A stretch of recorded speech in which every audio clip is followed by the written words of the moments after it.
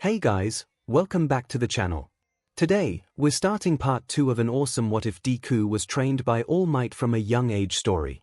If you want to see part 3, drop a comment below and tell me what you think. Don't forget to like, subscribe, and share. Now let's jump into the story. Toshinori was doing everything in his power not to bite his nails as he watched his green blur of a successor sprint to catch up with the other test takers. It wasn't that he was particularly worried about Izuku passing, but the anxiety of watching and being unable to help him directly was killing the old pro. He'll be fine, Nezu whispered from his seat next to Toshinori. I warned him that he would have to work extra hard to impress me, but I think that was just the spark he needed. Toshinori paled, noticing Izuku pull on a pair of black gloves over his red hand wraps. When did he get those? Soon enough, Izuku was confronted with a one-point robot. Toshinori's breath caught in his throat as he watched his student freeze momentarily. What calmed the man was seeing the grin on Izuku's face as his body arced with electricity around his right arm.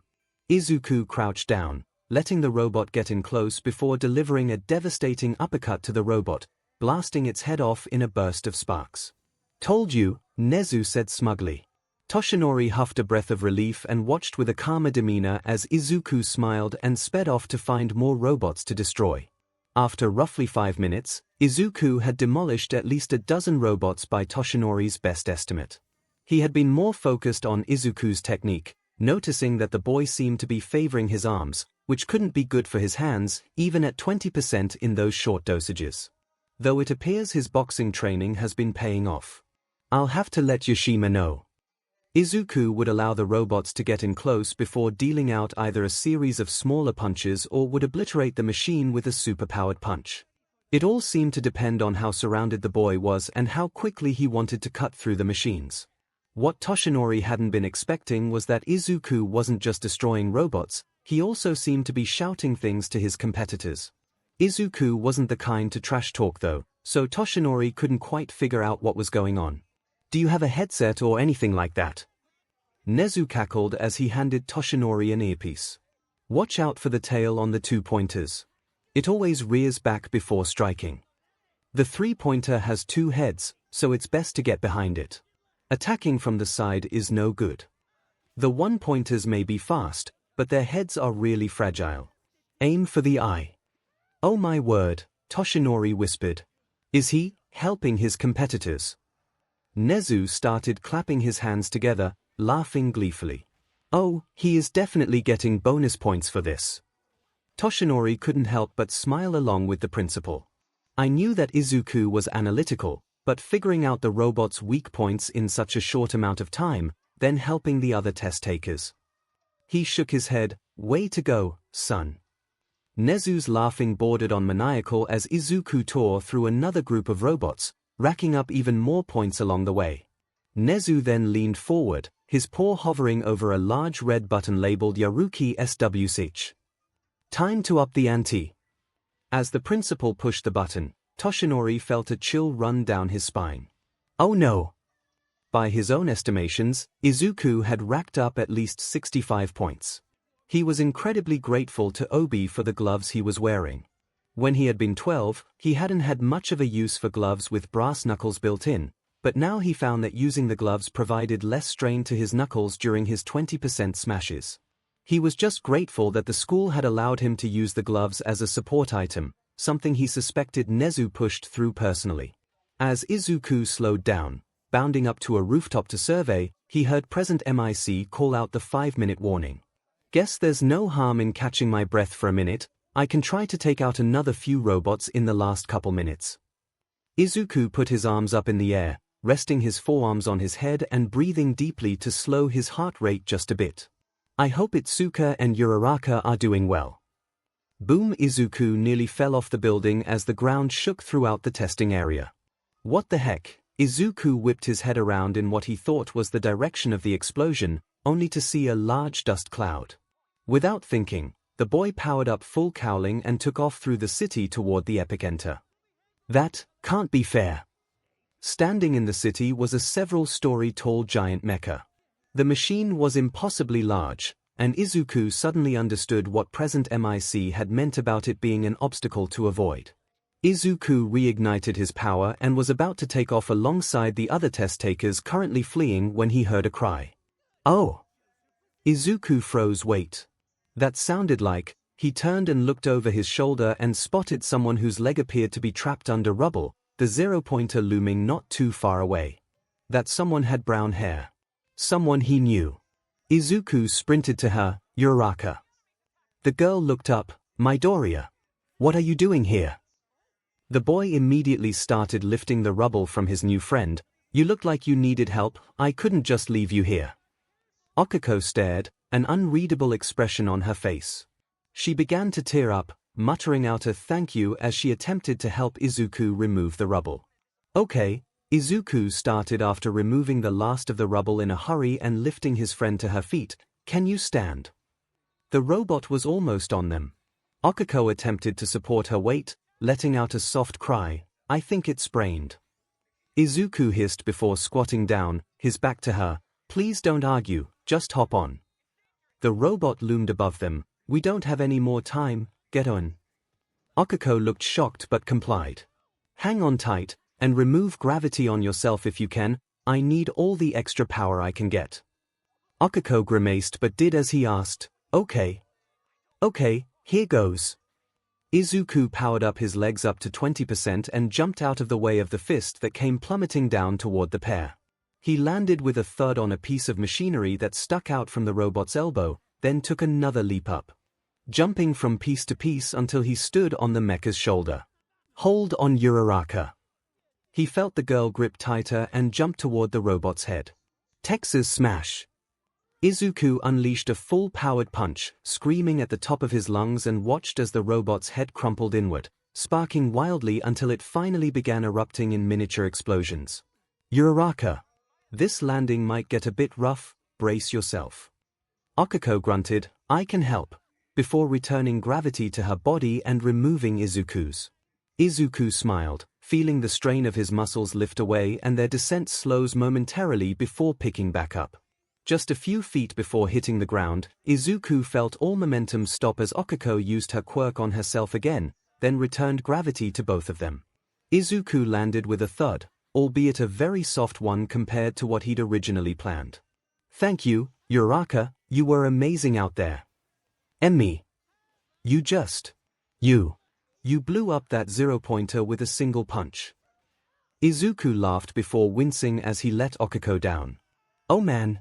Recovery Girl and 𝐵𝐺𝐿 are gonna kill me. 𝐒� gestured to his now battered right arm. Yeah, but definitely not unscathed. 𝐒𝐿 rushed to take a look at his arm before she suddenly turned green. The girl scrambled to lean over some of the debris from the 0-pointer and tossed her lunch. 𝐒� grimaced before limping over and gently patting her on the back with his good arm. All right, listeners. Time is up. 𝐒� sighed in relief. At least it's over now. Feeling any better? Yeah. 𝐒𝐿 gulping down air. Using my quirk too much burpua. Sorry, using my quirk too much makes me feel sick. 𝐒� smiled, taking mental note of not only 𝐒𝐿's quirk but also of the sudden slip into an accent. Is that a mere accent? Hello, students. If you need to be looked over, please let me know. An older voice called out. Oh no. Here, have some gummies, dearie. I'm screwed. Hey, recovery girl. The older woman turned toward the familiar voice. I could use a hand over here, 𝐒� said sheepishly, showing recovery girl his damaged arm. The grandmotherly woman's face contorted into pure rage. 𝐒� Midoriya. What did you do to yourself? 𝐒𝐿 blanched. Did you know her? 𝐒� grimaced. Yeah, long story. He turned and gave 𝐒𝐿 a distressed smile. If this is the last you hear of me, assume I've been murdered. The girl laughed nervously. 𝐒� turned back to the older woman currently on a warpath in his direction. I guess I overdid it a little. He tried to laugh to dispel the tension, but recovery girl wasn't having it. I swear you and Toshinori are going to be the end of me, she hissed so only 𝐒� would hear. Despite her anger, recovery girl did use her quirk to heal 𝐒�. After giving the boy one more withering look as he settled down to rest, his energy sapped, the woman turned to 𝐒𝐿. Are you alright, sweetie? Akiko nodded. Why, just had to she blushed, I got sick. And my ankle. Recovery girl gave her a sympathetic look. No shame in it, honey, here take this, it should help settle your stomach. Akiko held open her hand, inspecting the small chewable before popping it into her mouth. Thank you. The older woman smiled and kissed the girl on the forehead, healing Akiko's ankle. Now will you help this knucklehead to the front? I don't trust him to go off on his own and not break himself again. I'm sorry. Izuku called out. He's hopeless. The woman said, ignoring Izuku. Akiko giggled, yeah, sure I can do that. The girl helped Izuku to his feet, allowing him to rest some of his weight on her. He mumbled out a thanks, his head too heavy to hold up properly. Akiko smiled, no problem, let's get you to the bus. Itsuka was exhausted, her exam had taken a lot out of her. She'd managed to score a decent amount of points by her own estimation, but she wasn't sure if it would be enough to pass. Compounding onto her own anxiety was the fact that Izuku wasn't back yet. She knew his quirk was still relatively new, he'd only had it for a little less than a year. Itsuka barely felt like she had passed, and she'd had her quirk since she was a child. After another 5 minutes of fretting, another bus pulled up, and a series of examinees started offloading. It worried Itsuka when the majority were off and there was still no sign of Izuku. Finally, she noticed some shuffling, and a mop of green hair came into view, leaning against a familiar brunette bob. Izuku! The mop looked up with exhausted eyes and called out in a weak voice, Hey Itsuka!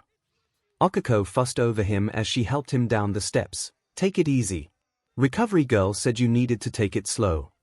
Itsuka felt an unfamiliar pang in her chest as she watched this new girl holding onto Izuku so tightly. She quickly shook her head to dispel whatever that was and rushed over to her friend. Izuku, what happened? The boy chuckled. I guess I overdid it. Akiko's eyes blew open wide. Overdid it. He rescued me from that giant zero-pointer and smashed its head with a single punch. Akiko's free arm started flailing wildly and her blush increased as she described Izuku's reckless heroics. He was amazing. He saved me. Itsuka smiled, yeah, that sounds like him, here let me help you, he's heavy. Itsuka went under Izuku's other arm and helped support his weight, resting one hand on his back and the other on his chest. He feels really solid. No. Bad Itsuka. Dispelling the blush on her own cheeks, she helped carry Izuku to the front of the school and toward the black sedan currently waiting for him. Whoa! Akiko yelped, is that car here for All Might or something? Itsuka laughed, no, it's here for this dork, he has a scholarship with All Might. Akiko looked starstruck, really? That's amazing. Izuku just huffed out a small laugh. Thanks, I guess I'm just used to it by now. Once Obi spotted them, he jogged over to help take the boy's weight. You alright, kid? Yeah, he just overdid it apparently. Itsuka sighed, we should probably get him home before he falls asleep. Fine. Izuku yawned. Obi chuckled, sure you are, bud. Let's get you in the back. The bald man hoisted Izuku up with a grunt, geez you've gotten heavy, and deposited the boy in the back seat. Obi turned to Akiko, thanks for helping carry our boy here, did you need a lift somewhere? Akiko flushed, wow, I don't want to impose or anything, Obi cut her off with a smile, it's no trouble, we're already driving Kendo here, one more passenger isn't going to cause any trouble. Alright, I'm actually staying in a hotel room my parents booked for me while I'm taking the test.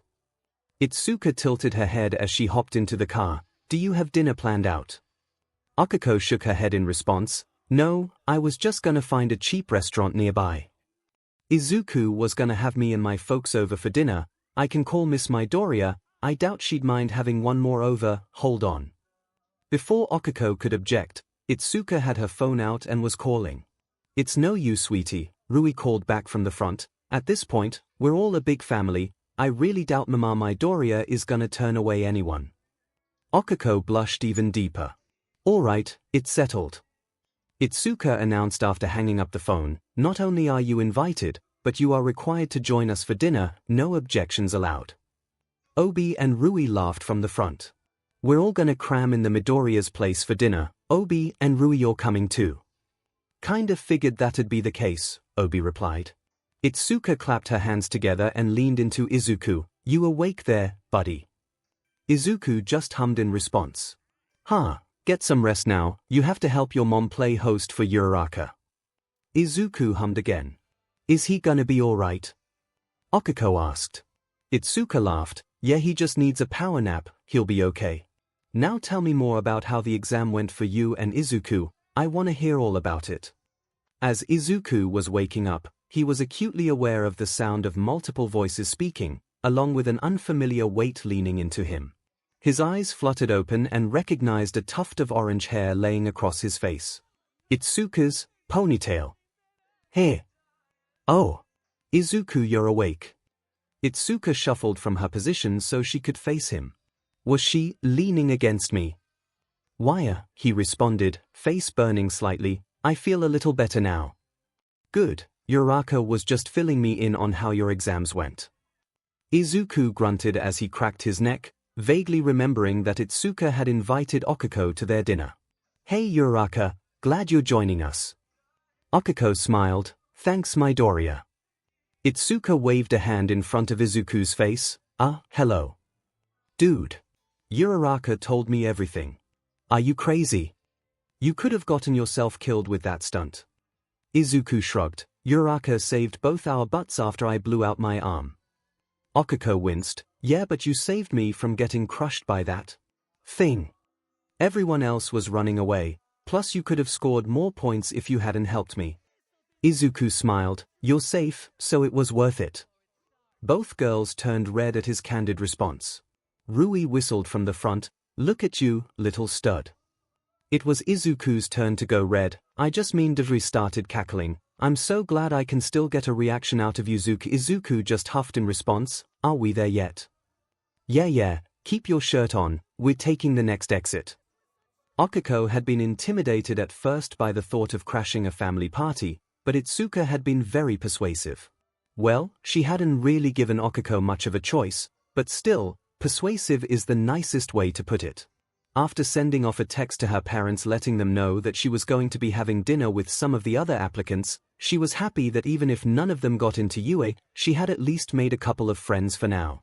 As the girl followed her two potential classmates and their chaperones, she was a little relieved to see that even though Izuku rode around with a chauffeur, he lived in a relatively modest apartment complex. She thought that Izuku had been a bit intimidating at first. He was on the taller side, standing quite a few inches taller than her and built like a cross between a boxer and a gymnast. Not to mention the raw power she'd witnessed the boy use. But then she'd heard him speak, and watched him stutter and blush, and suddenly he was more approachable. It had also helped to have Itsuka there as a reference for how to act around the boy. Just watching the two chat and joke was oddly comforting. She'd learned that the two had known each other for a few years and worked out in the same dojo. They even referred to each other by their first names, which Okiko had blushed at first over. So NTMT. Although, she eyed the way that the pair's eyes twinkled whenever they spoke to each other. I ship it. It was official, Okiko adored Izuku's mom. The woman had immediately made Okiko feel welcome, and the pure motherly aura that emanated from this woman could have caused even the most hardened villain to rethink their life choices if it meant making Inko proud. She had immediately fussed over Izuku, asking about the exam and gotten the full story out of him and Okiko. She had scolded him, but wrapped him in a hug, then pulled Okiko into a hug right after, whispering words of gratitude for looking out for her baby boy. As Okiko sat next to Izuku and Itsuka, watching the collection of adults chatting softly, she leaned over to Izuku and whispered, I love your mom.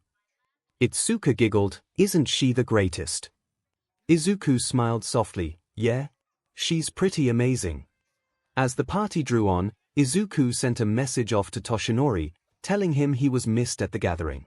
A few minutes later, he received a reply, Yagi, I'm sad to be missing it as well.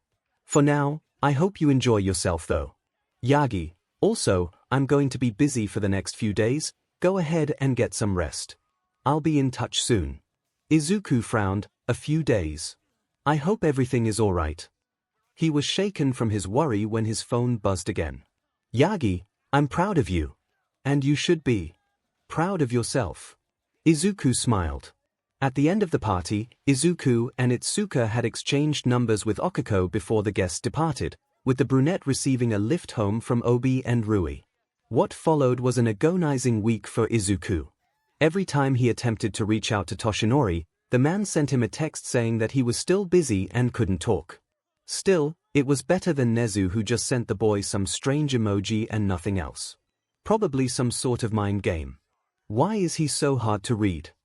Messaging back and forth with 𝐒𝐿 and 𝐒𝐭𝐻 had helped. At least they could sympathize and the three could commiserate together. Finally, after an impossible several days, 𝐒𝐿 received another message from Toshinori. Yagi, are you free? I need to swing by so we can talk to 𝐒𝐿 together. 𝐒𝐿's heart leaped to his throat in worry. Did this mean he'd failed? What was gonna happen? Was he not going to UA? Was Toshinori reconsidering giving 𝐒𝐿 one for all? As he felt his phone buzz again to remind him that he hadn't responded, 𝐒𝐿 responded with a yes and waited. Toshinori was eerily quiet as he picked 𝐒𝐿 up and drove him to UA. He dodged most of 𝐒𝐿's questions about his absence, and 𝐒𝐿 decided to just sit and stew in his anxiety until whatever judgment was officially delivered. This lasted all the way up until 𝐒𝐿 was at the door of 𝐒𝐿's office, and by that point, the boy was starting to sweat. Midoriya. All Might. Is that you? Please come in. Squeaked the voice of the principal after Toshinori knocked on the door. 𝐒𝐿 trembled his way in and nervously took the seat 𝐒𝐿 gestured to, with All Might taking the seat next to him. Now, Midoriya, I'm certain you're wondering what you are doing here, yes? Not trusting himself to speak, 𝐒𝐿 nodded. Yes, this all must seem very cryptic and confusing, so let's just cut to the chase, shall we? 𝐒� wired his eyes shut and braced himself. You're in. I'm so wait. Hold on. I'm in. Yes. 𝐒𝐿 clapped his paws together, and with a rather impressive performance as well, might I add. 𝐒�l's jaw dropped, and when it appeared he was at a loss for words, 𝐒𝐿 spoke up again. On your own, you managed to score 65 villain points. A rather impressive feat that would have firmly placed you in the top 5 easily. 𝐒�l's heart began slowing slightly from its current lightning pace. However, nope, BLD pressure is skyrocketing again. There was more to the examination than just villain points. 𝐒� gaped and looked from the principal to Toshinori, who was smiling. Don't look so surprised, Midoriya. Surely you expected that smashing robots alone was a poor method of evaluation, yes? So we developed something called rescue points. Rescue points? 𝐒𝐿 nodded, yes. All of your progress in the examination was monitored closely and reviewed by a panel of judges. Each and every action deemed heroic was awarded a point total with the assistance of said panel. I'm certain that your courageous actions would have netted you enough points to pass easily with just those rescue points alone. 𝐒� relaxed again.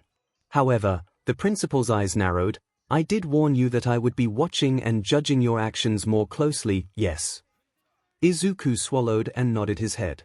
𝐒𝐿 kept his eyes trained on 𝐒�. In my opinion, your actions to save Miss Uraraka were nothing short of spectacular, but due to your relapse into injuring yourself, I subtracted a significant number of rescue points, that in addition to your lack of a safe plan for landing without potentially injuring yourself further lost you additional rescue points. 𝐒�'s shoulders sagged. I'm sorry, sir. 𝐒𝐿 laughed, which shocked 𝐒�. Midoriya. Although I may have docked your rescue point total for your lack of forward thinking, your actions were still heroic and embodied the spirit of self-sacrifice for the sake of others. What truly impressed me were your actions during the examination prior to the last several minutes. Sir. I appreciate the analysis, Midoriya. Not only did you analyze and adapt to the weaknesses of the various robots, but you aided your competitors. Tell me why. Well, I guess I just wanted to make sure that everyone had the chance to pass. It felt like the right thing to do. He paled under 𝐒�'s stare, and not feeling comfortable with the silence, 𝐒� continued, I guess. It wouldn't feel right, you know, not helping when I knew I could. I know it was a test, but that's not the kind of person I am. 𝐒� smiled after letting the boy stew for a moment longer, Well spoken, Midoriya. For your valiant but ill-advised rescue, in addition to your assisting your fellow test-takers, I am deciding to award you an even 50 rescue points. That brings your overall score with the addition of your villain points to a rather impressive 115 points total. That seats you comfortably at number 1 in the entrance exam. He nodded to the boy. Well done. Izuku was too shocked to react, so it took Toshinori clapping him on the back to stir him from his stupor. Thank you, sir. Of course. Now I believe All Might has something he wishes to inform you of. Toshinori began coughing. Yes. Well, you see, my boy, I have good news.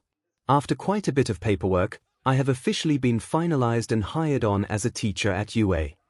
Izuku's mind broke. Ah, really? Wait. Hold on. Is this why you've been so distant this week? Toshinori loosened his already incredibly loose collar. Well, yes.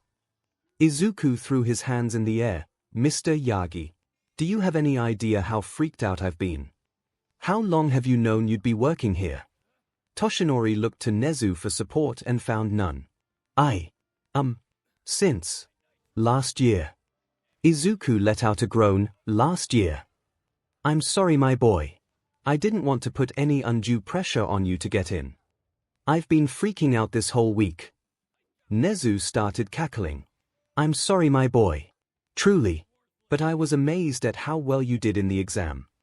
You were watching. If it was possible, Toshinori grew paler. Well, yes. I was sitting next to Nezu, but take heart in the fact that I played no part in any judging. You got in on your own merit.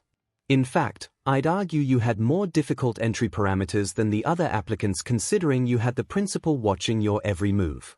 Izuku flopped back in his chair and put his hands over his face, letting out a heavy sigh that sounded more like a scream.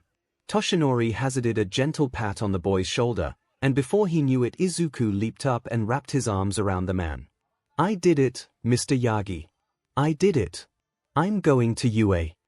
Toshinori felt the familiar droplets of his protégé's tears falling on his back, and couldn't fight the tears that came to his own eyes in response. Yes, you did, son. The two embraced as Izuku rode out his sobs of joy. Izuku. Yeah, Mr. Yagi. Just call me Toshinori, son.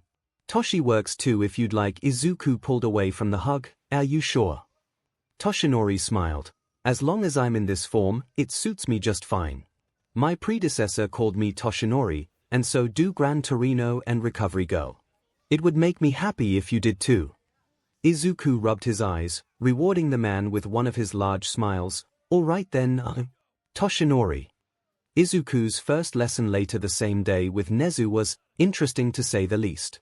The principal spent the first 20 minutes asking for Izuku's opinions on everything from specific heroes' quirks to the history of quirk use in the populace, and even covered Izuku's feelings on the treatment of those who possessed villainous quirks or mutations. The touchiest subject had been the treatment of quirkless people. Izuku had noticed Nezu taking extra notes on his responses to that conversation. After the borderline interrogation was over, Nezu turned the conversation into more of a Socratic approach, debating different topics with the boy, always trying to argue a counterpoint, forcing Izuku to really think about his arguments and backing them up with logic and reason. By the end, Izuku was exhausted, both from the morning's training and mentally exhausted from his debate with a literal super genius. I must say I am impressed, Midoriya. Now that I have a reasonable baseline for who you are as a person, I can begin tailoring these lessons appropriately. For homework, I'd like you to read this academic study on the nature of the trolley problem through the lens of a world with quirks. I'm sure you'll find it a fascinating thought exercise. Izuku gulped, but took the article and promised to have it read by Monday's meeting. Izuku soon fell into a new schedule once school started back up. Now the boy visited UA to train with either Toshinori or Gran Torino in the early morning on a daily basis, slowly increasing his competency with full cowling until the 5% he could use became second nature. He still worked on strength training in the afternoons on Mondays and Fridays, park hour on Wednesdays, and visited the dojo on Tuesdays and Thursdays.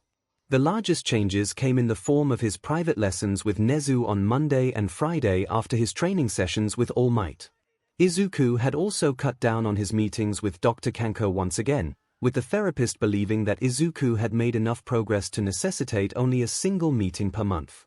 While it had been a slow transition, 𝐒𝐭𝐴NCHO soon felt comfortable and appreciated the 3 Wednesday evenings of rest he received the rest of the month. Compared to the meetings he had with Nezu, 𝐒𝐭𝐴NCHO found school to be a bit boring. He had elected not to inform anyone else of the fact that he now had a quirk, deciding only to tell Itsuka. "You what?" Itsuka screamed. I have a quirk. The doctors say I'm just a late bloomer, something about my body being too weak to manifest the quirk until I strengthened up. That's incredible. 𝐒𝐿, you have a quirk. Itsuka cheered, reaching out to envelop her best friend in a bone-crushing hug. 𝐒𝐿 started laughing as he reciprocated the hug, careful not to hug too tight for fear of hurting her. It had only been a couple days since he inherited one for all. Better not accidentally set it off and crush the only friend he had. When Itsuka pulled away from the embrace, her face seemed more red than usual, and he noticed that her hands were lingering on his arms. "Itsuka, are you alright?" This seemed to snap the girl out of whatever trance she was in. "Why? Just, wow, you're really, built now." 𝐒𝐿 blushed and rubbed the back of his head. "Yeah, haha, I guess I am now. I honestly hadn't really noticed if I'm honest." Itsuka shook her head before playfully smacking the boy on his arm. "You should be flaunting this." Her eyes widened and she adopted a maniacal grin. "Oh my god, wait until Bakugo hears." 𝐒𝐿 rolled his eyes, thinking back to how much 12-year-old 𝐒𝐿 would try to impress Kaken with the fact that he had a quirk too in the hopes that they could be friends again. "Honestly, I don't really care what he or anyone else thinks. You're the only person I was planning on telling. I don't want people to suddenly treat me different just because I have a quirk now. It's like you kept telling me, anyone who wouldn't associate with me because I was quirkless wasn't worth my time." Itsuka smiled before reaching out and linking their arms together as they so often did. "If that's what you want, then I'm all for it. I'm really happy for you and I just want you to know that I won't start treating you any different. You may be buff with super strength, but you're still my dorky best friend." "God, that was cheesy." 𝐒𝐿 laughed as his friend gave him another small smack. "But thanks Itsuka, I appreciate it." "Anytime, 𝐒𝐿." Around November, Toshinori took 𝐒𝐿 to City Hall to officially register 𝐒𝐿's quirk. He had explained that it had been fairly easy to just have Recovery Girl sign his new quirk physical, claim that 𝐒𝐿's childhood doctor hadn't tested properly for latent quirk genes, and 𝐒𝐿 had manifested late after his body had adapted to use his quirk properly. 𝐒𝐿 felt had been worried, but he assumed that based on how Toshinori kept flashing his business card around, people were willing to move heaven and earth to help out anyone with a connection to All Might. By the end of the day, 𝐒𝐿's quirk status was changed from quirkless to overflowing energy. It was a simple name that was easy to explain away as an emitter-type full-body muscle augmentation quirk. It also helped to explain the fact that he could injure himself if he overdid things. 𝐒𝐿 loved it. As 𝐒𝐿 and Toshinori left City Hall, the older man suggested they take a detour to have some lunch. Once settled in the most isolated booth Toshinori could find and ordering some coffee, Toshinori began rubbing over his knuckles with his thumb. "𝐒𝐿, I think I ought to tell you about the history of One for All." And tell 𝐒𝐿 he did, everything from its origins with the mysterious All for One, the transfer to the villain's seemingly quirkless brother, and the generations of users over the decades leading up to All Might. Toshinori explained that it was his final battle against All for One that left him so grievously injured, and those that knew of All for One's influence felt it better to sweep the fight under the rug rather than admit that such a dangerous power had gone unchecked for so long. "Yagi, is he really gone? I know I'm not ready to take on someone like that." Toshinori hummed before taking a sip of his now lukewarm coffee with a grimace. "We can only hope. I can guarantee you that I hit him with everything I had in me. In the past 5 years, he hasn't shown his face, if that's any consolation." 𝐒𝐿 poked at his sandwich, no longer feeling like he had much of an appetite. "Sort of. I appreciate you telling me this, but it's just a lot to absorb. I'm still trying to process it all." He smiled sheepishly. "I'm working on it though, and if anything it makes me feel even more honored you'd choose me to be the one to take up your power." Toshinori reached across the table to ruffle his protégé's curls. I'm proud to call you my successor, son. 𝐒𝐿 was reviewing the notes from his latest lesson with 𝐒𝐲 when he heard his name spoken. 𝐒𝐿's head snapped up and made eye contact with his teacher, who was looking at him expectantly. I'm sorry, could you repeat that? The woman sighed, already used to 𝐒𝐿's scattered attention in class. I said, Midoriya, that I am very pleased to announce that you and Kendo are going to be representing our class in the upcoming UA entrance exams next month. 𝐒𝐿 smiled sheepishly. Right, thank you. 𝐒𝐿 gave an apologetic look to his teacher amid some snickers in his class and a thumbs up from Itsuka. Class wrapped up fairly slowly after the announcements, and 𝐒𝐿 was grateful when he heard the final bell ring and he could begin packing. Hey, 𝐒𝐿. Said boy turned to see Itsuka approaching him, already packed up to go. Sorry, but I have to dip right now and head home really quick. I forgot my gear and I need to rush to the dojo to help sensei with the lesson she has planned, so I'll see you later. With that, she gave her best friend an apologetic half hug and rushed out the door before most of the rest of the class could leave. 𝐒𝐿 watched her go before going back to packing up his things, taking care to ensure he didn't leave anything behind. As he reached for his hero journal, the door to the classroom slammed open. Deku. You have to be joking. 𝐒𝐿 turned with an already exhausted expression. He really wasn't in the mood to deal with Katsuki or his followers today. Hey Bakugo, can I help you? Katsuki stomped over, his two friends following behind. I heard from my teacher that you and Ginger were planning on applying to UA. Katsuki swiped 𝐒𝐿's journal from his desk and began leafing through it. I don't know what you think you're playing at, with these thing how to be a hero notes and applying to UA, but it's sing me off. He snapped the journal closed and glared into 𝐒𝐿's eyes. Do you really think they take you when they could have someone like me? 𝐒𝐿 sighed, deciding that rather than running and leaving his journal behind, he might as well try to defuse the situation. Look, Bakugo, I'm not trying to compete with you. You and I both know that with your quirk you're getting in. I don't know why me applying matters so much to you. He reached out his hand. Now could I have my journal back, please? I need to get going. Katsuki's glare intensified and he smacked the hand with 𝐒𝐿's journal into his other hand, igniting an explosion and charring the journal. He then proceeded to push past 𝐒𝐿's shocked and angered form and tossed the journal out the open window of the classroom. 𝐒𝐿, now struggling to maintain his composure, took a deep breath. Did you really have to do that? Katsuki ignored the question and stalked back to his previous position across from 𝐒𝐿. Most first-rate heroes show potential early on. People look at them and just know they are destined for greatness. I don't know what kind of quirk Ginger has, and I don't care. When I'm the only student from this garbage junior high to get into UA, people will start talking about me like that. Katsuki's face grew smug. They'll realize I'm legit, the next big thing. That's not ego talking, I just know I'm good. 𝐒𝐿 struggled not to outwardly roll his eyes. He could have sworn he heard one Katsuki's lackeys mutter some sarcastic remark too, but it appeared Katsuki's attention was solely focused on 𝐒𝐿. Here's a word of advice, nerd. Katsuki put on a forced smile and laid a smoldering hand on 𝐒𝐿's shoulder. Don't even think about applying, or else. Katsuki turned away, picked up his backpack and began leaving the room. 𝐒𝐿 let his eyes glance down to the burnt handprint on his shoulder before looking back up at Katsuki's retreating form.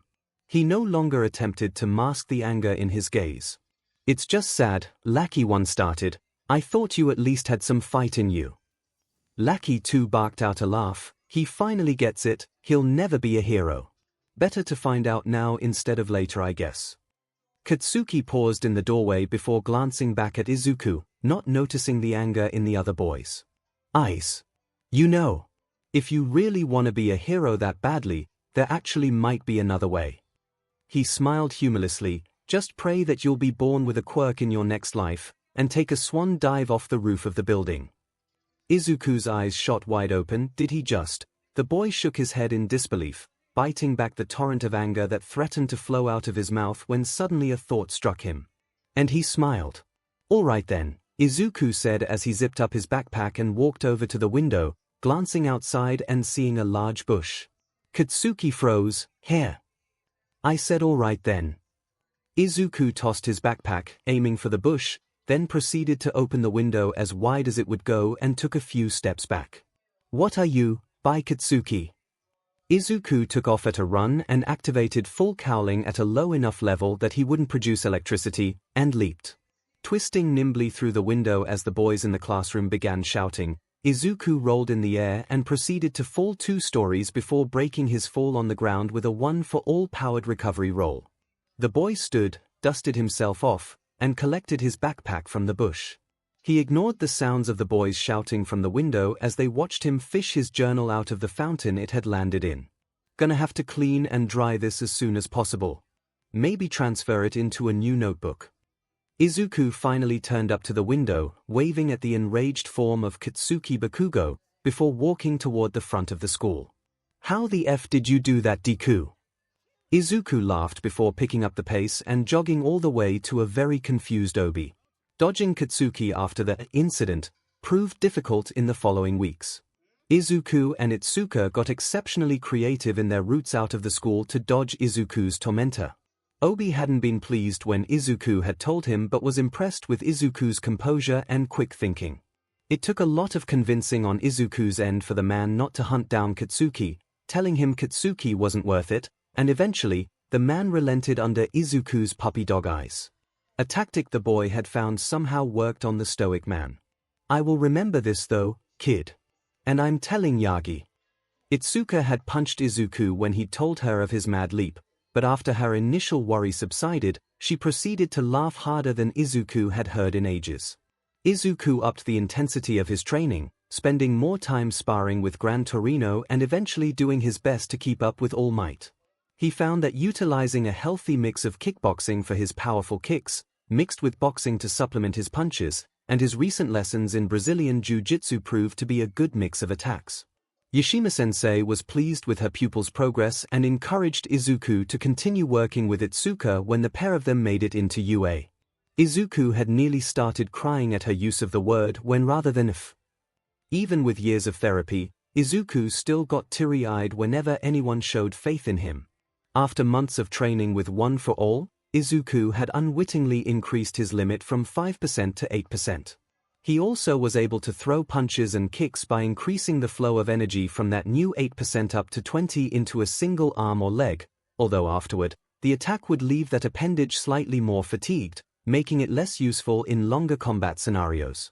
When Izuku thought back to his first few days of training and how difficult it had been to utilize the quirk, he took heart in the fact that All Might and 𝐵𝐵believed that he was ready to take the exam.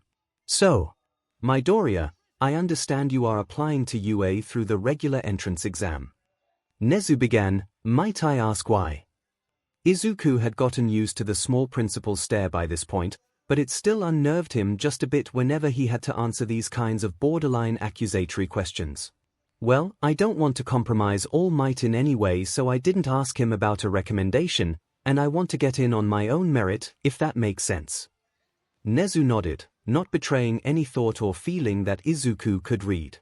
"And if I were to offer you the chance to get in on recommendation, would you decline?" Izuku started, "Sir. It's a simple question, Midoriya. If I were to sponsor your recommendation, would you accept?" Izuku's eyes were wide as he brought his thumb thoughtfully up to his chin. "I guess. I hadn't even considered it a possibility." He paused.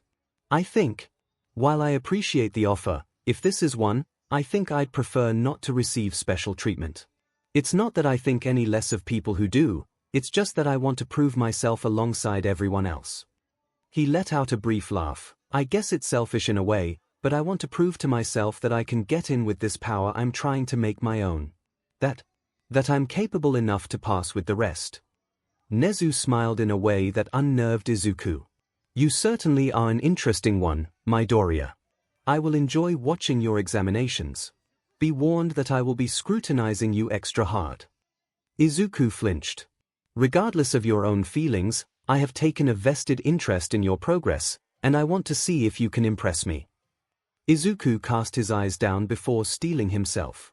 "I promise I won't disappoint you, sir." In the blink of an eye, it was the morning of the entrance exam. Izuku was doing his best to remain calm, deciding to pack the new, green All Might branded tracksuit that he had received that Christmas from his mentor. He was happy that he had kept his duffel bag in good shape after all these years, and as Izuku slung it over his shoulder he couldn't help the bubbling of excitement that flowed through him. It was time to prove himself. Izuku shot off a text to Itsuka the minute he saw Rui and Obi pull up to take him to Uemi. "Hey, the cars hear me.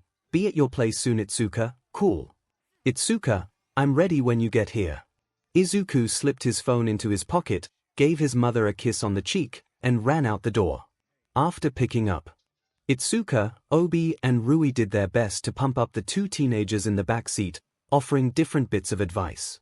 "Remember to keep breathing, it's no good if you get lightheaded. You won't be able to think clearly," Obi offered. "And kick some butt. We're rooting for you," Rui added. Itsuka and Izuku smiled at each other before thanking their chaperones. "Whoa! This place is huge," Itsuka shouted out as she ran up the steps with Izuku in tow. Izuku chuckled. "Yeah, it is, here. I still haven't gotten used to it and I've been training here with Mr. Yagi for months." Itsuka whirled around, her grin almost blinding Izuku as she took his hands in hers. "We have to get in here. This place is incredible." Izuku grinned through his blush, feeling his heart beat harder as he gripped Itsuka's hands. Her smile is too bright. Izuku then noticed something he'd never seen before. Itsuka was wearing eyeliner and mascara. It was something small, but he couldn't remember a time in recent memory he'd seen her with makeup on. She looks even more appealing than usual. Where did that come from? Get the hell out of my way and get a thing room. Great, moment ruined. Itsuka's smile dropped, but she gripped Izuku's hands even tighter. What's wrong, Slim Shady? Nervous we're gonna score better than you? TCH. As if. Katsuki huffed as he pushed past Izuku. Izuku snorted when he realized that he must have grown more because Katsuki was shorter than him. Might as well be nice, I guess I should be glad he hasn't tried to blow me up yet. Good luck. Izuku called out. Katsuki flipped the bird in response as he walked away. Classy. Itsuka deadpanned. Izuku shrugged, that's honestly pretty tame for him. It worries me that you would know that. Izuku laughed before nudging his friend in the shoulder, let's get moving. As he led the way, trying to put a spring in his step, a loose brick sent Izuku falling forward. Or I guess I'll just die. Suddenly Izuku felt a hand touch his back and all sense of momentum disappeared. Sorry. A bubbly voice called out, are you okay? I stopped you with my quirk. I know I probably should have asked first, but I figured you wouldn't mind me catching you. Izuku looked toward the source of the voice and came face to, well, top of head considering he was drifting above the ground, with a petite brunette girl smiling up at him. She pressed her fingertips together and a soft pink glow emitted from her hands as Izuku felt gravity return to him and he landed with a soft thud. Oh. Wow, that's really cool. I don't mind at all. Izuku blurted out, immediately interested in the girl's quirk and grateful for the kind gesture. Kendo approached, glad to see her friend hadn't face planted, offering a genuine smile at the new girl. I'm Itsuka Kendo, my coordination-challenged friend here is Izuku Midoriya, it's nice to meet you. Are you here for the hero exam too?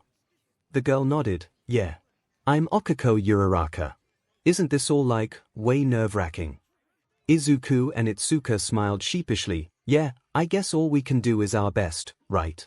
I'm just grateful I didn't start the day by eating it out front of the school I'm trying to get into. So thanks for that. Wanna walk in with us? Okako beamed, causing both Itsuka and Izuku to blush at how adorable this girl was. Yeah. Let's go. She looks like an angel, they thought in unison. The three walked together, chatting happily and taking their minds off the nervousness they felt about the exams. Eventually, Okako had to split off to sit in her assigned seating area but promised to meet up with them later. She's really nice, Izuku commented after Okako was out of earshot. Yeah, I really hope she gets in too. Itsuka and Izuku wandered toward their seats in the auditorium until they saw a familiar shock of blonde, spiky hair sitting in the row the two friends had been assigned. Here, I'll sit next to him. You can take the end seat. Itsuka offered with a roll of her eyes. Izuku chuckled, "Yeah, alright, thanks. I appreciate it." As the two sat down next to Katsuki, the hot-tempered boy merely glanced in their direction before grunting and returning his gaze to the front of the room. Itsuka shot him a dirty look before scooting her seat as close to Izuku as possible to avoid having to sit near the explosive boy. Izuku gave her a sympathetic look before also turning his attention to the front as the lights dimmed. "What's up, UA candidates? Thanks for tuning in to me, your school DJ. Come on and let me hear you." Present MIC took the stage with an amount of flash and style that could be expected from the DJ hero. Unfortunately, his call for cheering was met with silence. The voice hero shifted a bit, momentarily uncomfortable with the lack of a reaction before continuing. "Keeping it mellow, here. That's fine, I'll skip straight to the main show. Let's talk about how this practical exam is gonna go down, okay?" He turned his ear to the crowd. "Are you ready?" The silence was deafening. Izuku, not deterred by the rest of the crowd's reaction, began gushing. "Oh my goodness, it's the voice hero, Present MIC. So cool." He turned to an amused Itsuka with a barely contained whisper, "I listen to his radio show every day of the week. It's so crazy nuts that all the UA teachers are pro-heroes." "Will you shut up?" Katsuki hissed from the other side of Itsuka. She shot him another dirty look. Undeterred, Present MIC continued, "Like your application said, today, you rocking boys and girls will be out there conducting 10-minute mock battles in super hip urban settings." The large screen behind the hero shifted from the UA logo to a map of campus with different battle centers listed. "Gird your loins, my friends, after I drop the MIC here, you'll head to your specified battle centers. Sound good?" Izuku, Itsuka, and Katsuki all examined the cards that sat on the desk in front of them. "Okay." Present MIC called out to more silence. "I see," Katsuki commented as he glanced at Itsuka and Izuku's cards. "They're splitting us up so we can't work with any of our friends." Itsuka snorted at the use of the word friends. "Yeah, you're right," Izuku muttered, noticing that Katsuki's card had Battle Center written on it, whilst Izuku's said B and Itsuka's listed G. "Our examinee numbers are listed one after another, but we all have different battle centers." "Get your eyes off my card," Katsuki growled. "You looked at ours first." "Hypocrite," Itsuka hissed back. Katsuki ignored her as he glared at Izuku. "I was really looking forward to crushing you." Izuku shrugged, deciding not to open that can of worms. Okay, let's check out your targets." Present MIC started up again. An image of the battle center and a series of robots with 1P, 2P, and 3P appeared around the perimeter. There are 3 types of foe villains in every battle center. You'll earn points based on their level of difficulty, so better choose wisely. Something akin to a video game appeared on screen, with a pixelated Present MIC walking through the city. The pixel MIC destroyed a 1, then 2 and 3-pointer robots, a score in the corner raising as he did. Your goal in this trial is to use your quirk to raise your score by shredding these faux villains like a mid-song guitar solo. But check it. Make sure you're keeping things heroic. Attacking other examinees is a UA no-no, you dig. Itsuka and Izuku glanced at Katsuki, who pointedly ignored them. "Excuse me, sir, but I have a question," a voice called out in the crowd as a rigid arm shot up. "Hit me." Present MIC responded as a spotlight illuminated the owner of the arm. A boy with navy blue hair, glasses, and wearing an immaculate tan suit stood. He gestured at a pamphlet in his hand. "On the printout you've listed 4 types of villains, not 3. With all respect, if this is an error on official UA materials, it is shameful. We are exemplary students, we expect the best from Japan's most notable school. A mistake such as this won't do." The room looked a bit surprised at the boy's blunt outburst. He then spun around and pointed in Izuku's direction. "Additionally, you with the unkempt hair." Izuku blanched. "Hair? You've been muttering with your friends this entire time. Stop that. If you can't bother to take this seriously, then leave. You're distracting the rest of us." Izuku blushed and covered his mouth. "Sorry." Itsuka glared at the boy with glasses before putting a reassuring hand on Izuku's hand. "All right, Alright. Examinee number 7111, thanks for calling in with your request. Present MIC called out, the fourth villain type is worth 0 points. That guy's just an obstacle we'll be throwing in your way. There's one in every battle center, think of it as a hurdle you should try to avoid. Pixel MIC encountered the 0-pointer on screen before sprinting away in fear. It's not that it can't be beaten, but there's kind of no point. The screen returned to normal. I recommend my listeners try to ignore it and focus on the ones topping the charts. The stiff boy gave a bow, thank you very much. Please, continue. He then took a seat and the spotlight on him shut off. Izuku overheard other examinees muttering, oh, I get it. So they're kinda like traps you have to get by in games. The whole thing's like a video game, here. Present MIC spoke up, getting the audience's attention again. That's all I got for you today. I'll sign off with a little present, a sample of our school motto. As General Napoleon Bonaparte once laid down, a true hero is one who overcomes life's misfortunes. He hummed, now that's a tasty sound bite. You ready to go beyond? Let's hear a plus ultra. And of course, more silence. Good luck. Hope you practiced hitting more than just books. Izuku and Itsuka wished each other luck and took their separate buses to their respective battle centers.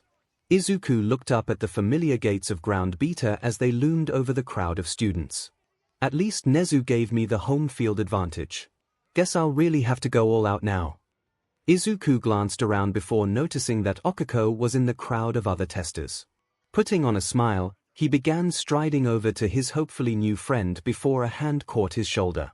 Looking up, Izuku saw the boy from the auditorium standing just a couple inches taller next to him. The taller boy glanced in the direction Izuku had been walking. She looks like she's trying to focus on the trials ahead. What are you going to do? Distract her and ruin her chances to succeed? Izuku put his hands up defensively. What? No. No way, of course not. I met her at the front gates and just wanted to talk before the exam started.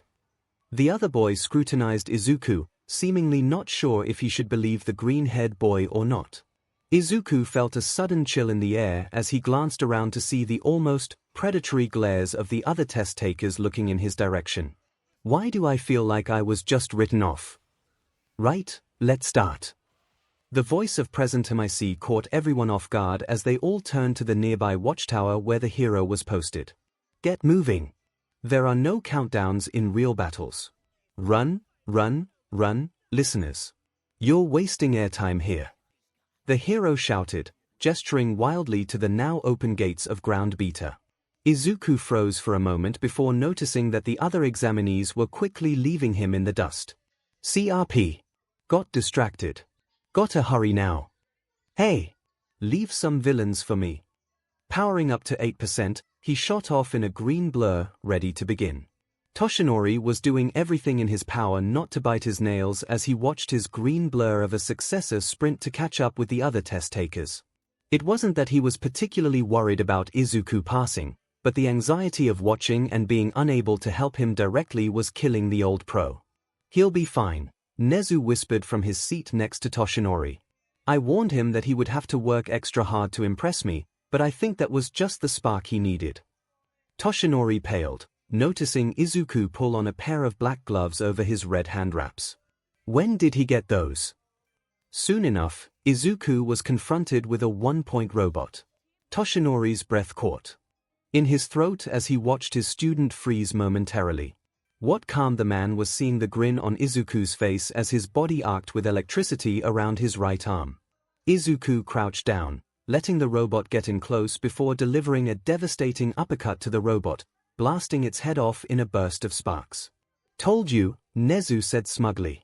Toshinori huffed a breath of relief and watched with a calmer demeanor as Izuku smiled and sped off to find more robots to destroy. After roughly 5 minutes, Izuku had demolished at least a dozen robots by Toshinori's best estimate. He had been more focused on Izuku's technique, noticing that the boy seemed to be favoring his arms, which couldn't be good for his hands, even at 20% in those short dosages. Though it appears his boxing training has been paying off. I'll have to let Yoshima know. 𝐒𝐿 would allow the robots to get in close before dealing out either a series of smaller punches or would obliterate the machine with a superpowered punch. It all seemed to depend on how surrounded the boy was and how quickly he wanted to cut through the machines. What Toshinori hadn't been expecting was that 𝐒𝐿 wasn't just destroying robots, he also seemed to be shouting things to his competitors. 𝐒𝐿 wasn't the kind to trash talk though, so Toshinori couldn't quite figure out what was going on. "Do you have a headset or anything like that?" 𝐒𝐿 cackled as he handed Toshinori an earpiece. "Watch out for the tail on the 2-pointers. It always rears back before striking. The 3-pointer has 2 heads, so it's best to get behind it. Attacking from the side is no good. The 1-pointers may be fast, but their heads are really fragile. Aim for the eye." "Oh my word," Toshinori whispered. "Is he helping his competitors?" 𝐒𝐿 started clapping his hands together, laughing gleefully. "Oh, he is definitely getting bonus points for this." Toshinori couldn't help but smile along with the principal.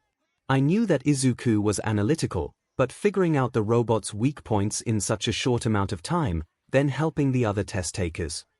He shook his head. "Way to go, son." 𝐒𝐿's laughing bordered on maniacal as 𝐒𝐿 tore through another group of robots, racking up even more points along the way. 𝐒𝐿 then leaned forward, his paw hovering over a large red button labeled Yaruki SWSH. "Time to up the ante." As the principal pushed the button, Toshinori felt a chill run down his spine. Oh no! By his own estimations, 𝐒𝐿 had racked up at least 65 points. He was incredibly grateful to Obi for the gloves he was wearing. When he had been 12, he hadn't had much of a use for gloves with brass knuckles built in, but now he found that using the gloves provided less strain to his knuckles during his 20% smashes. He was just grateful that the school had allowed him to use the gloves as a support item, something he suspected 𝐒𝐿 pushed through personally. As 𝐒𝐿 slowed down, bounding up to a rooftop to survey, he heard Present MIC call out the 5-minute warning. "Guess there's no harm in catching my breath for a minute. I can try to take out another few robots in the last couple minutes." 𝐒𝐿 put his arms up in the air, resting his forearms on his head and breathing deeply to slow his heart rate just a bit. "I hope Itsuka and Uraraka are doing well." Boom! 𝐒𝐿 nearly fell off the building as the ground shook throughout the testing area. "What the heck?" 𝐒𝐿 whipped his head around in what he thought was the direction of the explosion, only to see a large dust cloud. Without thinking, the boy powered up full cowling and took off through the city toward the epicenter. That can't be fair. Standing in the city was a several-story tall giant mecha. The machine was impossibly large, and 𝐒� suddenly understood what Present MIC had meant about it being an obstacle to avoid. 𝐒� reignited his power and was about to take off alongside the other test takers currently fleeing when he heard a cry. "Oh!" 𝐒� froze. "Wait. That sounded like..." He turned and looked over his shoulder and spotted someone whose leg appeared to be trapped under rubble, the 0-pointer looming not too far away. That someone had brown hair. Someone he knew. 𝐒� sprinted to her. "Uraraka." The girl looked up. "Midoriya. What are you doing here?" The boy immediately started lifting the rubble from his new friend. "You looked like you needed help. I couldn't just leave you here." Akiko stared, an unreadable expression on her face. She began to tear up, muttering out a thank you as she attempted to help 𝐒� remove the rubble. "Okay," 𝐒� started after removing the last of the rubble in a hurry and lifting his friend to her feet. "Can you stand?" The robot was almost on them. Akiko attempted to support her weight, letting out a soft cry. "I think it's sprained." 𝐒� hissed before squatting down, his back to her. "Please don't argue, just hop on." The robot loomed above them. "We don't have any more time, get on." Akiko looked shocked but complied. "Hang on tight, and remove gravity on yourself if you can. I need all the extra power I can get." Akiko grimaced but did as he asked. Okay, here goes." 𝐒� powered up his legs up to 20% and jumped out of the way of the fist that came plummeting down toward the pair. He landed with a thud on a piece of machinery that stuck out from the robot's elbow, then took another leap up, jumping from piece to piece until he stood on the mecha's shoulder. "Hold on, Uraraka." He felt the girl grip tighter and jumped toward the robot's head. Texas smash. Izuku unleashed a full-powered punch, screaming at the top of his lungs, and watched as the robot's head crumpled inward, sparking wildly until it finally began erupting in miniature explosions. Uraraka. This landing might get a bit rough, brace yourself. 𝐒𝐭𝐻𝐲 grunted, I can help, before returning gravity to her body and removing Izuku's. Izuku smiled, feeling the strain of his muscles lift away, and their descent slows momentarily before picking back up. Just a few feet before hitting the ground, Izuku felt all momentum stop as 𝐒𝐭𝐻𝐲 used her quirk on herself again, then returned gravity to both of them. Izuku landed with a thud, albeit a very soft one compared to what he'd originally planned. Thank you, Uraraka, you were amazing out there. Emmy. You blew up that zero-pointer with a single punch. Izuku laughed before wincing as he let 𝐒𝐿𝐻𝐲 down. Oh man. Recovery Girl and 𝐵𝐺𝐻𝐻𝐿 are gonna kill me. Izuku gestured to his now battered right arm, yeah, but definitely not unscathed. 𝐒𝐿𝐻𝐲 rushed to take a look at his arm before she suddenly turned green. The girl scrambled to lean over some of the debris from the zero-pointer and tossed her lunch. Izuku grimaced before limping over and gently patting her on the back with his good arm. All right, listeners. Time is up. Izuku sighed in relief. At least it's over now. Feeling any better? Yeah. 𝐒𝐿𝐻𝐲, gulping down air. Using my quirk too much burpua. Sorry, using my quirk too much makes me feel sick. Izuku smiled, taking mental note of not only 𝐒𝐻𝐻𝐲's quirk but also of the sudden slip into an accent. Is that a mere accent? Hello, students. If you need to be looked over, please let me know. An older voice called out. Oh no. Here, have some gummies, dearie. I'm screwed. Hey, recovery girl. The older woman turned toward the familiar voice. I could use a hand over here, Izuku said sheepishly, showing recovery girl his damaged arm. The grandmotherly woman's face contorted into pure rage. Izuku Midoriya. What did you do to yourself? 𝐒𝐿𝐻𝐲 blanched. Did you know her? Izuku grimaced. Yeah, long story. He turned and gave 𝐒𝐻𝐲 a distressed smile. If this is the last you hear of me, assume I've been murdered. The girl laughed nervously. Izuku turned back to the older woman currently on a warpath in his direction. I guess I overdid it a little. He tried to laugh to dispel the tension, but recovery girl wasn't having it. I swear you and Toshinori are going to be the end of me, she hissed so only Izuku would hear. Despite her anger, recovery girl did use her quirk to heal Izuku. After giving the boy one more withering look as he settled down to rest, his energy sapped, the woman turned to 𝐒𝐻𝐻𝐲. Are you alright, sweetie? 𝐒𝐻𝐻𝐲 nodded. Why, just had to she blushed, I got sick. And my ankle. Recovery girl gave her a sympathetic look. No shame in it, honey, here, take this, it should help settle your stomach. 𝐒𝐻𝐻𝐲 held open her hand, inspecting the small chewable before popping it into her mouth. Thank you, Wilden. The older woman smiled and kissed the girl on the forehead, healing 𝐒𝐻𝐻𝐲's ankle. Now will you help this knucklehead to the front? I don't trust him to go off on his own and not break himself again. I'm sorry. Izuku called out. He's hopeless. The woman said, ignoring Izuku. 𝐒𝐻𝐻𝐲 giggled. Yeah, sure I can do that. The girl helped Izuku to his feet, allowing him to rest some of his weight on her. He mumbled out a thanks, his head too heavy to hold up properly. 𝐒𝐻𝐻𝐲 smiled. No problem, let's get you to the bus. Itsuka was exhausted, her exam had taken a lot out of her. She'd managed to score a decent amount of points by her own estimation, but she wasn't sure if it would be enough to pass. Compounding onto her own anxiety was the fact that Izuku wasn't back yet. She knew his quirk was still relatively new, he'd only had it for a little less than a year.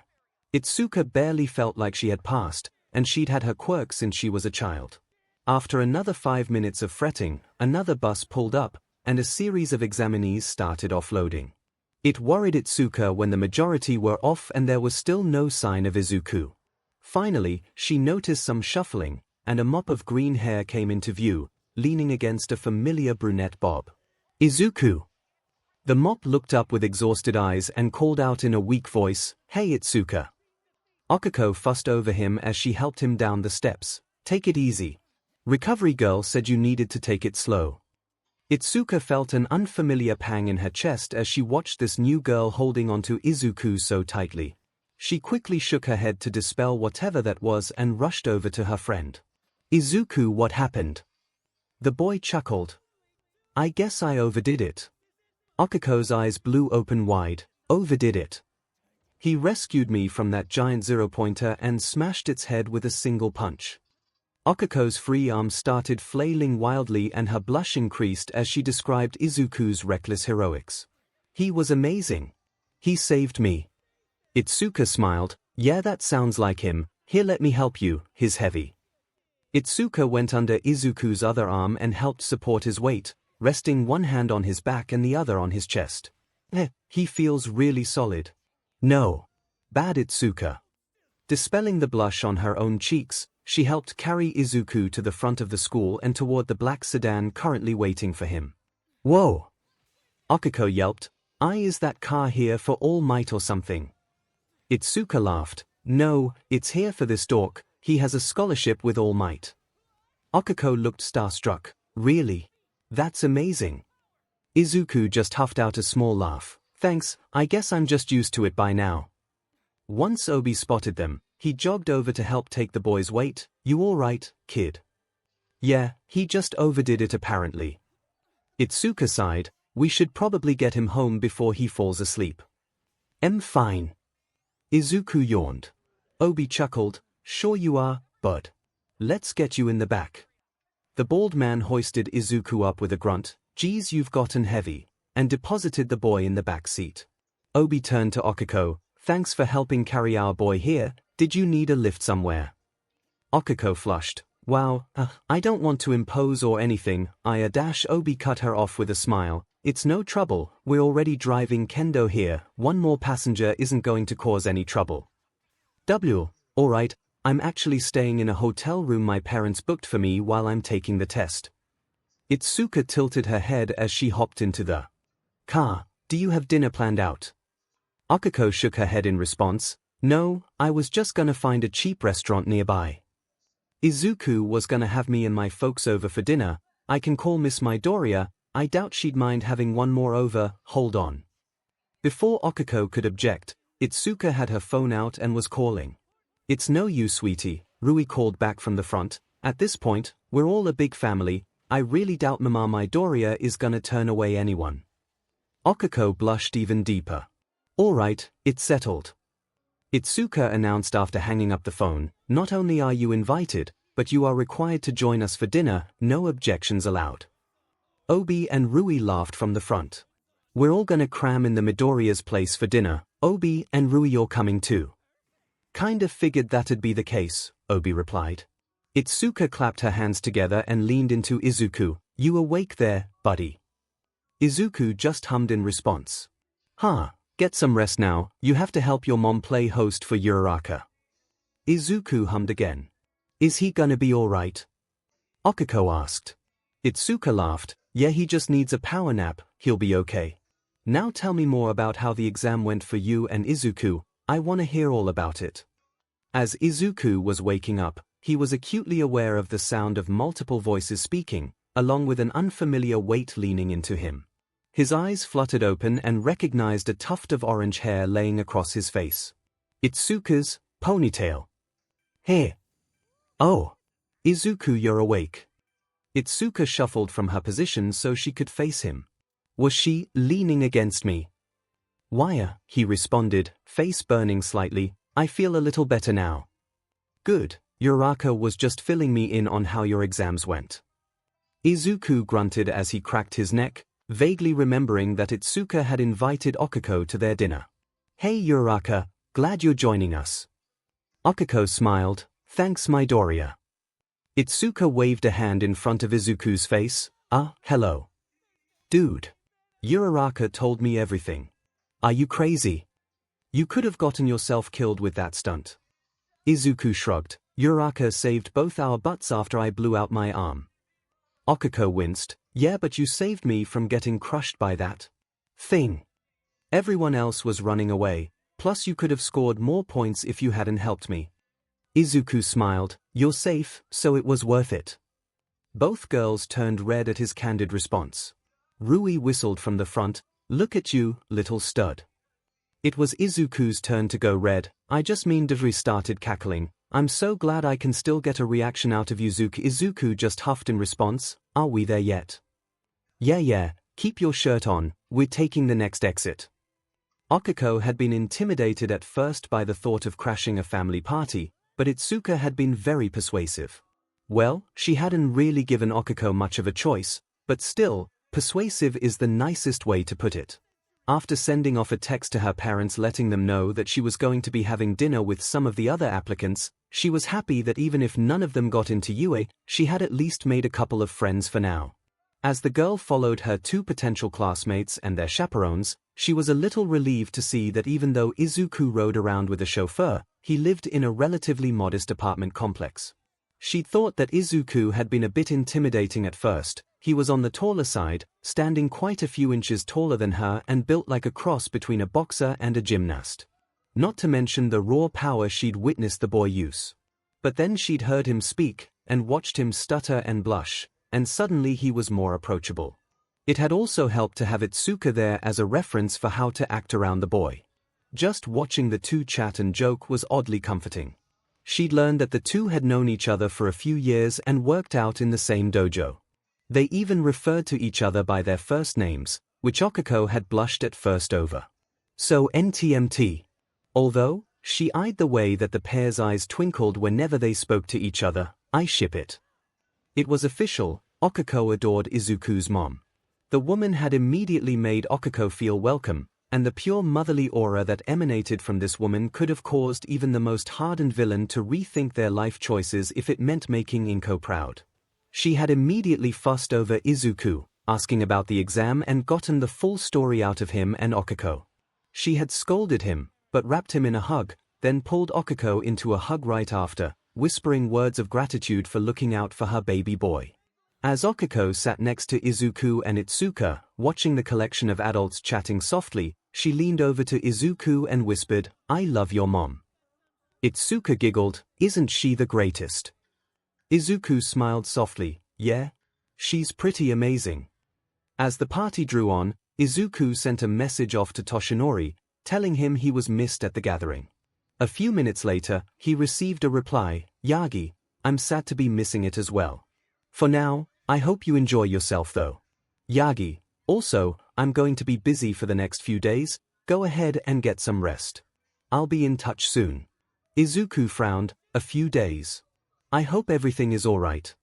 He was shaken from his worry when his phone buzzed again. "Yagi, I'm proud of you. And you should be proud of yourself." Izuku smiled. At the end of the party, Izuku and Itsuka had exchanged numbers with Okiko before the guests departed, with the brunette receiving a lift home from Obi and Rui. What followed was an agonizing week for Izuku. Every time he attempted to reach out to Toshinori, the man sent him a text saying that he was still busy and couldn't talk. Still, it was better than Nezu, who just sent the boy some strange emoji and nothing else. Probably some sort of mind game. Why is he so hard to read? Messaging back and forth with Itsuka and Okiko had helped. At least they could sympathize and the three could commiserate together. Finally, after an impossible several days, Izuku received another message from Toshinori. "Yagi, are you free? I need to swing by so we can talk to Nezu together." Izuku's heart leaped to his throat in worry. Did this mean he'd failed?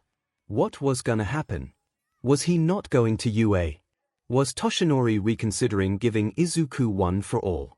As he felt his phone buzz again to remind him that he hadn't responded, Izuku responded with a yes and waited. Toshinori was eerily quiet as he picked Izuku up and drove him to UA. He dodged most of Izuku's questions about his absence, and Izuku decided to just sit and stew in his anxiety until whatever judgment was officially delivered. This lasted all the way up until Izuku was at the door of Nezu's office, and by that point, the boy was starting to sweat. "Midoriya! All Might! Is that you? Please come in," squeaked the voice of the principal after Toshinori knocked on the door.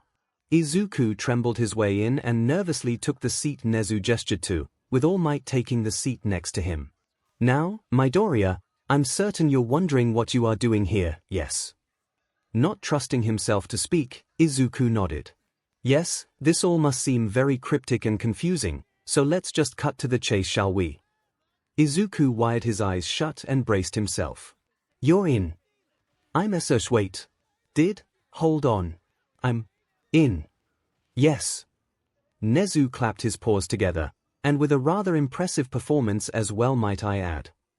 Izuku's jaw dropped, and when it appeared he was at a loss for words, Nezu spoke up again. On your own, you managed to score 65 villain points. A rather impressive feat that would have firmly placed you in the top 5 easily. Izuku's heart began slowing slightly from its current lightning pace. However, nope, BLD pressure is skyrocketing again. There was more to the examination than just villain points. Izuku gaped and looked from the principal to Toshinori, who was smiling. Don't look so surprised, Midoriya. Surely you expected that smashing robots alone was a poor method of evaluation, yes? So we developed something called rescue points. Rescue points? Nezu nodded, yes. All of your progress in the examination was monitored closely and reviewed by a panel of judges. Each and every action deemed heroic was awarded a point total with the assistance of said panel. I'm certain that your courageous actions would have netted you enough points to pass easily with just those rescue points alone. Izuku relaxed again. However, the principal's eyes narrowed.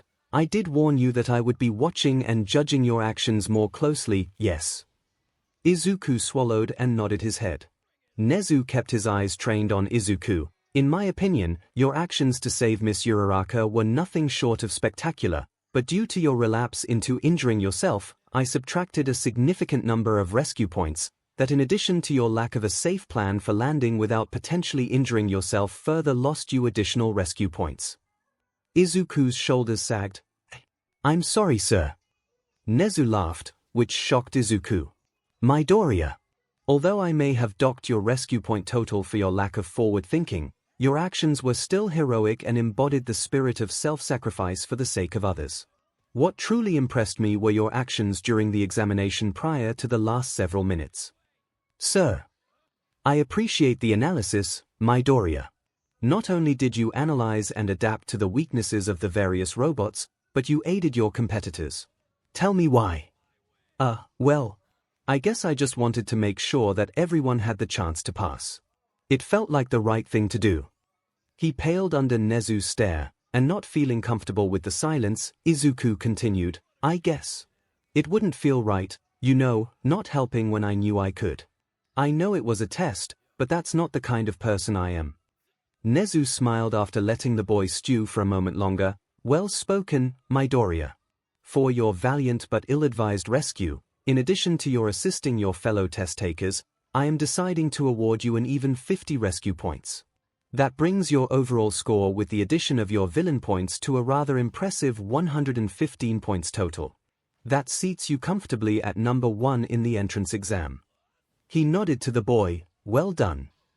Izuku was too shocked to react, so it took Toshinori clapping him on the back to stir him from his stupor. Thank you, sir. Of course. Now I believe All Might has something he wishes to inform you of. Toshinori began coughing. Yes. Well, you see, my boy, I have good news. After quite a bit of paperwork, I have officially been finalized and hired on as a teacher at UA. Izuku's mind broke. Ah, really? Wait. Hold on. Is this why you've been so distant this week? Toshinori loosened his already incredibly loose collar. Well, yes. Izuku threw his hands in the air. Mr. Yagi, do you have any idea how freaked out I've been? How long have you known you'd be working here? Toshinori looked to Nezu for support and found none. Since last year. Izuku let out a groan. Last year. I'm sorry, my boy. I didn't want to put any undue pressure on you to get in. I've been freaking out this whole week. Nezu started cackling. I'm sorry, my boy. Truly. But I was amazed at how well you did in the exam. You were watching. If it was possible, Toshinori grew paler. Well, yes. I was sitting next to Nezu, but take heart in the fact that I played no part in any judging, you got in on your own merit. In fact, I'd argue you had more difficult entry parameters than the other applicants considering you had the principal watching your every move. Izuku flopped back in his chair and put his hands over his face, letting out a heavy sigh that sounded more like a scream. Toshinori hazarded a gentle pat on the boy's shoulder, and before he knew it Izuku leaped up and wrapped his arms around the man. I did it, Mr. Yagi. I did it. I'm going to UA. Toshinori felt the familiar droplets of his protégé's tears falling on his back, and couldn't fight the tears that came to his own eyes in response. Yes you did, son. The two embraced as Izuku rode out his sobs of joy. Izuku. Yeah, Mr. Yagi. Just call me Toshinori, son. Toshi works too if you'd like. Izuku pulled away from the hug. Are you sure? Toshinori smiled. As long as I'm in this form, it suits me just fine. My predecessor called me Toshinori, and so do Gran Torino and Recovery Girl. It would make me happy if you did too. Izuku rubbed his eyes, rewarding the man with one of his large smiles. All right then, Toshinori.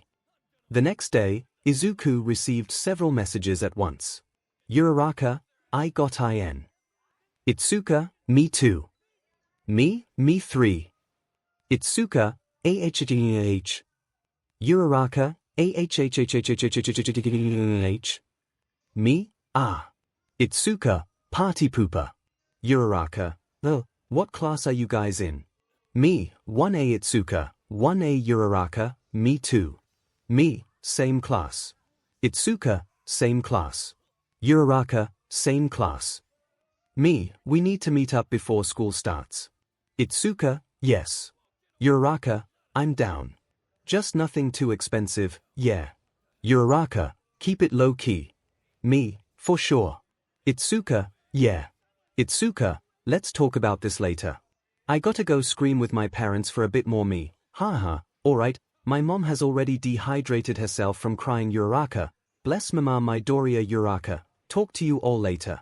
Me, later. Itsuka, yep. Izuku smiled at his phone before slipping it into his pocket.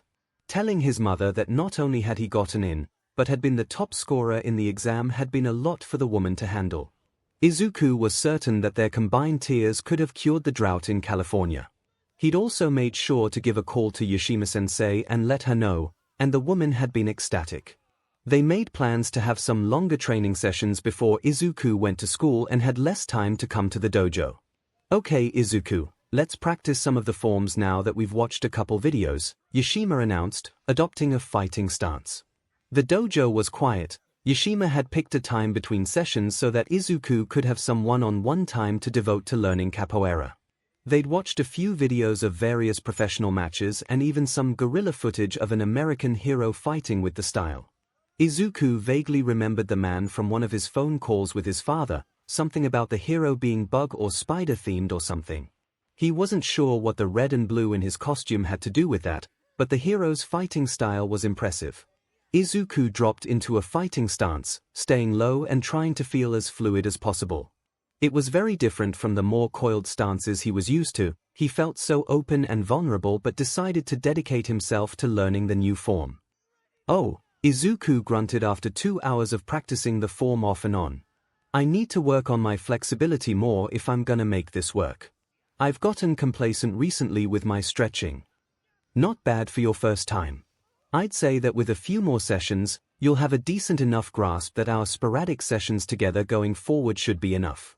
You're lucky you've got that big brain of yours. Yashima began with a laugh, tossing her pupil a towel. I'll be working with Itsuka on the forms too, that way you two can spar together. Izuku nodded, toweling off the back of his neck and taking a large swig from his water bottle. Thanks, sensei, I appreciate this a lot. Yashima smiled, giving Izuku a pat on the back. I'm proud of you, Izuku. You've come a long way from the scared little 12-year-old that first walked through those doors. Izuku beamed as Yashima pulled him into a hug. Sorry I'm sweaty, he apologized. Yashima just laughed and hugged the boy tighter. After 3 weeks of consistent training with Yashima, in addition to an increase in the intensity of his training with Toshinori and Gran Torino, Izuku's first day at UA had finally arrived in a blur. Izuku tried in vain to wrangle his new red tie into some semblance of normalcy before finally giving up. This is why Mom always got me clip-on ties. Sighing deeply in exasperation, he reached down and double-checked that he had everything packed in his backpack. Notebook, check. Journal, check. Hero analysis journal, check. Izuku tossed in the rest of his pencils and pens, in addition to some binders just in case, before zipping the backpack closed and slinging it over his shoulder. Izuku, are you almost ready? Obi and Rui are here. Yeah, Mom. Be right out. Izuku took one last look in the mirror, admiring the UA uniform he was wearing, and stepped out into his living room. Oh, sweetie. You look so handsome.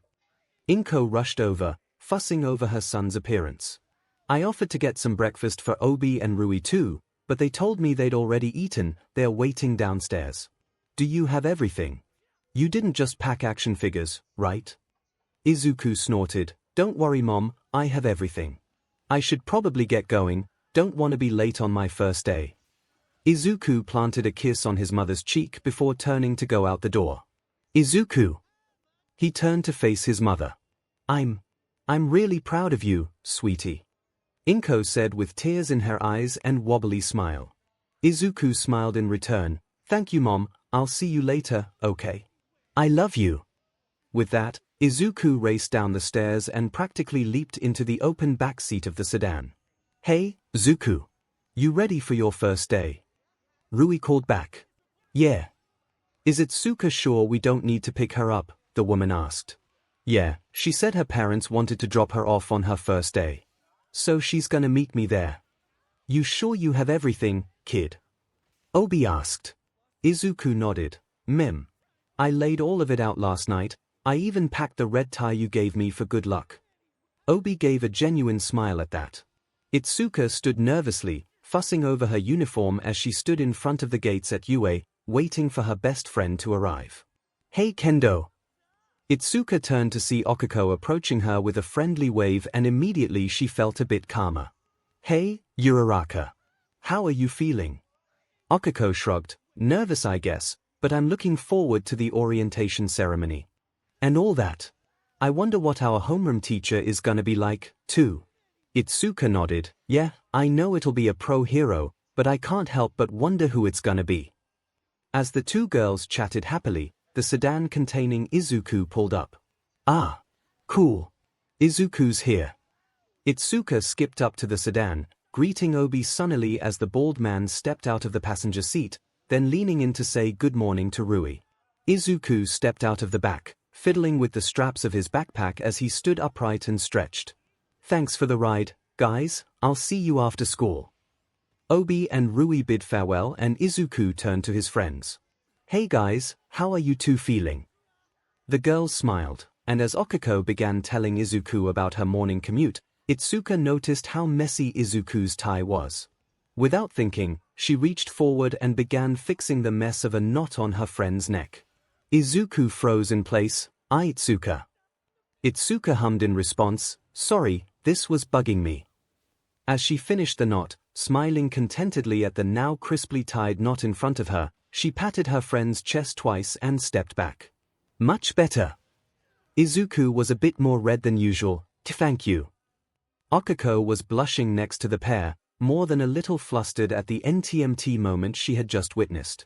Itsuka, now just realizing the implications of her gesture, also grew red in the face. Let's get going, yeah. Don't want to be late on our first day. The three nodded in unison and attempted to shake off their collective blush as they walked up to their classroom. This door is huge, Izuku muttered as he stared up at the frankly massive door in front of the trio. Itsuka and 𝐒𝐽𝐽 both looked equally dumbstruck. Izuku shook his head and opened the door to find an argument taking place. Take your feet off the desk at once. Here. Oh no. Izuku thought with a feeling of dread creeping upon him. It's already the first day and you're already disrespecting this academy by scuffing school property, you cretin. The now familiar voice of the boy from the entrance exam shouted out.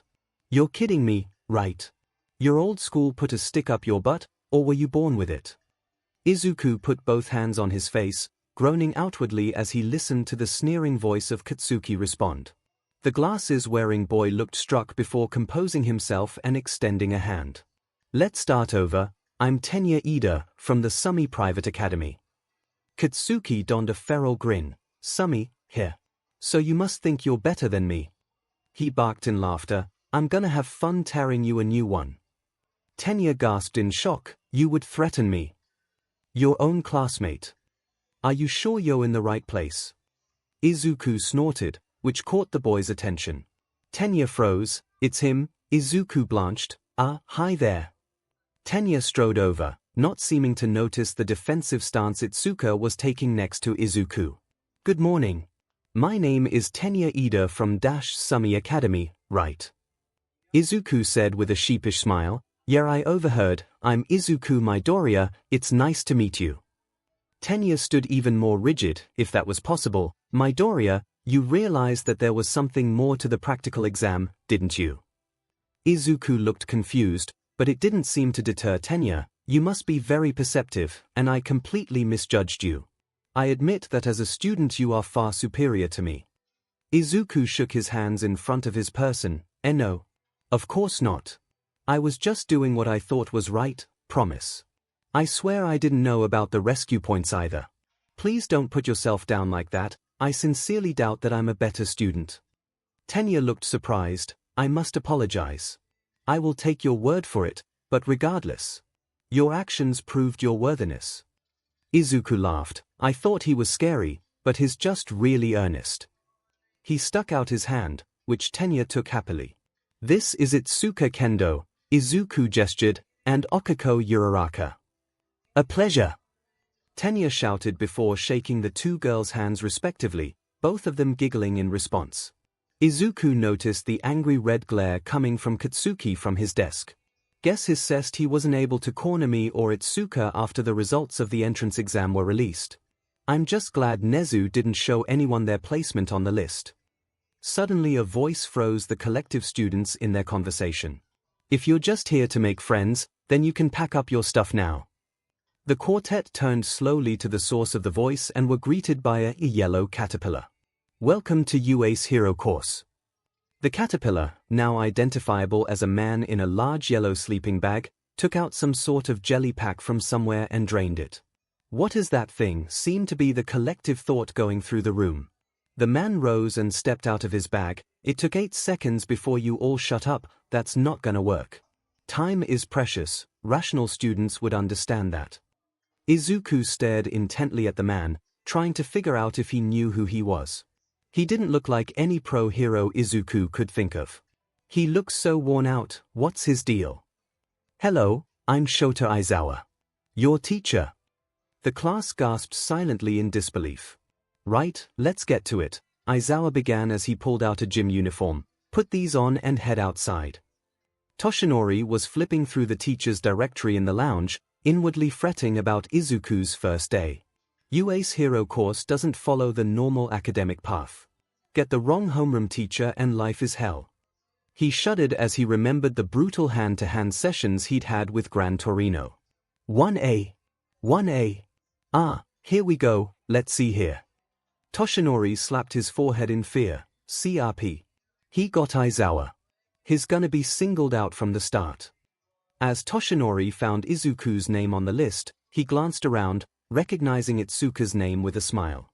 Todoroki. Enji's boy. Then he froze. Bakugo. No. He could have sworn that he. Nezu. Toshinori stood up, immediately swelling into his hero form before stomping out of the office and storming his way to the principal's office. Upon arriving, he slammed the door open. "Nezu, we need to talk." What is the meaning of this? For his part, the tiny principal was unfazed by the anger that was emanating off the tower of muscle in front of him. "All Might. To what do I owe the pleasure?" "Don't be cute, you know DMN well. What is Katsuki Bakugo doing in the same class as Izuku?" Nezu took a sip of his tea, staying silent for a moment. "If I remember correctly, you had concerns about Bakugo being in class with Midoriya, yes?" Toshinori scoffed. "That boy has tormented Izuku his entire life. Do you know the lengths I went to in order to ensure that he would be kept away from Bakugo during middle school? Nezu smiled softly. You are aware that those two can't avoid each other forever, yes? That doesn't make it okay to put Izuku in the same class as his childhood abuser. Toshinori, the man, froze at the use of his name. This is a confrontation that needs to happen. Bakugo is an issue, I'm not blind. His anger and pride have gone unchecked for his entire life. You and I both know how powerful and confident Midoriya has gotten. This will be good for both of them. When Toshinori looked like he wanted to cut the principal off, Nezu rose a paw. It will not be an easy transition for Izuku, I am well aware of that. I do believe though that your successor can be a positive influence on Bakugo. You saw what his quirk was capable of in the entrance exam. Now imagine what he could become if his raw power was tempered. Toshinori grimaced. I know you are opposed, that much is clear. I can hardly blame you. I am asking you to help keep an eye on him. I have already spoken to Aizawa on this matter, and I believe between the two of you helping guide him we might be able to mold this boy into some semblance of a hero. Nezu concluded his speech with a sigh. Call it an experiment if you wish, but I truly believe this is the best course of action. Toshinori deflated, both figuratively and literally, and slumped into a chair. I don't agree with this, I don't think I can, but I'll go along with it for now. One of his blue eyes flashed dangerously, but if that boy steps a toe out of line he will be punished.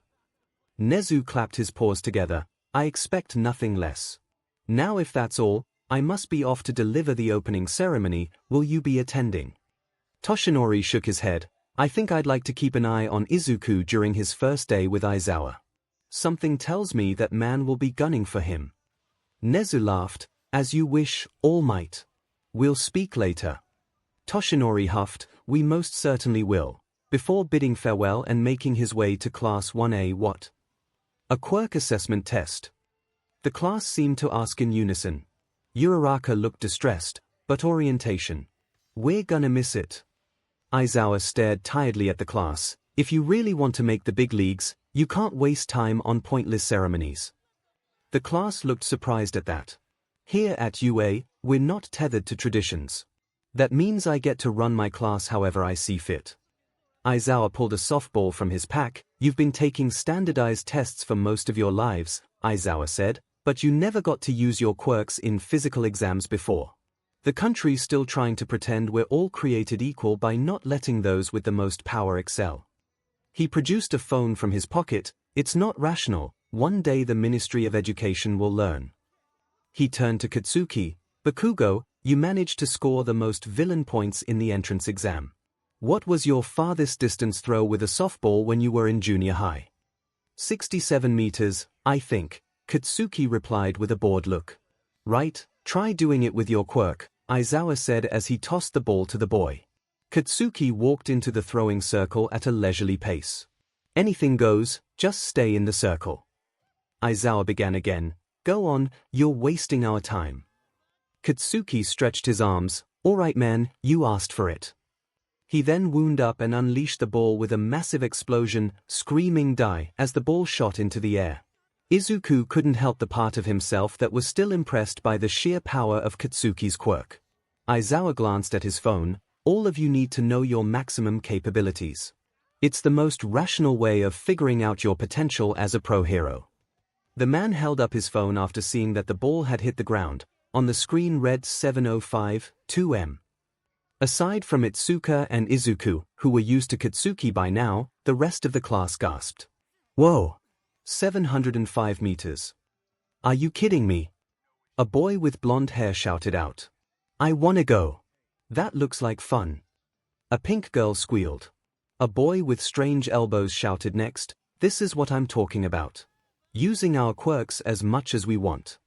So this looks fun, here. The class froze at their teacher's words. You have 3 years here to become a hero. You think it's all gonna be games and playtime. He adopted a wicked grin. Today you'll compete in 8 physical tests to gauge your potential. Whoever comes in last has none, and will be expelled immediately. The class gasped in shock and fear. Izuku clenched his fists. Immediate expulsion and 8 tests. I can do this. Just gotta use the amount of power I can handle right now. He looked up, his determined eyes meeting Aizawa's cold ones.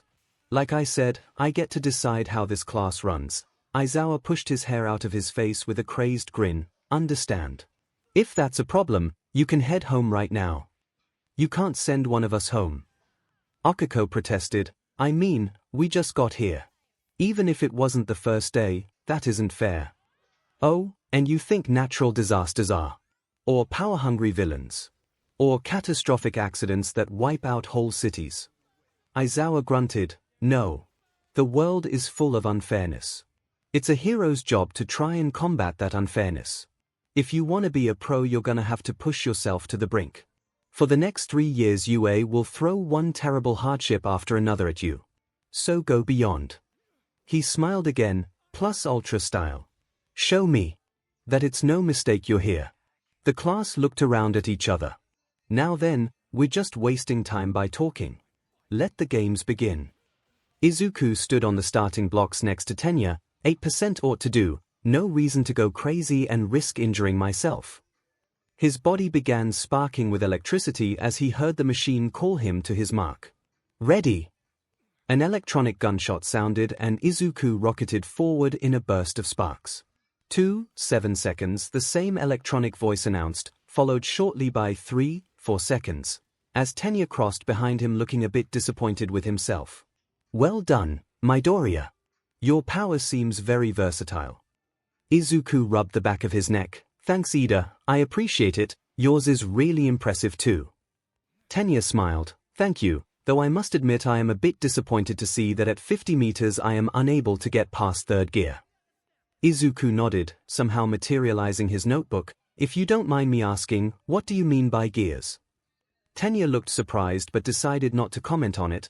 My quirk is called engine. These mufflers in my legs are connected to my quirk. I gain fuel from citric acid, so I tend to drink orange juice. Though, carbonic acid stalls my engines, so I cannot drink carbonated drinks. Izuku nodded thoughtfully, jotting down the notes along with a quick sketch of Tenya's calves in his journal. Thank you, Ida. I've just always enjoyed quirk analysis. It's one of my passions. Tenya smiled. Well then I am honored you would include me in your studies. You clearly are an exemplary student. Izuku blushed under the praise. Wanna watch the others? Or are you going to the rest area? I think I'd like to join you and discuss your analysis more, so whichever suits you best. Izuku smiled and took a seat near the racetrack, chatting happily to a bemused but smiling Tenya about his analysis of various heroes. Izuku was doing well by his best estimations. He'd nearly crushed the grip strength machine, trying his best to hide the evidence from his classmates when the machine had audibly cracked in his hand. In the long jump, he'd poured a moderate dosage of one for all into his legs and somehow cleared the entire long jump pit in one go. He had done relatively well in the side steps as well, using just enough full cowling to go quickly, but not enough to cause him to lose balance in the confined parameters. By the time he got to the ball throw, he felt fairly confident. It had helped that Aizawa kept the field relatively clear during their individual tests, so Izuku hadn't had to worry about Katsuki glaring at him while he had been trying to finish his tests. Unfortunately, it appeared everyone was looking forward to watching the ball throw. Izuku couldn't blame them. Okiko had just thrown the ball up and it hadn't come back down. Infinity! The class seemed to yell in unison as Aizawa held his phone with the double loop in the air. Izuku laughed inwardly. Should have seen that one coming. Kendo had used her large fists to flick the ball, sending it flying a little over 200 meters. Izuku gave her a high five for that one. When it was Izuku's turn, he stretched out, planning ahead. All that's left is this, the distance run, sit-ups, and the seated toe touch. I guess this is my chance to up my power and let it rip harder. Izuku allowed the energy of one for all to flow through his whole body, concentrating the upper limit of his threshold into his right arm, green electricity crackling off of his body wildly as the class looked on in a mixture of awe and confusion. He wound up and fired with a yell smash. The ball leaving his hand seemingly broke the sound barrier as it shot into the air. Aizawa stared at his phone and at Izuku without reacting. Where was that power from the entrance exam? Izuku looked confused. Pardon? In the entrance exam, you destroyed a 0-pointer with a single punch. At the same time, you also seemed to damage yourself. What was different this time? Izuku looked thoughtfully at his teacher. Well, 𝐼-Deku. Oh, CRP. The furious form of Katsuki Bakugo came sprinting at Izuku. When the hell did you get a quirk? Izuku wanted to be afraid, but looking now, he just wasn't. Why do you care? Izuku deadpanned. That seemed to be the wrong answer for Katsuki, whose palms started crackling. Until he was restrained by Aizawa's scarf. What the hell? What is this thing made of? It's a steel alloy woven with nanofibers. Now calm down. Using my quirk too much gives me serious dry eye.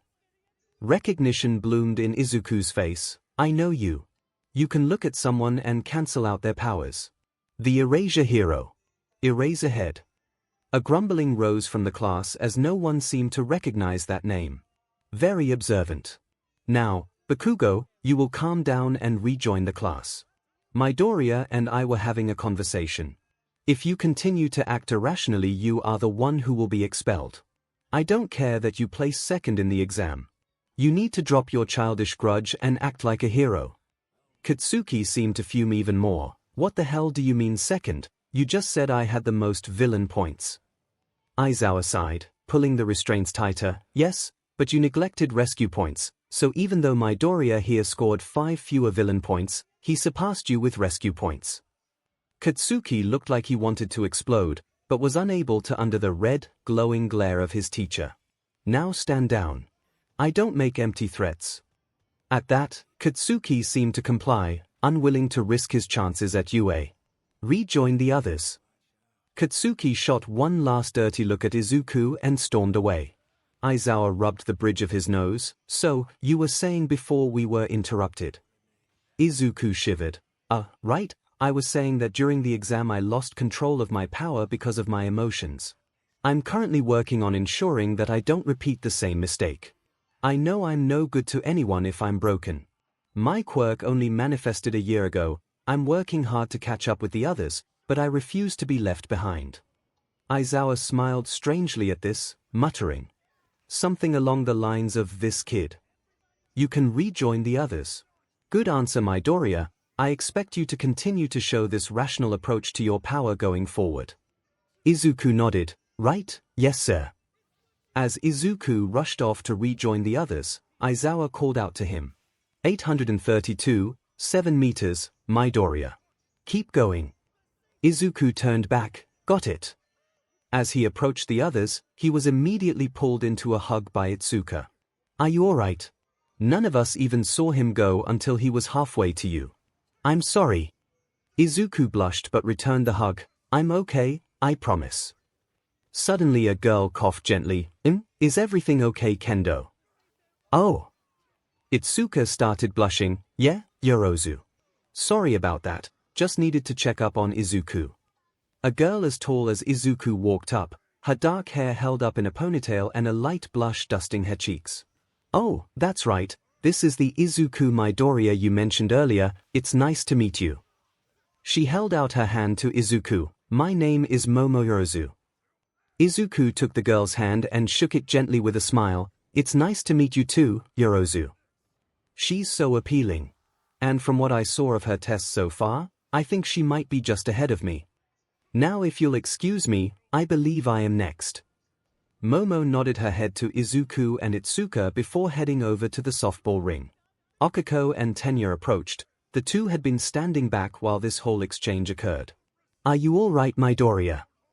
Tenya asked cautiously. Yeah, I'm okay, let's watch Yorozu. Izuku said with a shaky smile.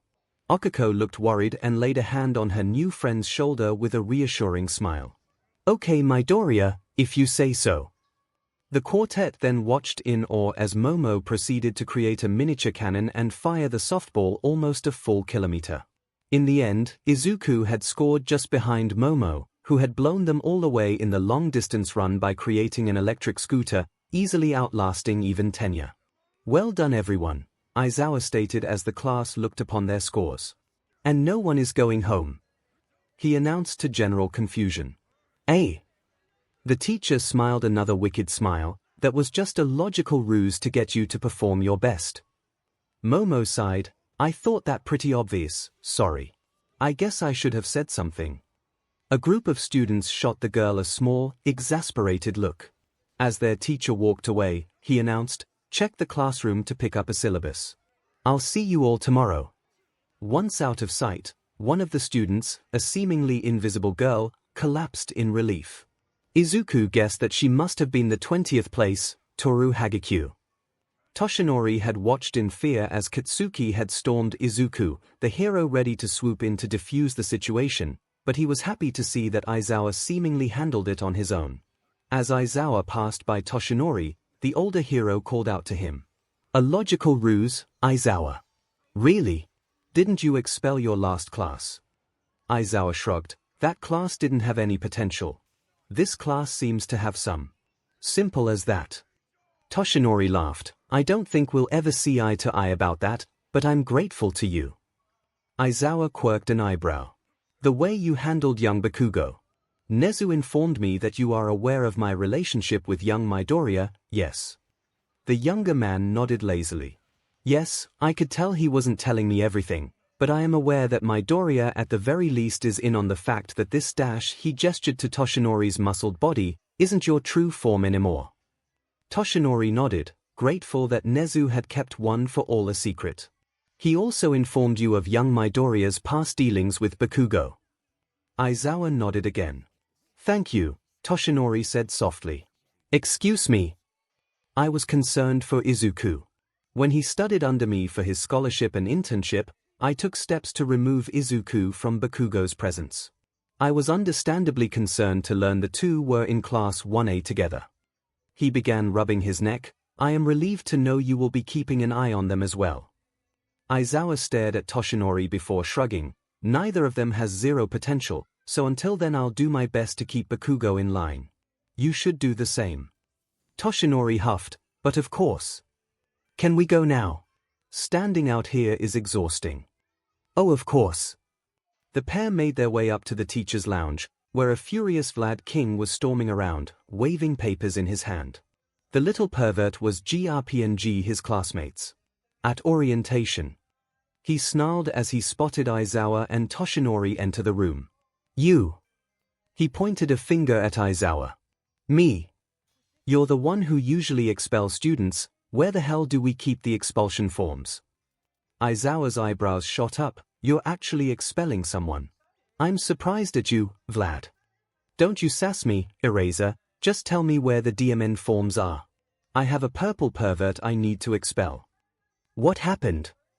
Toshinori broached cautiously as Aizawa stalked over to his desk and pulled out a sheet for Vlad King. One of my students, Mineta-he all but spat the name out, decided to use our orientation ceremony to look up girls' skirts, and when that wasn't enough, he decided to start copping a feel here and there. Toshinori grimaced. One complaint, I might consider it a case of miscommunication and just assigned detention, but he received no fewer than 16 complaints. So the little SHT is out. He took the form from Aizawa. Thanks, Eraser. Aizawa whistled. Can't blame you there, it's the rational thing to do. But doesn't that mean Class B will be uneven?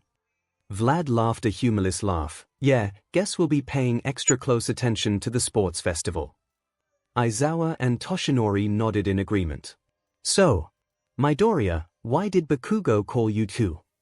Okako asked as she walked with Izuku, Itsuka, Momo, and Tenya after the five left their classroom. Oh, Izuku frowned. D is a nickname Bakugo gave me as a kid, he uses it as an insult, defenseless Izuku. Tenya and Momo gasped. That's uncalled for. Tenya shouted, chopping his hand down angrily. Okako frowned. That's too bad, do as kind. Of you can do it. Vibe, it'd make a great hero name. Plus I think it sounds kinda cute. She finished with a smile. Izuku thought for a moment. You know, when you put it like that, I kind of like it too. If you want, you're more than welcome to call me that. Just like that? Momo asked. Yeah, Izuku replied. I'd kind of like to take that name and make it into something positive, then he can't use it to hurt me anymore. So please, go ahead Uraraka, and any of you really. Okako beamed. All right then, you've got it.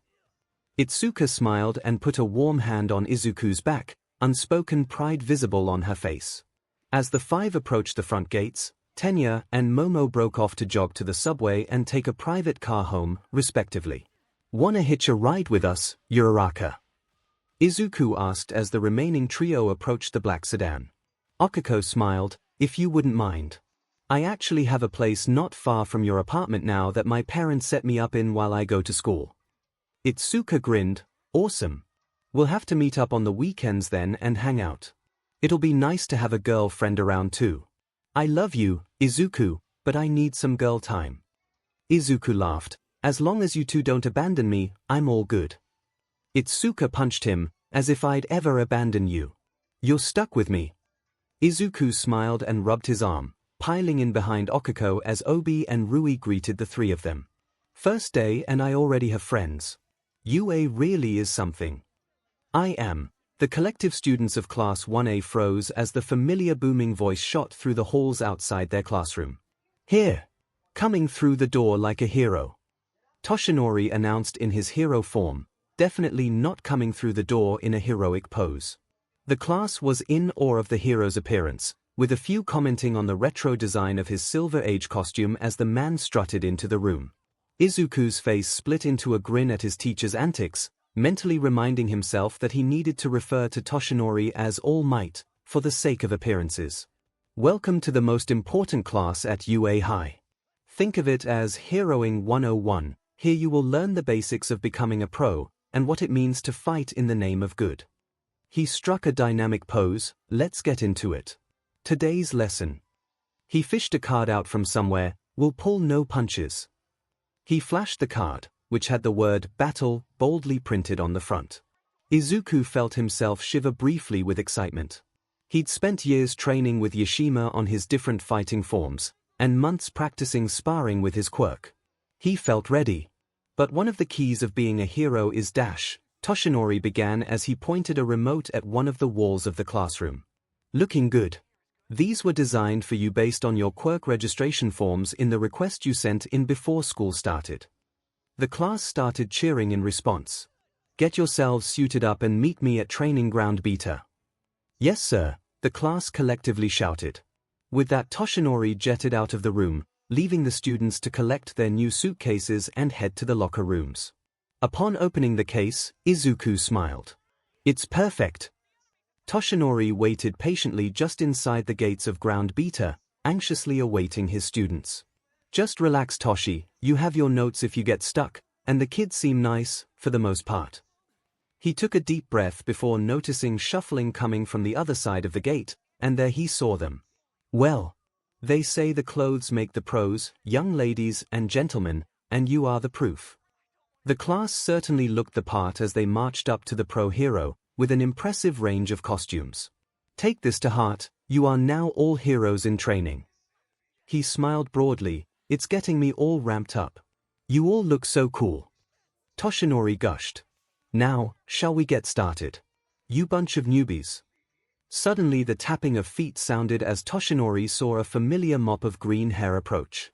He had to suppress his laugh as he saw his protégé's costume. You're so obvious. Izuku stood in a light green jumpsuit that bore a very familiar curved V shape on the chest, underlined with two smaller arcs. Along his neck and arms and into the V, there were dark gray lines accenting his suit. He wore two forearm guards that were a taupe color, accented with light blue and stopping at his hands, which had bright red knuckle guards over his favorite red hand wraps. He fiddled with his red utility belt which lay just above his thigh-high dark gray leg braces, which were accented with more red at the feet. He looked like a mini, green version of All Might, and Toshinori now understood what it meant when people said that imitation was the sincerest form of flattery.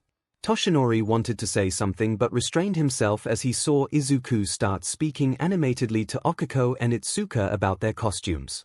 Instead, he opted to begin the lesson. Now that you're ready, it's time for combat training, sir. Tenya interjected with a raised hand. This is the fake city from our entrance exam. Does that mean we'll be conducting urban battles again? Not quite. Toshinori announced, I'm going to move you 2 steps ahead. Most of the villain fights you see on the news take place outside.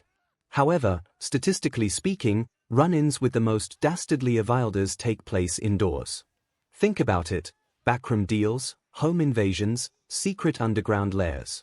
Truly intelligent criminals stay hidden in the shadows. For this training exercise, you'll be split into teams of good guys and bad guys, and fight 2-on-2 indoor battles.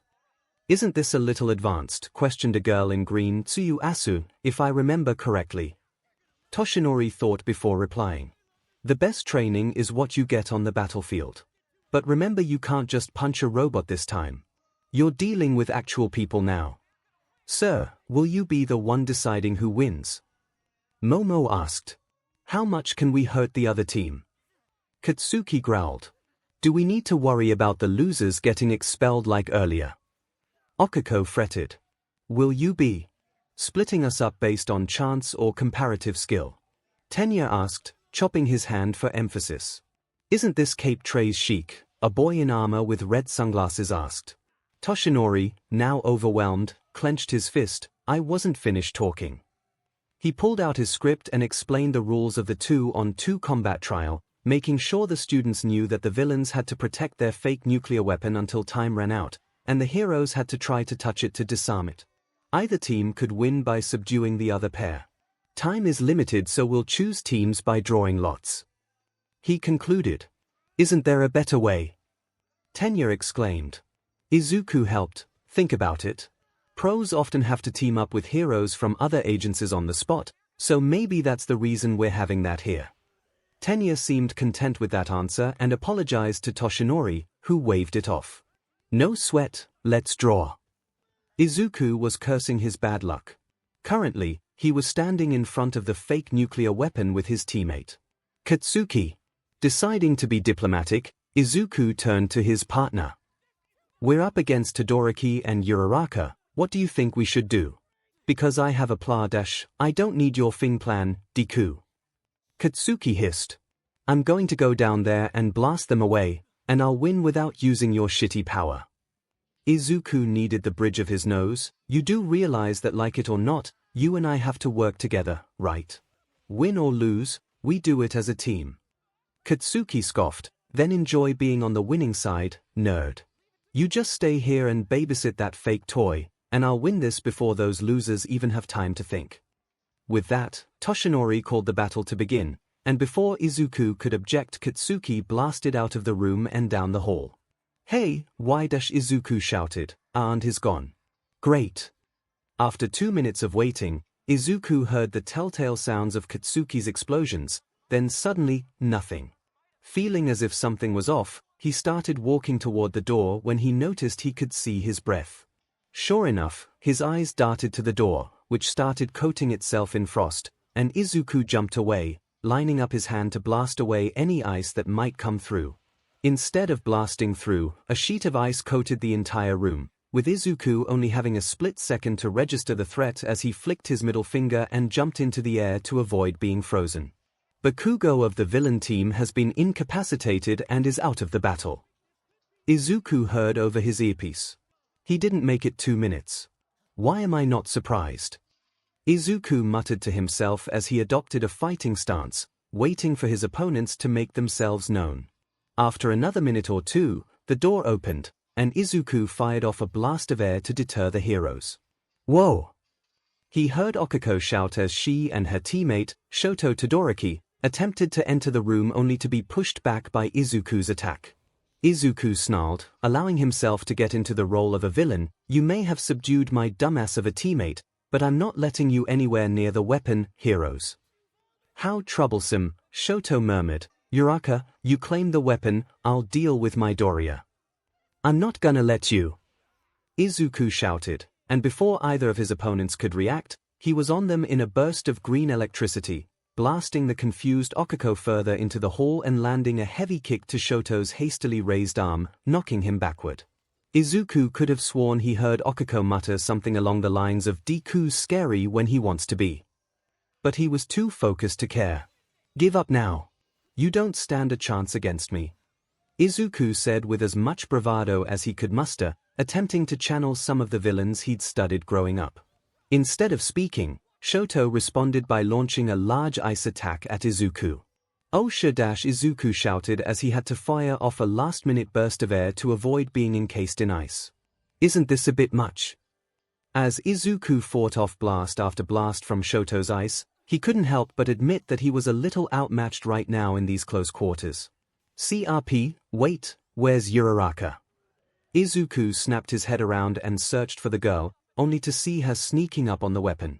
He turned around and fired another blast at her, knocking her off her balance. Crunch. 𝐒𝐿 looked down to see that his feet were now encased in ice. Gotta improvise. 𝐒𝐿 charged his hands with one for all and clapped, creating a miniature shockwave, throwing both Shoto and Okiko off their feet. He then attempted to remove the ice with another blast of pressure. CRP, too late. 𝐒𝐿 looked down as more ice crept up his body, effectively freezing him in place. You almost had me there, Midoriya. Shoto began, dusting himself off, but in the end, you got distracted. Okiko also rose and pressed her hand against the weapon. The hero team wins. 𝐒𝐿 dropped his head. I guess that was bound to happen. Okiko rushed over as Shoto began defrosting 𝐒𝐿 and the rest of the building. Are you okay, Deku? 𝐒𝐿 smiled sheepishly. Yeah, you and Todoroki kept me on my toes, good work. Okiko shook her head. Todoroki did all of the freezing, I feel like I just played backup. I don't agree, 𝐒𝐿 started. No one can succeed on their own. Even if you don't feel like you helped, I doubt Todoroki could have done this on his own. Okiko smiled. Thanks, Deku. 𝐒𝐿 stretched his cold limbs. Anytime. The three made their way downstairs, noticing that Katsuki had already stalked out the minute he defrosted. So, who can tell me what they learned from that last match? Toshinori announced once all the students were back in the observation room. Sir. Momo announced with a raised hand. Bakugo made a critical error in not consulting his teammate and rushing off to attempt to engage the hero team alone. His actions were foolish and ultimately led to Midoriya having to defend the weapon single-handedly. In the end, despite his rather impressive efforts, Midoriya was unable to withstand a 2-on-1 assault. All Might's jaw dropped, but Momo continued. Similarly, Todoroki made effortless use of his quirk to subdue an opponent who rushed head-on without a plan, thus allowing both Todoroki and Uraraka to maintain their energy to take on Midoriya together. I would say there were no MVPs this match, but if I had to choose it would be a toss-up between Midoriya and Todoroki. 𝐒𝐿 blushed, muttering a small thank you to Momo. Toshinori was at a loss for words, and in this silence, Katsuki snapped. I didn't need that thing nerds he dash young Bakugo. Toshinori boomed, causing the entire class to wince. Everything young Yorozu said was absolutely correct and I agree. Furthermore, you will watch how you address your classmates going forward. You will have ample time to reflect on your choices in detention for the next 2 days. Katsuki floundered, clearly unused to being reprimanded. He opened his mouth to speak again, and Toshinori cut him off, his blue eyes glowing under his brows. The next words out of your mouth had better be an apology to young Midoriya, otherwise your detention is extended to a week. Katsuki clamped his mouth shut and proceeded to stomp to the corner of the room to fume in silence. Toshinori relaxed a bit, trying to rein in the anger that had bubbled forth, right then. He started again. Let's get started with the next match. Young Kendo and Yorozu as the heroes versus Ida and Kaminari as the villains. Take your positions and good luck to you both. Well, 𝐒𝐿 thought as he watched Momo create a bin bag shotgun and blast Kaminari away. This couldn't have been a worse matchup. Itsuka used her enlarged fist to clothesline poor Tenya, who was sent careening into the wall, and within 5 minutes, the two ladies of Class A had won the match. A collective shiver went through the room. All of the students were thankful that they hadn't been the ones who had to go toe-to-toe with the powerful duo. Yeah, I've got nothing, remind me never to pair those two up again, Toshinori mumbled. 𝐒𝐿 nodded, right. In the end, Hanta Zero and Ahiro Kirishima were just able to defend their weapon against Mina Ashido and Yuga Aoyama. Likewise, Koji Koda and Mizo Shoji ended up just outmatched by the sound waves that 𝐭𝐽𝐫 created, with Rikido Soto using his impressive strength to take down the villains to secure the weapon. Toru Hagakure and Masahiro Ojiro just didn't stand a chance against Fumikage Tokoyami's Dark Shadow and Tsuyu Asui's tongue binding their competitors. Well done everyone. You all performed well in your first mock battles. Toshinori announced with his trademark megawatt smile. Thanks, sir, Tsuyu commented. It's nice to hear some encouraging words after our homeroom. The whole class nodded in agreement. I'm glad I could be a beacon of happiness. Now I'd better go submit my report to Principal Nezu, so watch how a hero exits, like he's got somewhere to be. The hero proceeded to jet out of the room at incredible speeds as his class watched on in awe. Toshinori was just able to make it to the teacher's lounge and shut the door before he exploded into a puff of white smoke, coughing up BLD. I'm pathetic. I can barely get through a class. He placed a hand on his chest to steady himself, thinking about how the class went. I'm proud of Izuku. He did well, despite being paired with Bakugo. He grimaced. I'll have to let Aizawa know that bundle of rage has detention today and tomorrow after school. He huffed to himself. Serves him right, and if he keeps this up he'll see that I refuse to tolerate his behavior. Izuku sighed in relief as he removed his suit from his body. While he loved the design that his mother had helped him create, the support department had really made it tighter than he'd expected. As he peeled the suit from his biceps and began unwrapping his hands, he heard stomping behind him. Deku. Izuku turned around with an unimpressed look. Can I help you, Bakugo? Yeah, you can tell me when the hell you got a quirk. Izuku looked his childhood tormentor up and down and noticed that Tenya was approaching with a reprimanding gleam in his eye. Honestly, Bakugo. It's really none of your business. What did you just say to M? Katsuki was cut off as Tenya's hand landed on the smaller boy's shoulder. You will cease this unruly behavior at once.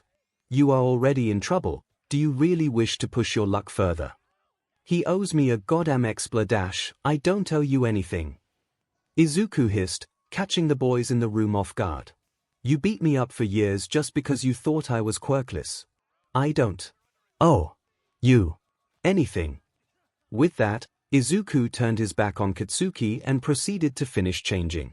Now with the collective glares of the boys in the locker room on him, Katsuki swallowed his rage for now and stormed away. Are you alright, Midoriya? Tenya asked cautiously. Yeah, Ida, I'll be okay. I just refuse to put up with Bakugo's CRP any longer. I've already dealt with it most of my life. Tenya nodded. I must admit I am proud of how you handled yourself. A lesser man might have resorted to violence, yet you remained composed. He smiled at Izuku. I know we only met recently, but I'm proud to call you my friend if that is acceptable to you. Izuku beamed, raising a fist for Tenya to pindi. Likewise, Ida. Tenya reciprocated the gesture, and the two chatted happily as they finished changing and made their way back to class the next day. Izuku was in an excellent mood. Aizawa had been surprisingly accommodating about seating in the classroom, provided the students didn't disrupt the environment, and so Izuku was able to sit far away from Katsuki. He chose a seat in the back, with Itsuka to his left, Momo to his right, Okiko in front of him, and Tenya in front of Itsuka.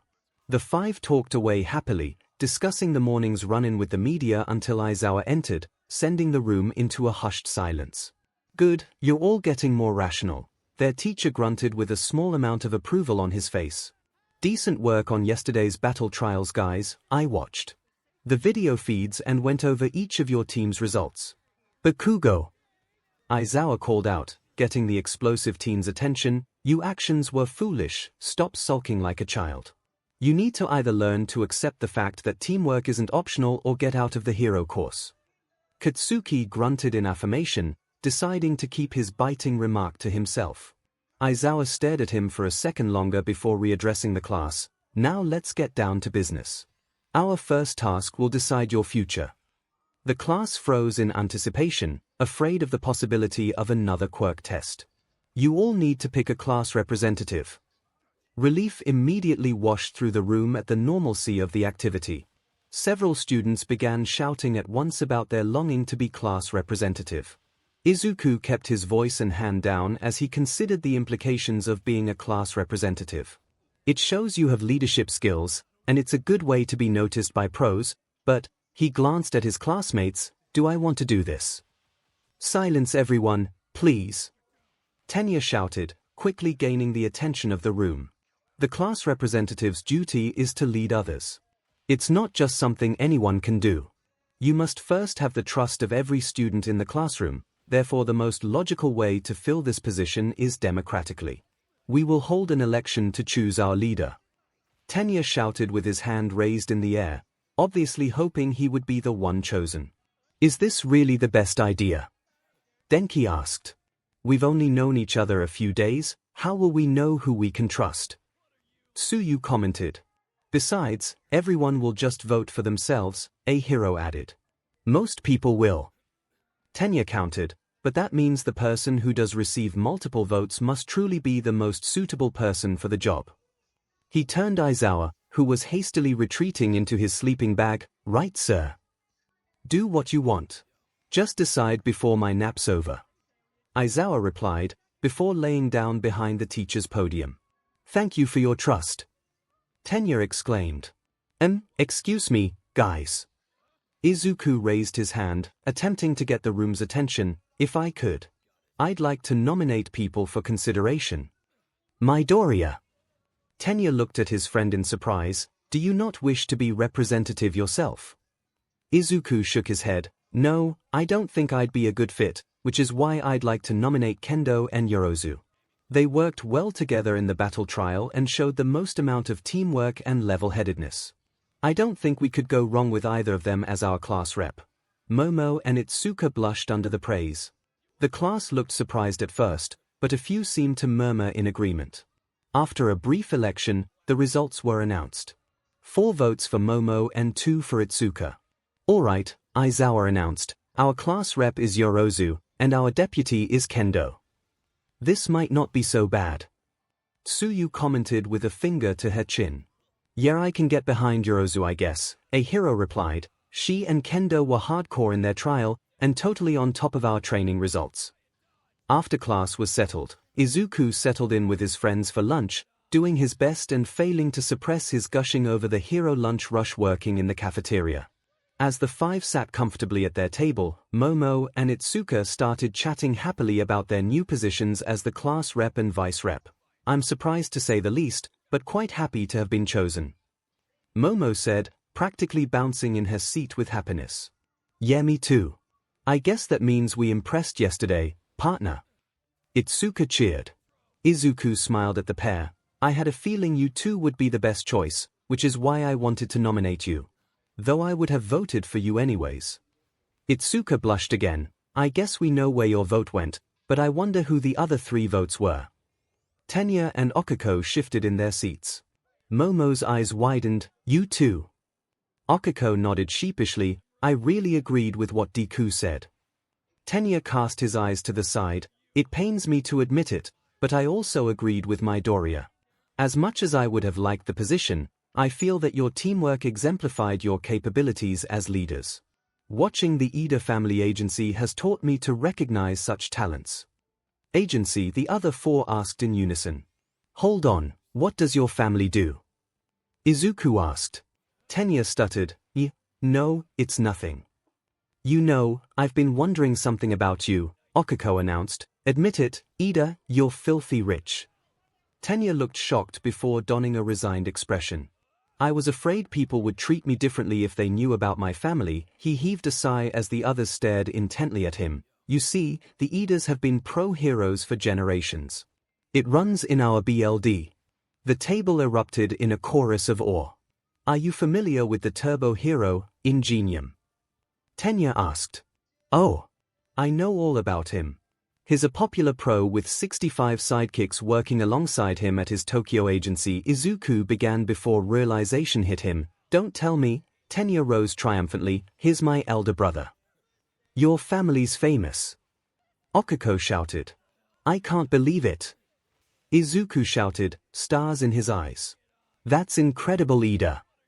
Kendo announced, laughing slightly at Izuku's nerd meltdown that was sure to come any minute. Ingenium is an unmatched commander who honors the hero code. As the second oldest Ida's son, I strive to be just like him. However, I think it might be a bit soon for me to be in a real leadership role. He turned to Momo and Itsuka, then to Izuku with a smile. Even you, for example, your behavior in the entrance exam was nothing short of heroic. You risked it all for the sake of others. A rep needs that kind of willingness to put others before themselves. The table looked surprised. That's the first I've seen you smile, Tenya. You should do it more. 𝐒𝐭𝐴₂ announced. What are you talking about? I smile all the time. Plus, Tenya. Oh, 𝐒𝐭𝐴₂ blushed. I just thought since, no, we're all friends, why be all formal? Momo blushed as well, but smiled. I am inclined to agree. I would prefer if we referred to each other by our first names, or you may refer to me as Momo if you wish. It is a nickname I have had for some time now. Izuku grinned. I'm okay with that. Izuku works for me, or Deku too if you want to keep calling me that. 𝐒𝐭𝐴₂. Itsuka nodded. It's settled. Is that okay if we call you Tenya then, Ida? Tenya looked a bit startled, but relaxed and nodded. I'd like that, Itsuka. The five were snapped out of their conversation as an alarm rang through the halls. What is that? Izuku shouted, warning. Level 3 security breach. All students evacuate the building in an orderly fashion. No way, an upperclassman seated next to Ida exclaimed. What's a level 3 security breach? Tenya asked, wincing at the volume of the ringing. It means that someone's managed to get past the school's barriers. This hasn't happened in my 3 years here. The upperclassmen rose quickly. We should get going. Within seconds, the halls were filled to the brim with UA students, all struggling to move in the tight quarters. Oh!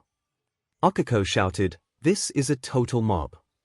Everyone was quick to react. Tenya called out, just what I'd expect from UA students. Sure. Momo said, struggled to stay balanced, but they are causing a panic. CRP, I can't stop. Izuku screamed as he was pushed further into the crowd. Who in the world would trespass on the campus grounds? Tenya said as he pushed his way to the nearest window, only to find a group of adults all holding recording equipment. It's the press that was outside. I was afraid it was some kind of attack on the school, but whatever thought he had was stopped as he was muffled against the window before hearing several classmates calling out for help. Then an idea struck him. Momo, where are you? Momo raised her hand just a few students over. Tenya. I'm here, do you know what's going on? It's the media. Momo's eyes shot open before she grimaced in irritation. Itsuka, can you give me a lift? Itsuka looked puzzled before blushing slightly as Momo undid the bottom few buttons of her shirt, her stomach glowing as she produced a megaphone. Oh. Yeah, of course, here. Itsuka enlarged her hand as best she could and lifted Momo above her, wincing a bit as Momo pressed a button on the megaphone to emit a high-pitched tone that gathered the mob's attention. Everyone remain calm. I have been informed that it is just the media outside. Please compose yourselves, we are UA students. This seemed to calm everyone, and soon the hallway was able to shuffle out with ease. Eventually, the police arrived, which further soothed the frazzled student body. Good job, you guys. 𝐒𝐭𝐴₂ beamed at her friends. You two totally worked together well.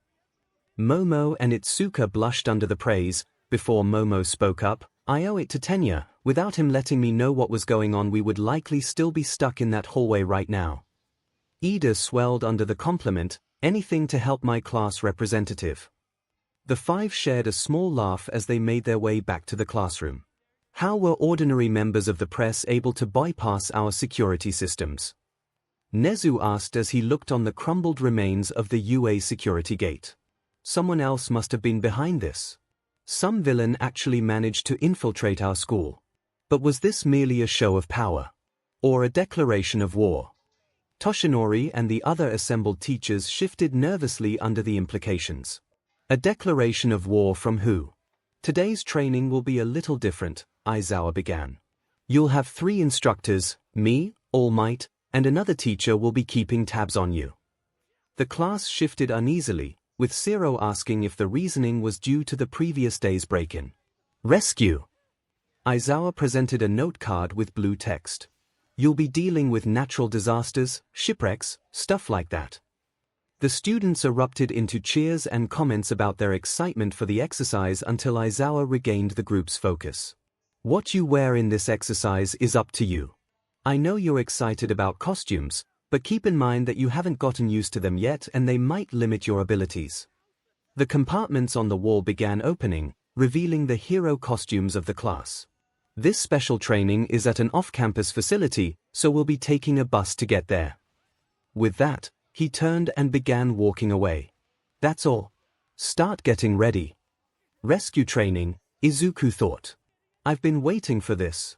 It'll bring me one step closer to being the hero Toshinori is. I'll do my best. Oh, Deku. So you decided to go with your costume for today? Okiko asked as she approached her friend. Izuku blushed again at seeing Okiko's rather tight costume again, but managed to retain his composure for the most part. Yeah, I wanted to get some more practice in with it. It's pretty comfortable though, so I should be okay. Is Okiko staring at my chest? Izuku glanced down at his chest, noticing again how his suit was rather fitted as well, which showed off his muscled physique. As Momo and Itsuka approached, each wearing equally distracting costumes, Izuku was thankful that he'd had years of exposure to Rui's teasing to prepare himself for these moments. Izuku! Momo looked concerned, a blush almost as red as her costume on her cheeks. Is everything all right? You look a bit red. Izuku shook his head quickly, slapping his cheeks to compose himself. Yeah, Momo, no worries, I guess I'm just anxious to get this going, you know. Rescuing people has always been my dream. The girls all smiled at the boy's earnest nature, with Itsuka walking up to lay a hand on Izuku's shoulder. Let's do our best today then. Momo then signaled to Itsuka that they needed to gather the students, which Tenya was more than happy to aid with. The boy blew on a whistle he had kept in his costume, and the three students encouraged their classmates to begin boarding. Tenya hung his head as he sat next to Mina, complaining about the bus's open layout. Ida, you really need to chill, Mina giggled as she patted the tall boy on the back.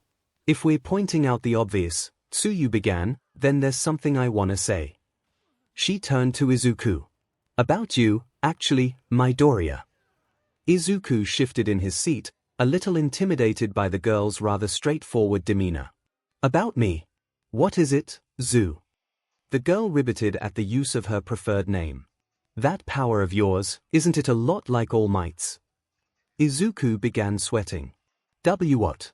You really think so? I guess I never really thought about it, but I guess it's kind of similar. Well, hold on, Zu, a hero interrupted. You're forgetting that All Might doesn't create a bunch of electricity when he uses his quirk. That makes a difference, right?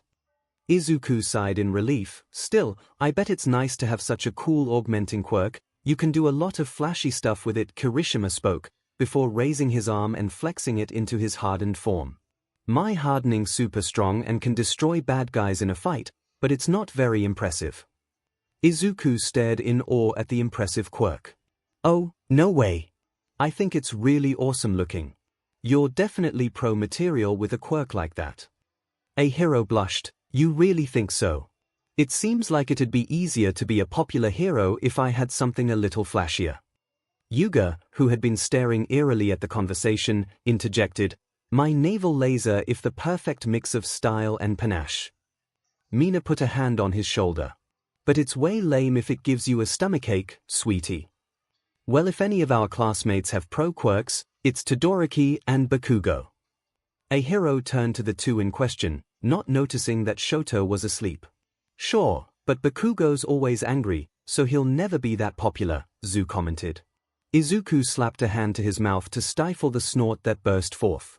Itsuka had no such reservations and laughed openly from her seat next to Izuku. What did you say? I'll kick your butt, Katsuki screamed, rising from his seat. See? Zu deadpanned. You know, Denki started, we basically just met you, so it's kinda telling that we all know your personality is flaming CRE mixed with garbage. Katsuki turned his anger on the electric boy. You're gonna regret the day you applied to this school, you loser. I'll kill you. Izuku was caught up in the sudden realization that for once, Katsuki was the one getting teased. Wow, is this what irony is? The rest of the argument was cut off by Aizawa, who announced that the students had arrived.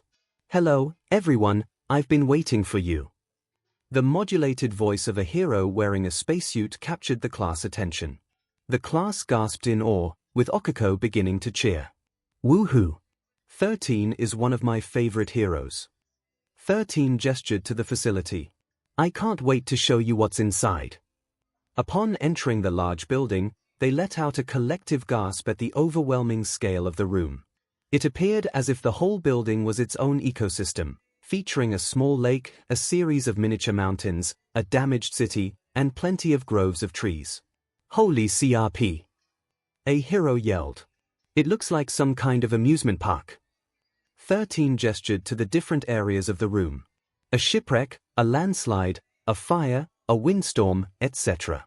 "I created this training facility to prepare you to deal with different types of disasters. I call it the Unforeseen Simulation Joint.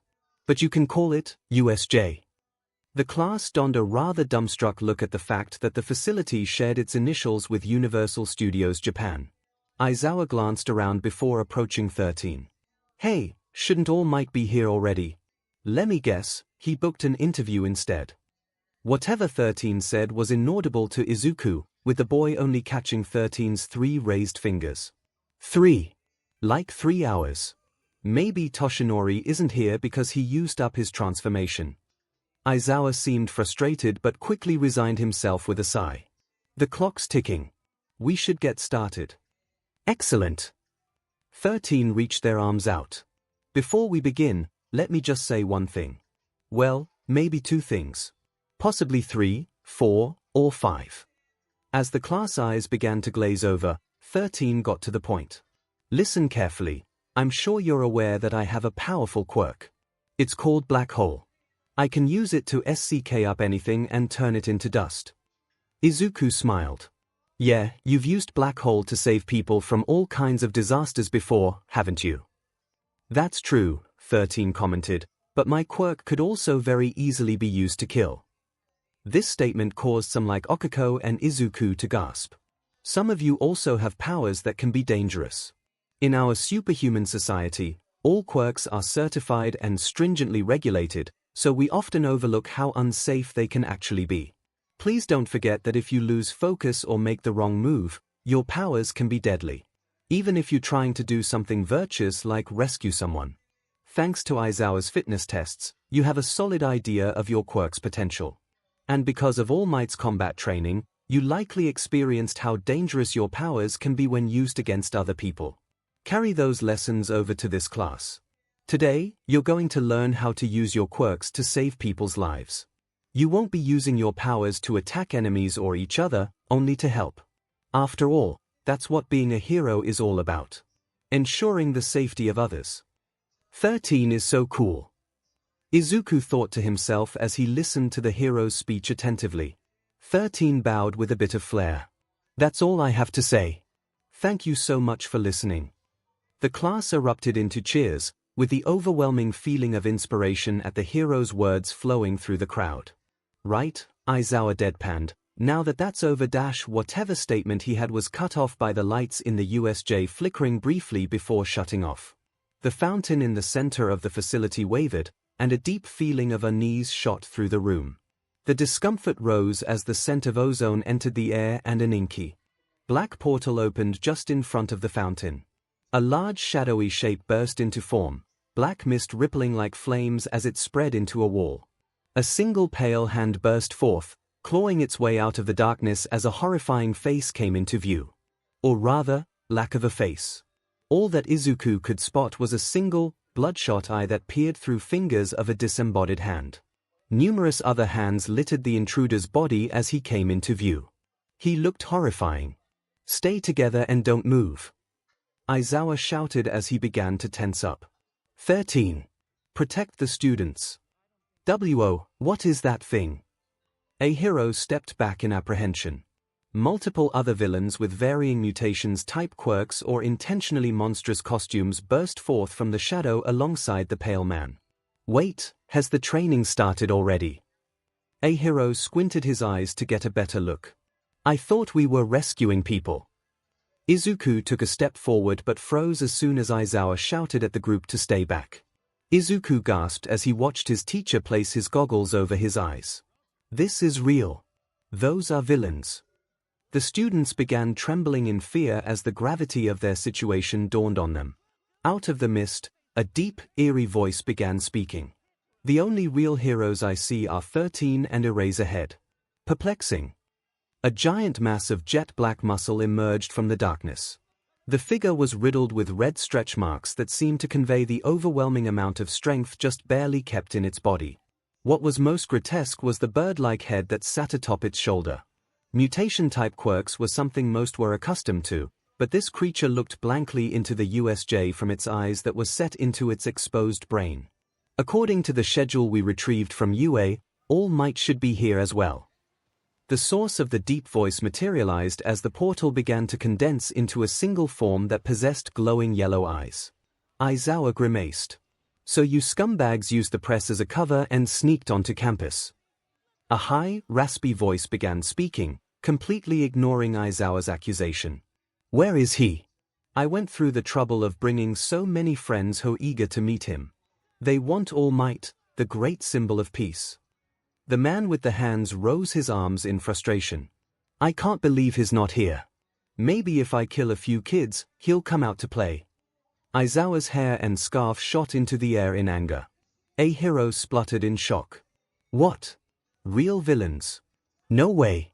How could so many of them get into a UA facility this secure? Momo rushed forward. Yeah, 13. Why aren't the alarms going off? 13 shifted back to look at the students, then up to the ceiling. Good question. I'm not sure. Is the entire campus under attack? Or is this their only target? Shoto asked. Either way, if the alarm sensors aren't being triggered, then one of these villains must have a quirk that's masking their presence here. They carefully chose this isolated facility as an entrance point at a time when a class was being taught. They're fools for trespassing here, his eyes narrowed, but they've thought this out. Whatever their plan, they must have a concrete objective in mind. But what is it? The rest of the class flinched in fear. Aizawa stepped forward. 13, get them out of here. And alert the main campus. He paused. Actually, if they've got the ability to block our sensors, then they might be jamming our regular communications, too. Kaminari. Their teacher turned to the electric boy. Try using your quirk to contact the school. Yes, sir. Izuku began sweating. What are you gonna do? You can't fight them on your own. There's too many of them.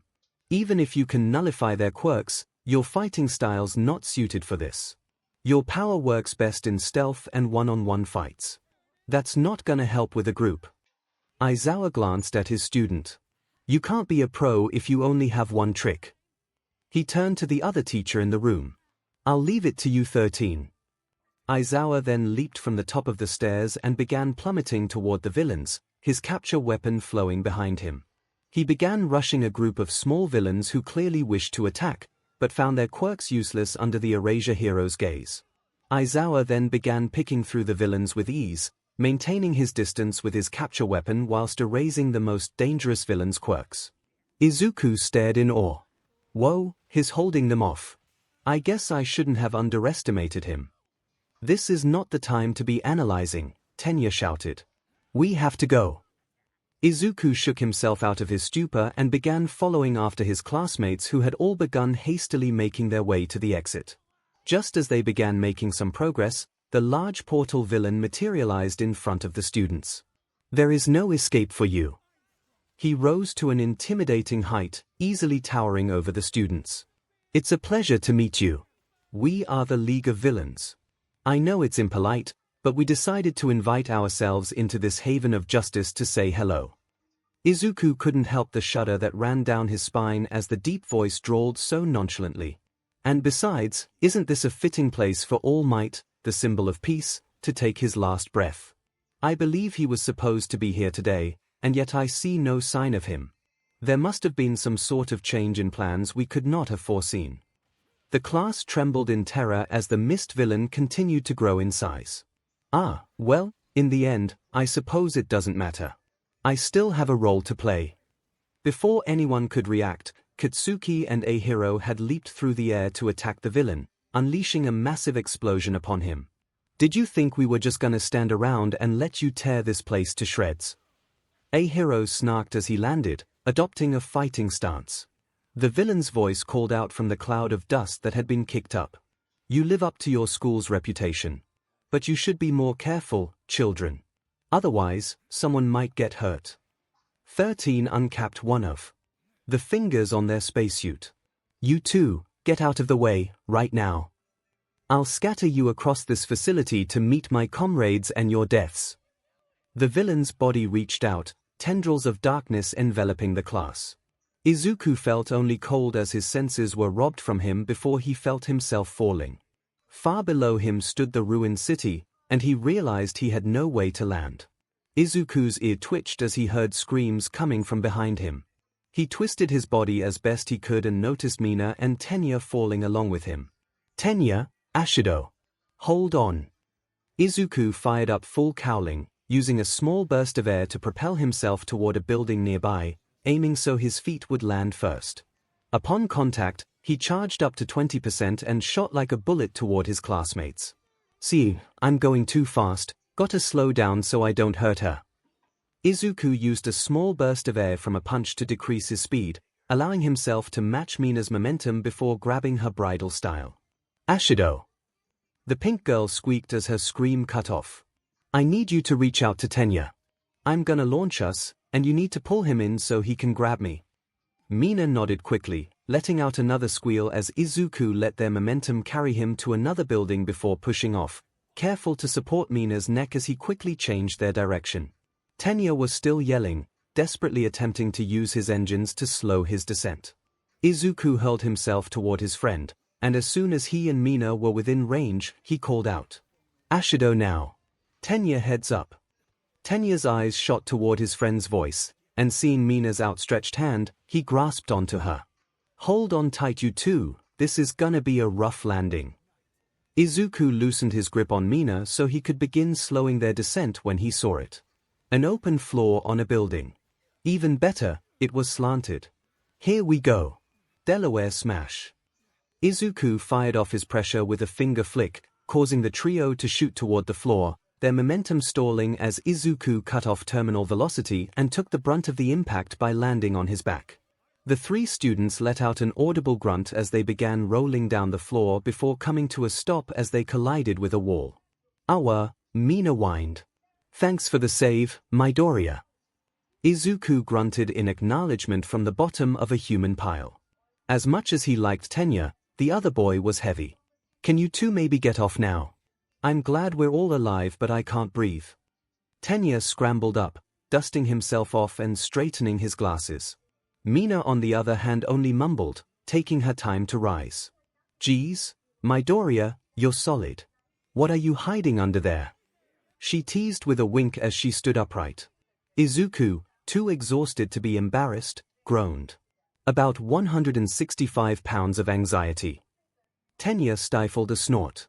"I think it would be best if we attempted to reach the others, or at the very least find a way to contact the school." Izuku shuffled to his feet. "Yeah, you're right. Let's see where we ended up."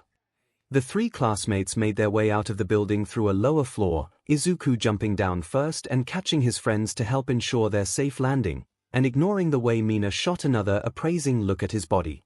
"Hey, look, there are some brats over there." "Oh, CRP." Izuku's head shot in the direction of the voice only to find a collection of villains making their way toward them. "Alright guys, we don't have permission to use our quirks, but given the circumstances, I don't think we have a lot of choices." Tenya nodded. "I'm inclined to agree. Ashido." Mina smirked, generated acid from her arms. "Oh, I am ready for some payback. Let's show these losers they don't mess with UA." The three teenagers charged at the villains with a roar and promptly kicked some butt. Itsuka felt gravity release her as she felt herself collide with water. Her eyes had just enough time to adjust as she noticed a shark-like villain come racing toward her underwater. She expanded her hands to swat the villain away but was startled to see a green blur shoot through the water and collide with the villain's face. "Izuku!"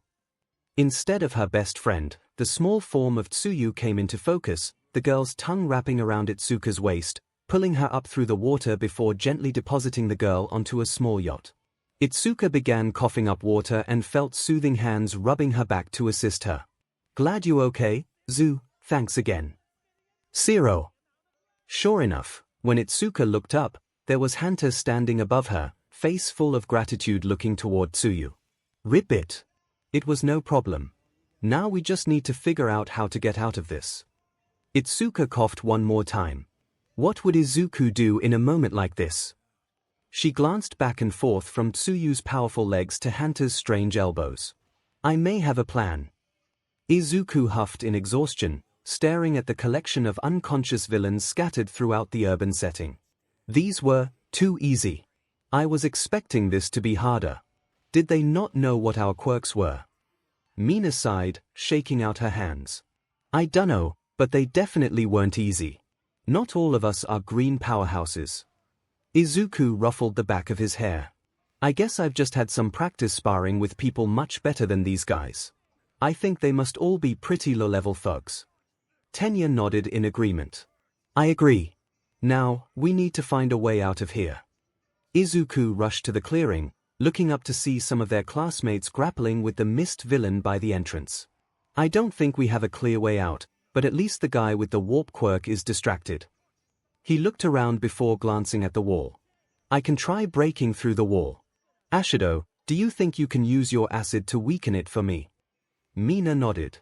"Yeah, just be careful to let it dissolve a bit before you punch. I don't want you to melt your hands." "Huh, yeah, let's avoid that." Mina put her hands on a section of wall and began secreting acid, the material hissing as it began dissolving. Izuku waited a couple seconds for the fizzling to subside, then began pummeling the wall, grateful that his hands weren't exposed to the air. After several minutes of punching and dissolving, a hole finally opened in the wall. "All right, Tenya, you need to go warn the teachers." Izuku turned to his friend and gestured to the hole. Tenya flinched. But I can't just leave. Not when my classmates are all here fighting." "Tenya! We need you. You're the fastest, and the only way we're getting out of this is if we get some backup." Tenya looked like he wanted to argue, but Mina placed a hand on his shoulder. "Please, Ida, Midoriya is right."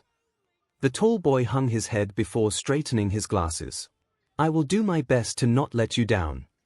He leaped through the hole and began sprinting toward the school at top speed. "Okay, Ashido, hop on." Izuku lowered himself into a crouch, his back to Mina. "It'll be faster this way, and we need to help the others."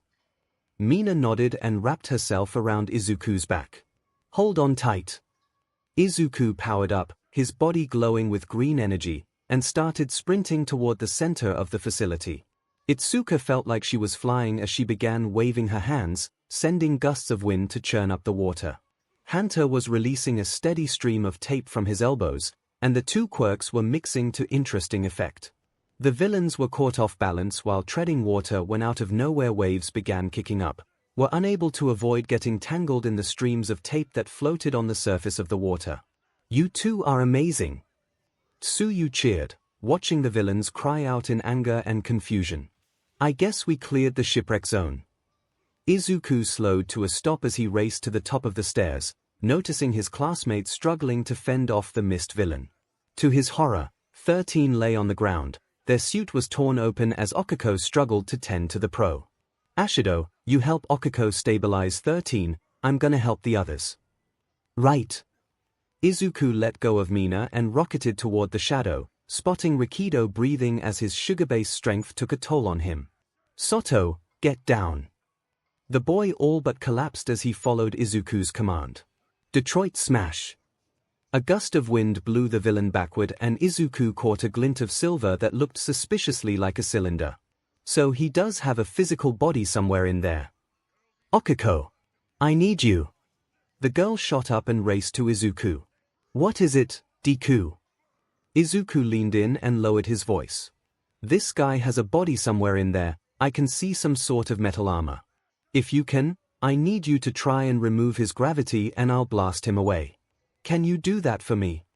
Okiko nodded, a confident look on her face. 𝐒𝐿 stood upright and reared back his fist, aiming himself at the mist villain. He let loose another burst of air, blasting away the mist that was creeping toward the students. 𝐒𝐿's eyes searched for the glint of metal, darting around the mass of shadow before catching the telltale sheen of silver.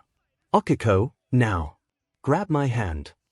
The girl leaped without hesitation, gripping onto 𝐒�'s hand and feeling the boy rush forward the minute their hands clasped together. 𝐒� pulled 𝐒𝐿 up to him, grabbing his friend under the stomach. Use your quirk on yourself. 𝐒𝐿 nodded, and the pink glow let 𝐒𝐿 know she had complied. He promptly threw the brunette bodily toward the villain's piece of armor, trusting her to get the job done.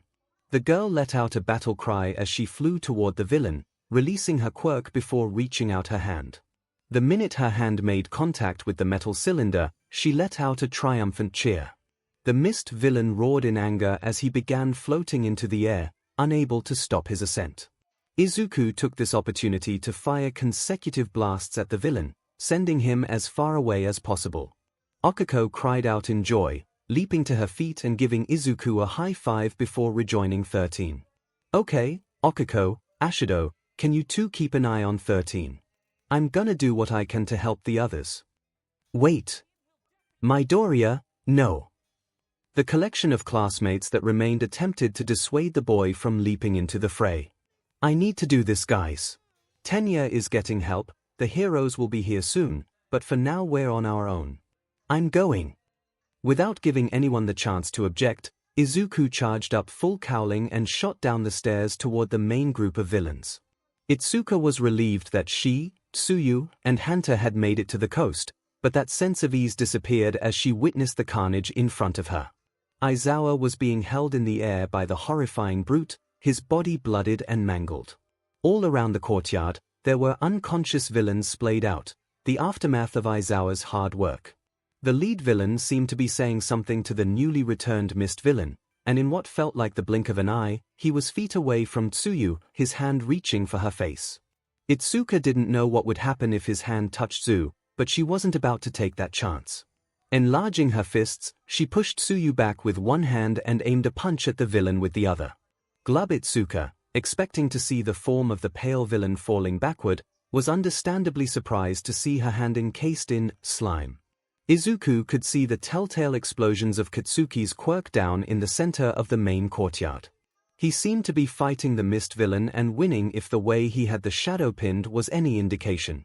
He took some small satisfaction in the face that the villain wouldn't be going anywhere anytime soon. That satisfaction was cut short when some green mass swept over Katsuki like a wave, pulling him off of the mist villain. What the dash? 𝐒� took stock of the scene unfolding in front of him, Aizawa in the hands of the giant muscle-bound monster, the hand-covered villain strolling back to the center of the room, the mist villain standing upright again, and the green fluid quickly subduing Katsuki. 𝐒� froze as he looked closer at the slime, noticing that Katsuki wasn't the only one being subdued. He saw a head of bright orange hair, struggling to breathe alongside Tsuyu, Hanta, and Katsuki. Ah!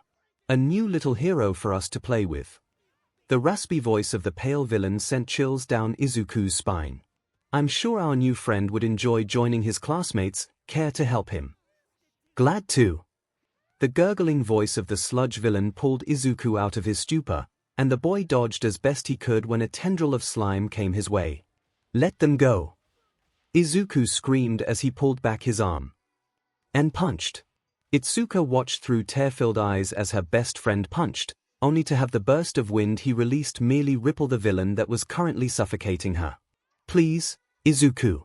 You can do this. 𝐒�'s eyes grew frantic as he attempted another punch, with similarly ineffective results. Itsuka could faintly hear the sounds of her friend cursing before her vision began to fade. Fine, take this. Itsuka felt the pressure in the room drop and heard what sounded like a jet taking off. Delaware smash. Itsuka felt the cold slimy hold that enveloped her body release with an audible pop as the gale force winds whipped around her. The girl landed on her side, having a moment to register the pain of her landing as she began retching up the remainder of the sludge that was in her mouth and throat. Today has not been a good day for my lungs. The girl hazarded a look in 𝐒�'s direction, trying to gauge his current condition. To her horror, it appeared that Izuku was clutching his arm, pain apparent on his face. Izuku's right sleeve had been blown clean off along with his gauntlets. Ugly purple bruises littered his arm, worse than she'd ever seen before. Izuku didn't seem to have any time to savor his victory or tend to his wounds as the voice of the villain's leader screamed in fury. "𝐿 break the brat." The massive muscles that had been holding Aizawa flew at Izuku in a blur, launching a fist at the boy's head. Izuku attempted to deflect the blow, but as the giant fist made contact with his arm, a sickening crunch shot through the air and Izuku cried out in pain. If his right arm hadn't been broken before, it certainly was now.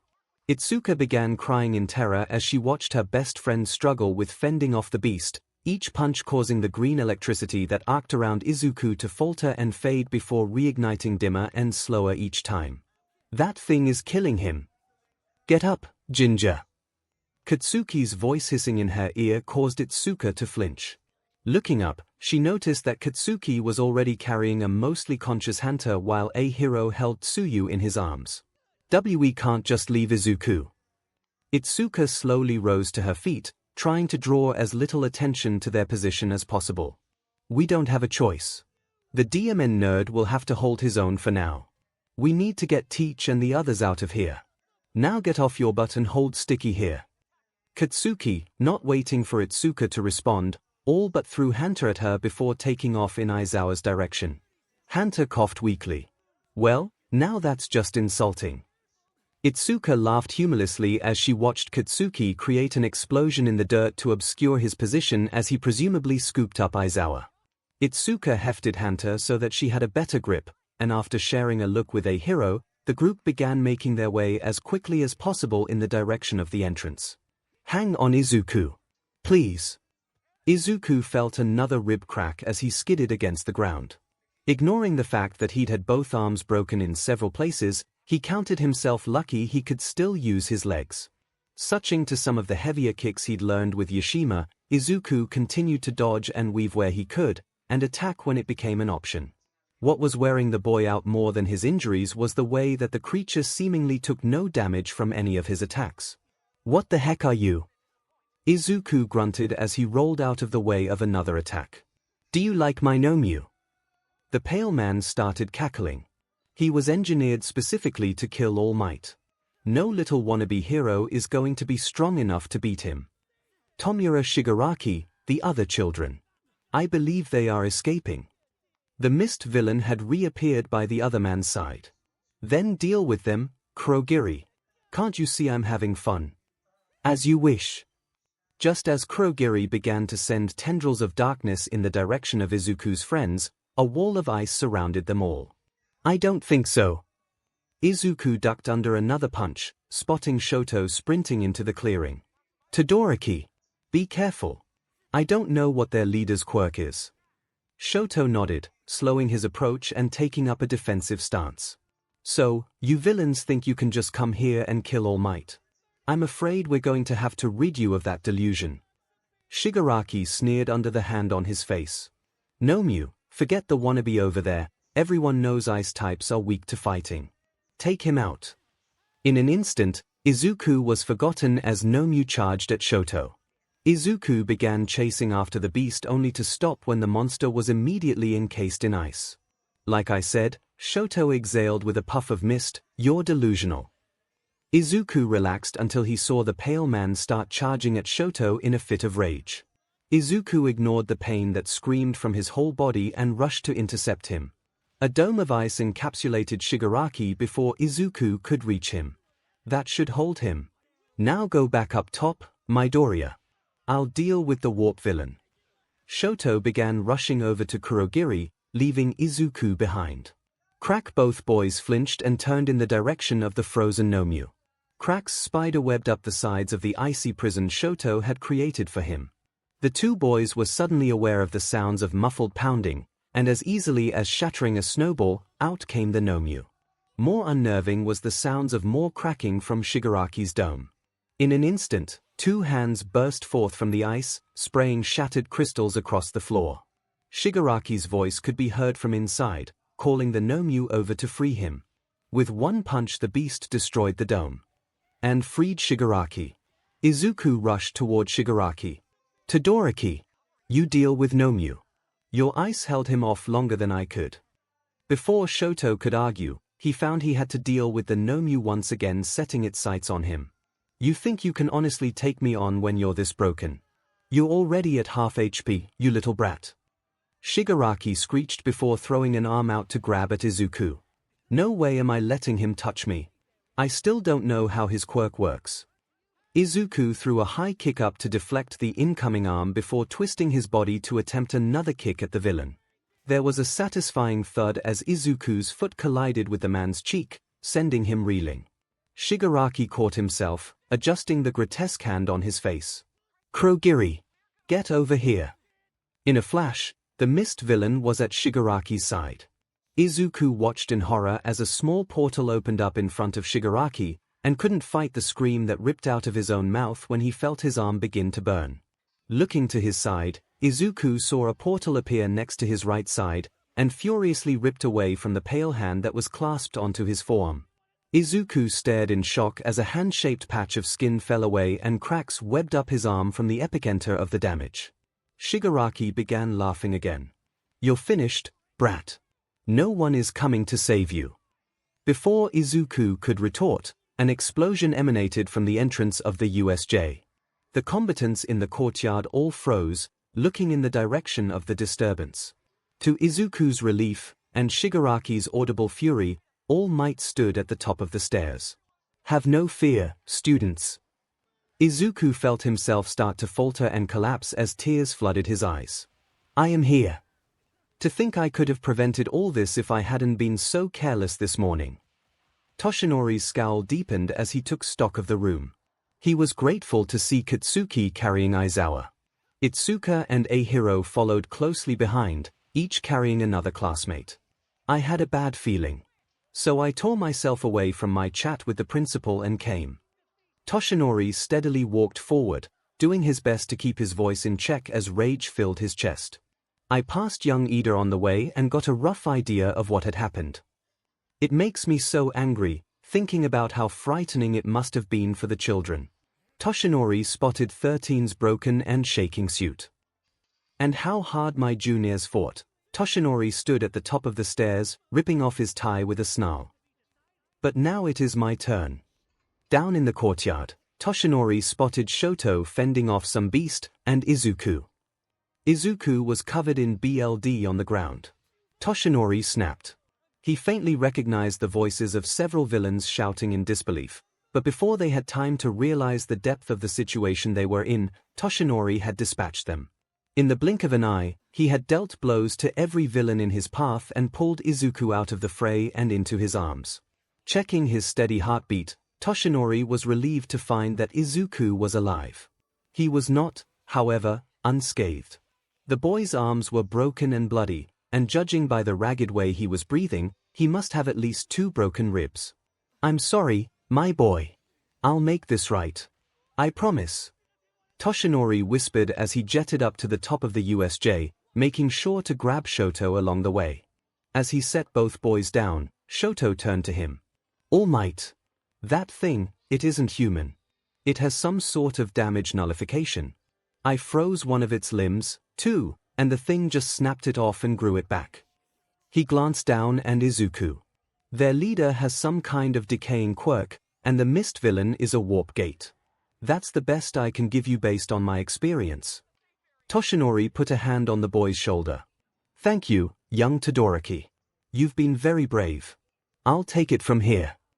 Itsuka rushed to Izuku's side the minute All Might leaped off to fight the villains.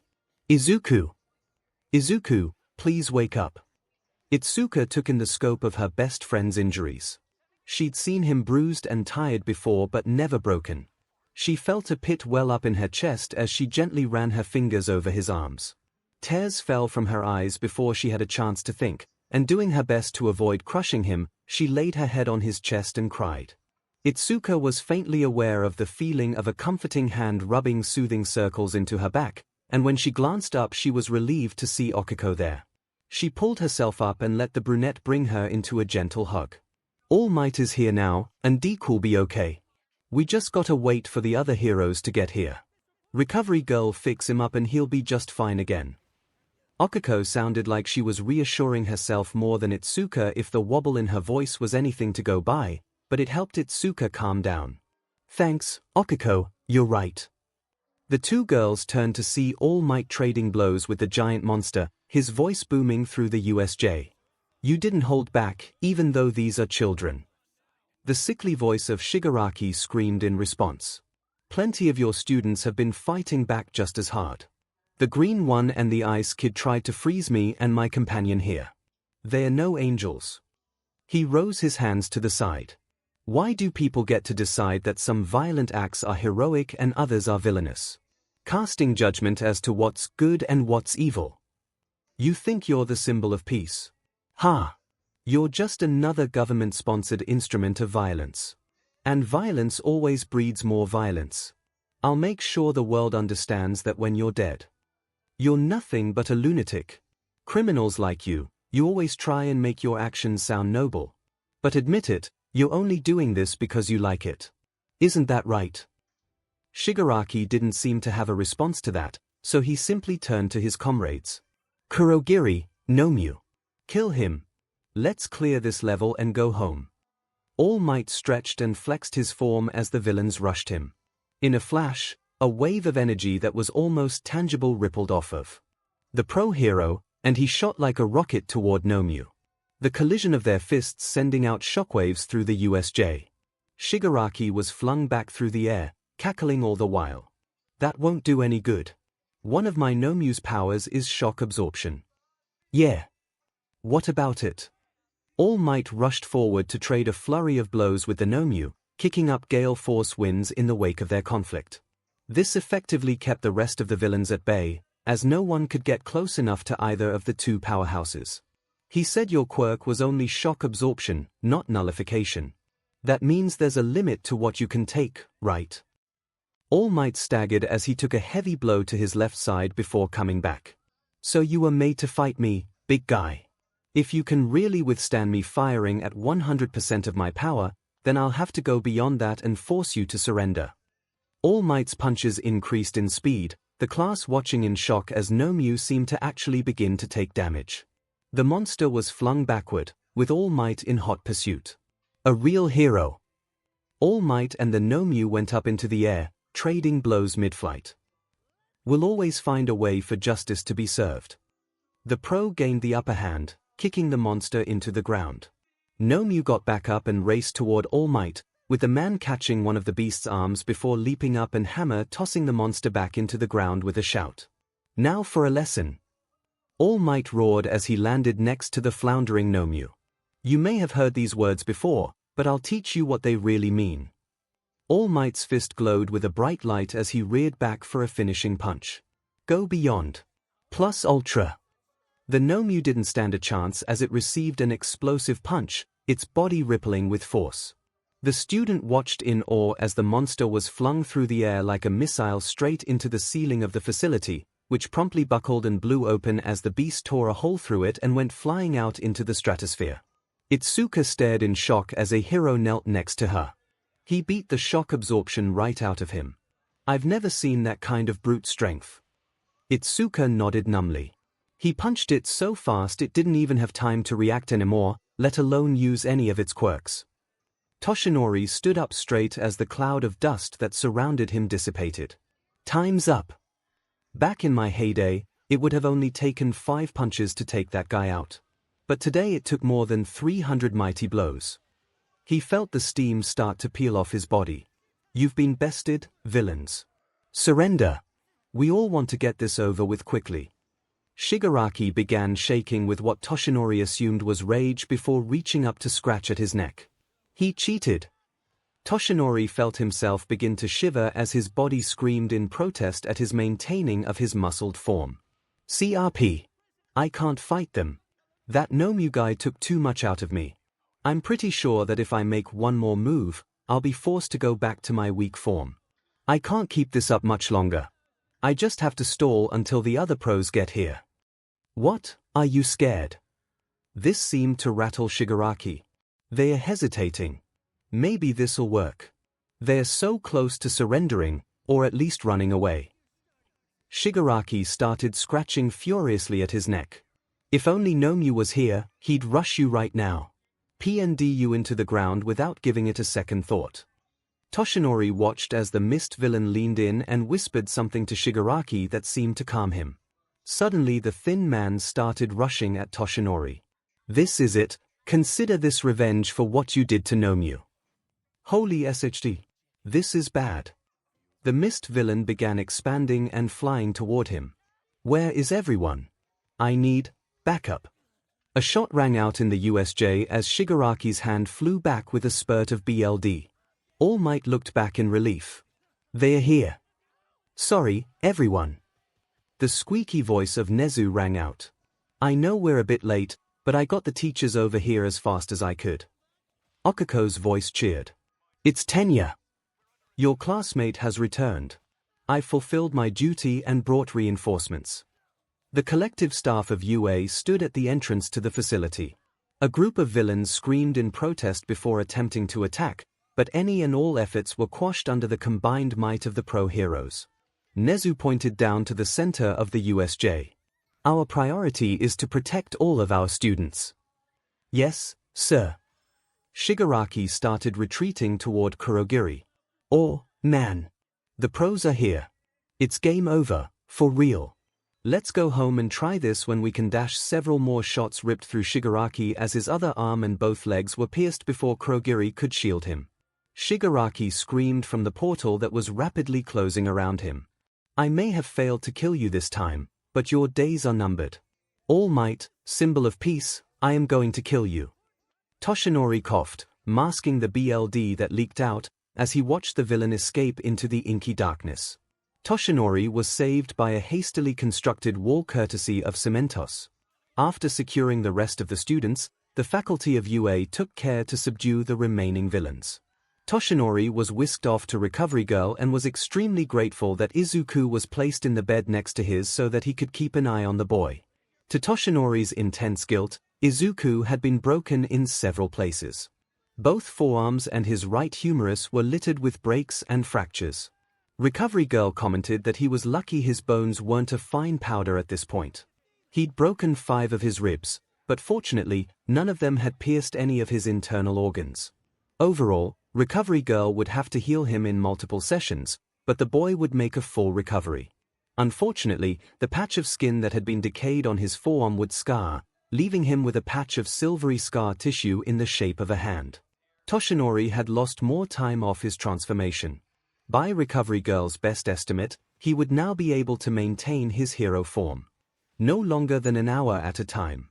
For all his pain and guilt, Toshinori was most worried about what Izuku and the boy's mother would say. It's not your fault, Toshinori. Inko stared sympathetically at her son's hero. But they attacked UA because of me, and because I used up my transformation this morning, I wasn't able to protect him the way I promised you I would. Inko sighed, running her hand through Izuku's hair as he slept. Toshinori, there was no way you could have predicted this. I don't blame you. The only ones at fault are the villains responsible. Toshinori hung his head, causing Inko to feel her maternal instincts flare up. Toshinori, you know how much Izuku admires you, right? Toshinori's eyes glanced up, the small pits of blue light dimmer than usual. I do. Toshinori, I know he won't admit it, but Izuku misses having a father in his life. You coming into his world was the best thing that could have happened to him. You've become more than his mentor or his sponsor. You've become something like a father to him. He loves you. Toshinori felt his eyes begin to glisten with tears. I don't know what to say. Say that you feel the same for him. I can tell, I am his mother after all. Toshinori looked into Inko's eyes, no longer restraining the tears that flowed. I think you're right. I've never had a family of my own. I think without realizing it. Inko stood and walked slowly to Toshinori's side before wrapping him in a careful hug. We love you, Toshinori. You are part of our family. That will never change. Toshinori returned the embrace as best he could, allowing himself to cry softly into the woman's shoulder. Thank you, Inko. Thank you both. You've both given me so much.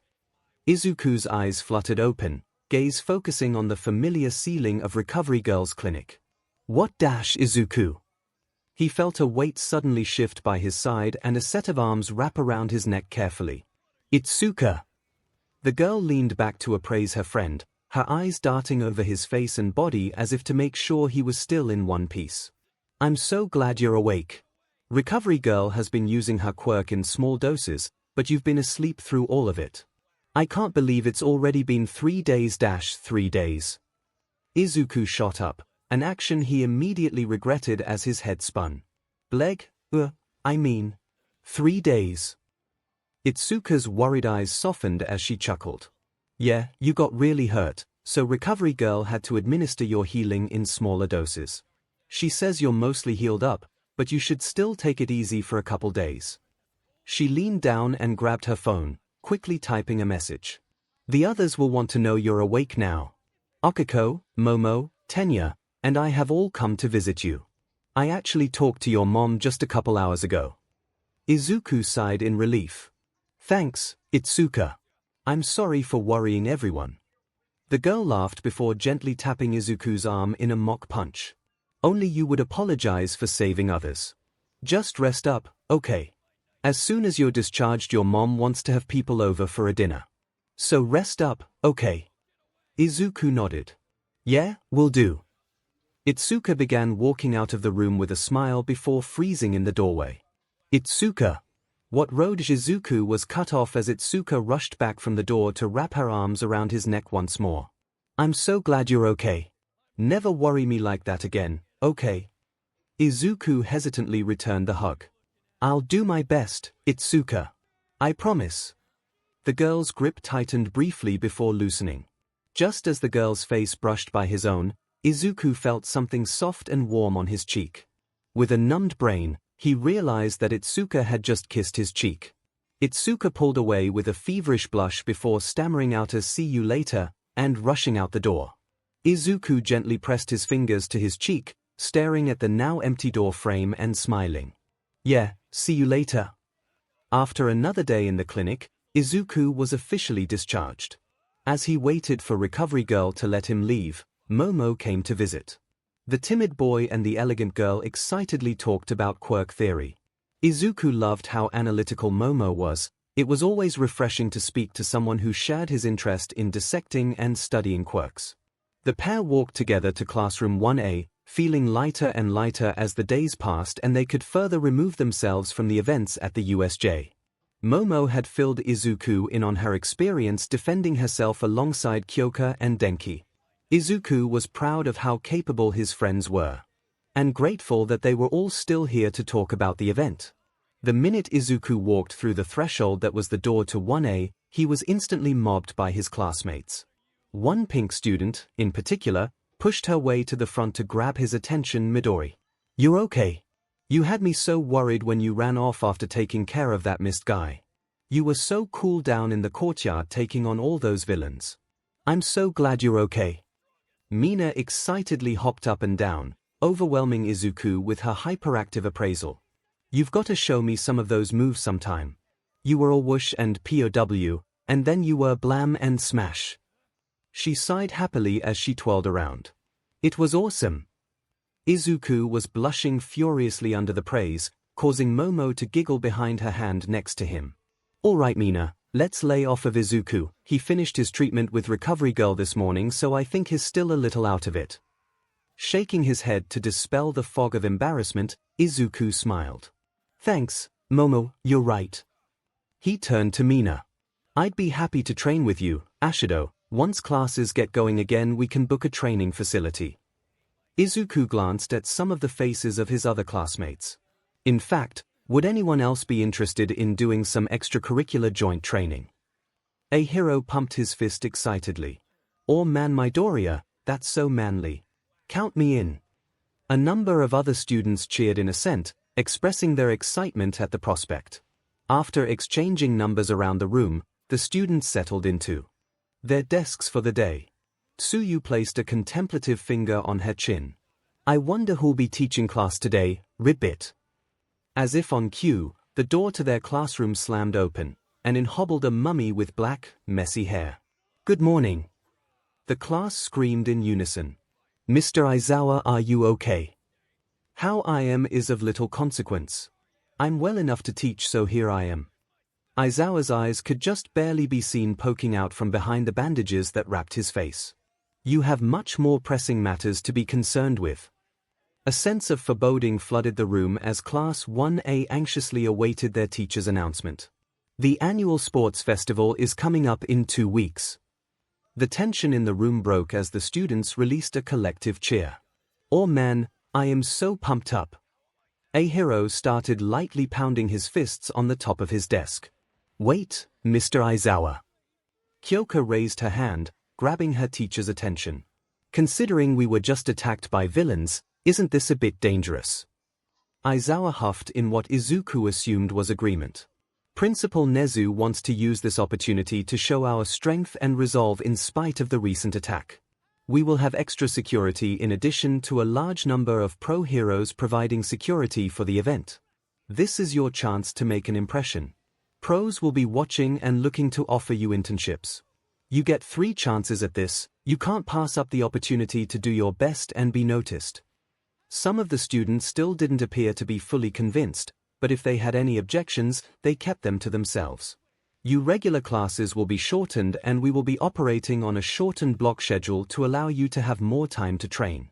If you need to request a special training facility, I suggest you put in your request sooner rather than later." Aizawa turned to Izuku. "Midoriya, All Might wishes to debrief you on your villain encounter and subsequent injuries. Speak to him during lunch." Izuku nodded. "Yes, sir. Now that that's out of the way, let's get the class started." "Izuku, do you know why All Might wants to talk to you?" Tenya spoke up as soon as class was dismissed.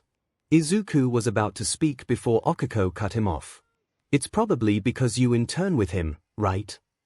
Momo and Tenya's eyes blew open. "Intern?" Tenya began rapidly chopping the air. "I knew you were impressive, Izuku, but to have the #1 hero supporting you. That is truly incredible. I am truly fortunate to call myself your friend." Izuku felt his face heat up. "It's okay, Tenya. You don't have to compliment me like this. I've been with All Might's agency for a few years now, it's not a big deal." Momo's jaw dropped. "Izuku, it is a big deal. Don't sell yourself short. Clearly, All Might sees something in you." Izuku smiled. "Thanks, guys, I should probably get going. Don't want to keep him waiting. I'll see you all later." Whatever exit Izuku though he would make was disrupted by a large crowd of students standing in front of the exit to the classroom. Can we help you?" Izuku asked, more than a little intimidated by the crowd. "Get out of the way, Deku. They're from other classes, probably heard about the USJ and wanted to scope out the competition." Katsuki pushed past Izuku, his tone lacking its usual anger. "Move it, extras, you're in my way." Tenya shouted in indignation. "You can't just call people extras because you don't know their names." Katsuki turned back to Tenya, his anger already starting to build. "Can it, 4 eyes? I'm not interested in dealing with these wannabes." He turned back to the crowd, his hands crackling with miniature explosions. "Now move before I blow you up." I head Class A was arrogant, but I didn't want to believe it. A tired voice cut through the din of indignation that erupted from the crowd. "What a shame, is everyone in your class this full of themselves?" Katsuki ignored the question and pushed past the students and out the door. The owner of the voice, a lanky boy with dark shadows under his eyes and gravity-defying lilac hair, made his way to the front of the room, glancing sideways at the departing form of Katsuki. Plenty of students wanted into the heroics course but didn't make the cut. The sports festival is a chance for those of us who didn't make it to prove ourselves. There's an empty spot in Class B that's open for the taking, and who knows? Izuku was caught off guard as the boy smirked at him. "Maybe one of your seats is up for grabs too. Some of these others might be scoping out the competition but not me. Consider this a declaration of war. If you don't prove yourselves in the festival, I'll come and take your seat out from under you." Izuku winced but allowed himself to recover. "Best of luck then, let's do our best out there." He reached out his hand for a handshake.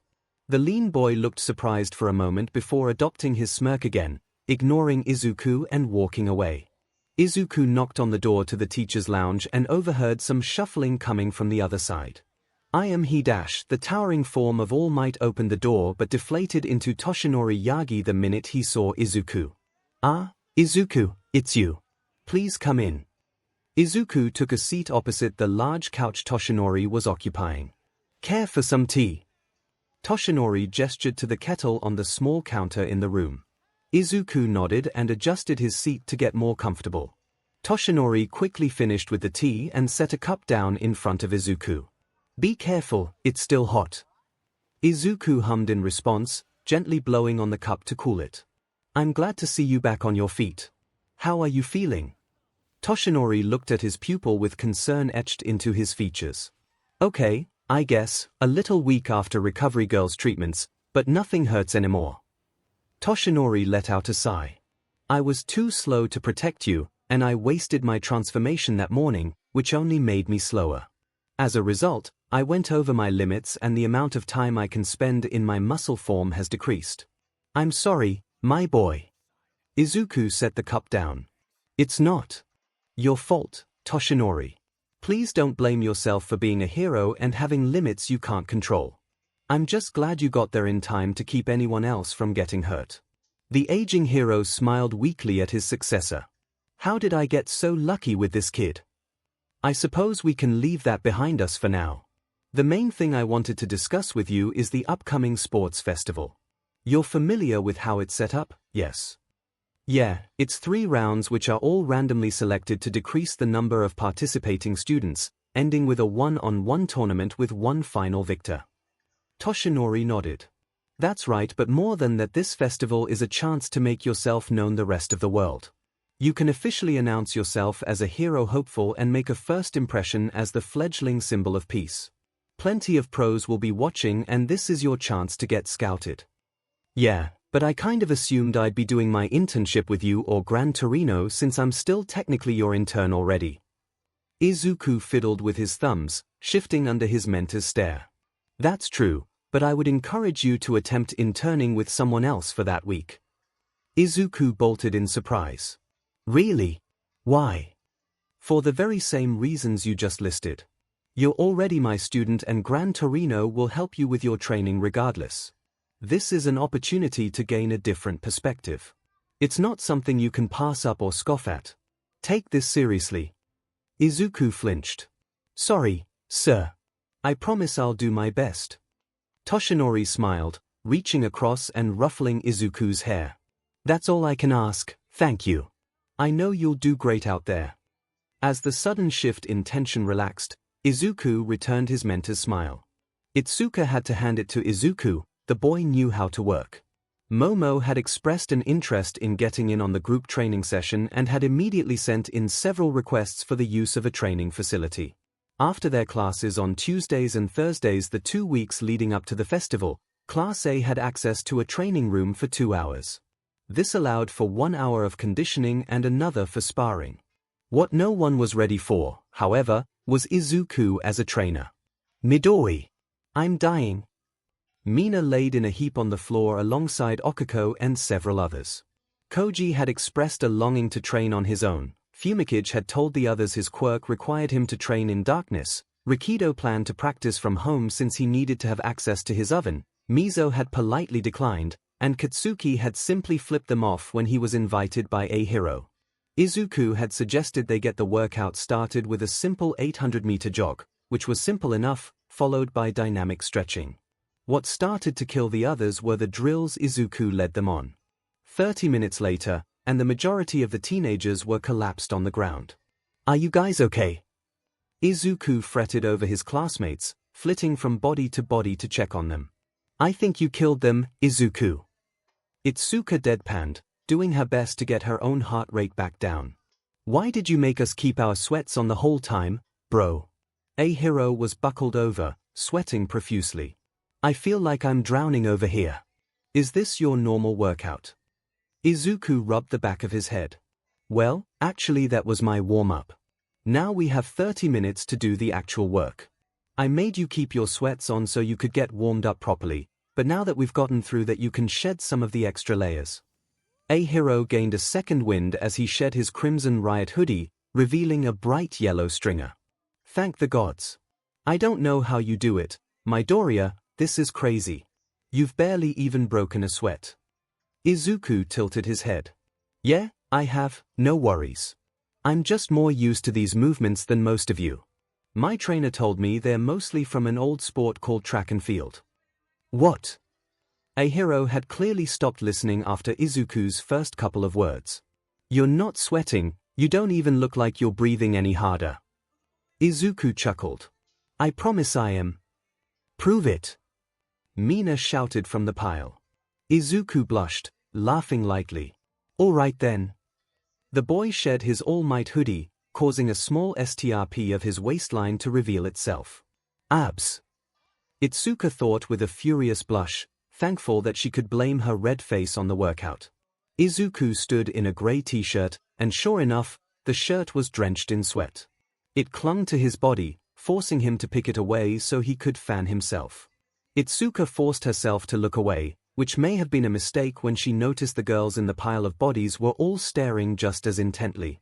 Even Momo was sporting an uncharacteristic blush. This was certainly a side of Izuku most of them were not used to seeing. All right then everyone. Once you've had a sip of water, we're gonna take off on some short sprints. The trance was broken as the assorted students groaned. Izuku loved sparring with Itsuka. It helped that the girl was his best friend, but beyond that, she was an incredibly skilled fighter. She pushed him to his limits and forced him to stay on his toes. The two had been practicing capoeira just as Yashima had instructed, and both were finding new and interesting ways to incorporate the fighting style into their respective repertoires. For Izuku, it allowed him to be more fluid, thus allowing him to make his moves less predictable. One of the issues Yashima had pointed out early on was that he telegraphed his moves too much. Itsuka said as much, calling her friend out as she pinned him once again. Come on Izuku. You're getting sloppy. Izuku grunted, refusing to go down without a fight and surprising the girl by contracting his core and pushing against her leg. He knew she tended to rely more on the strength in her hands and arms, so she wouldn't be expecting the change-up. This sudden shift caught Itsuka off balance, and that was all Izuku needed to engage full cowling and flip the pin, using both hands to pin the girl by the wrists and using his body weight to pin the girl at the hips. Finally! I got you! Izuku cheered, his eyes shimmering as he stared into Itsuka's. Itsuka began to smile back until something seemed to catch her attention, causing her to freeze under Izuku. Izuku tilted his head, confused until Mina let out a low whistle. Midori, a little forward there. Izuku realized his current position and quickly scrambled to his feet, reaching a hand down and helping his blushing friend to his feet. Mina walked over and pat Izuku on the shoulder, giving the boy a wink. Mind if I take a crack at you next? Izuku dropped his face into his hands and started mumbling. I gotta, Go get some to be right back. Dang, I scared him off. Mina huffed as she watched Izuku's retreating form. Itsuka took a moment to calm herself. He was so close. I forget how strong he is. Mina walked up and gently slapped Itsuka on the back. You alright there, girl? Itsuka yelped. Mina. Yeah, I'm okay. He just caught me off guard. Normally I'm the one who wins when we spar. I wasn't expecting him to break free from that pin. Mina shrugged. It's not surprising, you should have seen him take on the villains in the urban collapse zone. He looks like a force of nature when he's fighting. Itsuka only hummed in response, refusing to take her eyes off of Izuku, who was happily talking to Tenya over by the water bottles. Mina noticed this and adopted a DV smirk. You know, if Midori is off limits, I can always back off. It's a shame though, he's kinda hunky. Itsuka jumped in the air, letting out another small yelp. What? What are you? I don't, he's just my, Mina doubled over laughing. Oh man, that was too easy, I'm gonna have so much fun teasing you too. She wiped a tear from her eye. Thanks, Itsuka. But seriously, if there's ever anything you need to talk about, You know you can talk to me or any of the other girls, right? Itsuka pouted briefly before relaxing. Yeah, I know, and the offer goes both ways. Mina smiled and took a fighting stance. Wanna go around? I think 𝐒𝐿𝐴 needs a break. Itsuka looked over and saw 𝐒𝐿𝐴 slumped on the ground next to Toru, both greedily sipping from their water bottles. Itsuka grinned as she dropped into a stance of her own. You're on. Toshinori was incredibly proud of Izuku. In addition to his own personal training with the Pro and Gran Torino, Izuku was going out of his way to help his classmates. He'd gotten on Izuku's case the first Thursday of that week about how sluggish the boy was looking. When Izuku explained the situation, Toshinori relented. Through their training together, Toshinori helped Izuku discover that his natural limit for one for all had raised again, this time up to 12% while he utilized full cowling. His strongest smashes still hurt him when he went over 20%, but Toshinori felt that his 20% would be more than enough to give him an edge in the festival. The Friday before the festival, Toshinori decided to skip their training session and take Izuku out for ice cream. You need a break, my boy. It's no good if you go into the tournament exhausted. Let's just enjoy a treat and you can spend the weekend resting. Izuku beamed at his mentor, and the two dug in. How are you feeling? Toshinori asked as he finished eating his small cup of strawberry. Izuku hummed in thought for a moment. I feel good, I think. I feel as ready as I can. Toshinori looked at his student, pride bubbling in his chest. I think you've grown again. Really? Izuku had stars in his eyes, momentarily forgetting about his ice cream. Toshinori chuckled. Yes, pretty soon you're going to be taller than me. Phut, yeah right. Izuku started laughing, causing Toshinori to descend into a fit of laughter next to him. Enjoy this rest, Izuku. The sports festival is going to be challenging, but I have faith in you. Izuku took a deep breath to steady his nerves, working through the list of breathing exercises Dr. Kanko had given him to help manage his anxiety. He and the rest of his classmates had been more than a little disappointed when they found out that they would be unable to wear their hero costumes for the sports festival. But given that the hero courses were the only ones that had hero costumes, it created a more level playing field. Looking around the room, his various classmates were all seeming to do their best to psych themselves up for the impending games. When he noticed 𝐒𝐿𝐴 fanning herself, he felt compelled to go and speak with her to try and guide her through the same exercises he was performing. Just before he could get any closer, he felt a firm hand on his shoulder. Midoriya. Izuku turned in surprise to see Shoto standing behind him, his normally impassive stare far more icy than usual. Hey Todoroki, is everything all right? Izuku turned to face the slightly quieter boy with concern bubbling in his stomach. Shoto dropped his hand and closed it into a fist by his side. I just wanted to say that in terms of raw power, I'd say I have a slight advantage over you. Izuku tilted his head in confusion. Sure, but what does it? Shoto raised a hand to silence Izuku. But you have All Might in your corner, right? You have that scholarship with his agency. Izuku's eyebrows shot up, so Shoto continued. I overheard you talking to Yaozu and Ida about it. I won't ask for details, just know this, I will beat you. Denki snickered from his seat in the prep room. What's with all the declarations of war lately? A hero walked up and smiled one of his easy smiles, putting a placating hand on Shoto's shoulder. Take it easy, man, we're all friends. Shoto shrugged off his hand. We're not here to make friends, don't you get it? This is a competition. He turned and glared at Izuku. And I intend to win. Shoto then turned and began walking away. Izuku clenched his fists. Todoroki, wait. I don't know what this is all about, and sure, you're strong. Probably one of the strongest among all the first years, but that doesn't mean I plan on just backing down and letting you win. He adopted a determined grin. I plan on going out there and doing everything in my power to win too, just like everyone else in here. Shoto stared intensely at Izuku. Fine. He then resumed his solitary march out of the room. Itsuka walked up and put a hand on Izuku's shoulder. Are you okay? He nodded. Yeah, just worried. Toshinori felt like he was going to faint. If it hadn't been for the fact that he wanted to keep up appearances in front of 𝐭𝐽 and the rest of Izuku's loved ones in the booth, he probably would have let himself. "You alright, boss?" Obi asked from his seat. "Diamond, am I that obvious?" "Yes, Obi, just a little anxious for the festival to start." 𝐭𝐽 wrapped an arm around Toshinori's shoulders, an impressive feat considering how small she was compared to him. "It'll be all right, Toshinori, he's a strong boy." She leaned in and whispered into the man's ear. "Plus I need you to keep it together because I know I'm going to lose it as soon as I see Izuku out there." Toshinori chuckled. "Of course, 𝐭𝐽. I'll do my best."